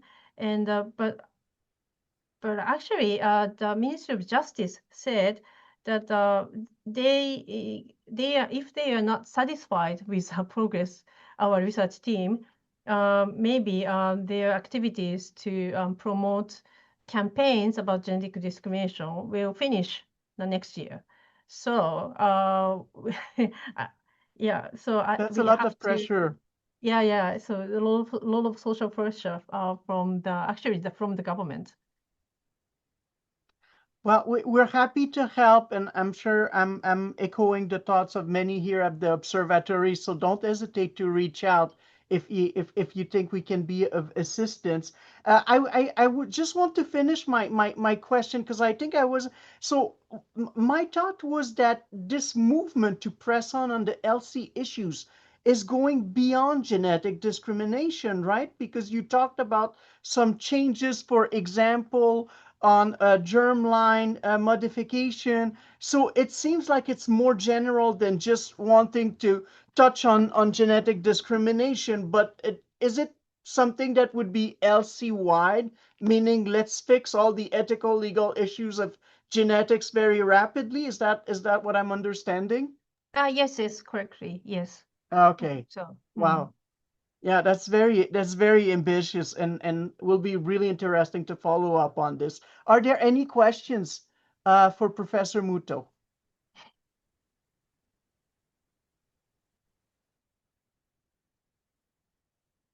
Hi. Hi, Anna, please go ahead. Nice to see you. Nice to meet you. Thank you so much, Muto, for your very nice presentation.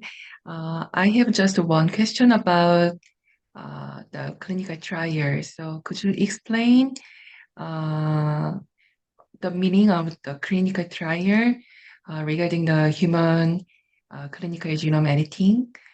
Because Yeah, as preclinical trial, actually we don't prohibit the human germline genome editing research using human embryo. So yes, thank you yeah, very much for the question. Yeah. Yeah.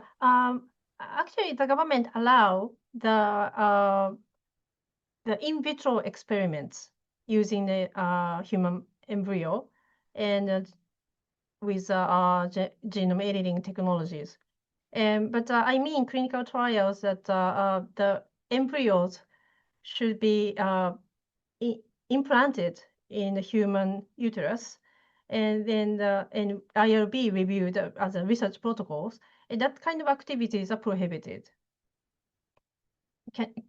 Can you clearly understand my explanation? Yeah. So the basic research or basic experiments, the government allows by guidelines, and if the researchers can apply the such experimental protocols to the IRBs and also the government, but they can keep that kind of embryos for 14 days, just 14 days, and they have to abolish these kind of embryos.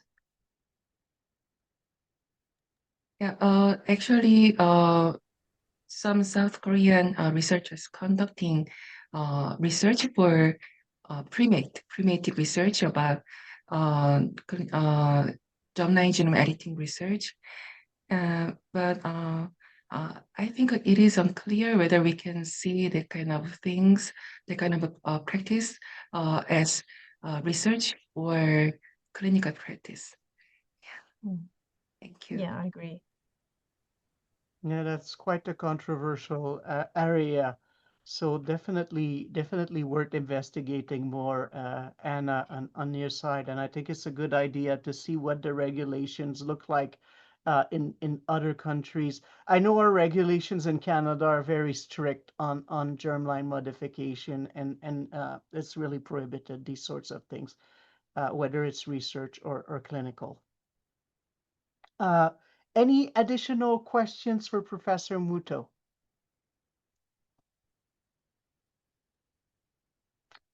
Well, in that case, I will thank you again, Professor Muto. It was a fantastic talk and lots to discuss. Again, I hope to see many of you tomorrow as we will be discussing the kind of research we want to carry out with the GDO this year. And you're all welcome to come and propose some of your ideas that you think would be good topic for research. In the meantime, I want to thank once again our three speakers tonight, our keynote, Mark and Jane and Kaori-san. These were fantastic presentation, and I think that really we had representative from the two genome organization tonight, Genome Canada and Genome Quebec, so the federal organization and the provincial genome organization in Quebec. So I think it's really nice they had opportunity to hear about some of that fantastic research on the topic of genetic discrimination that's going on around the world. So thank you, everybody. And I hope to see many of you in tomorrow or tonight for those that are in their morning. Okay, goodbye. See you. Meeting. Sorry. Goodbye.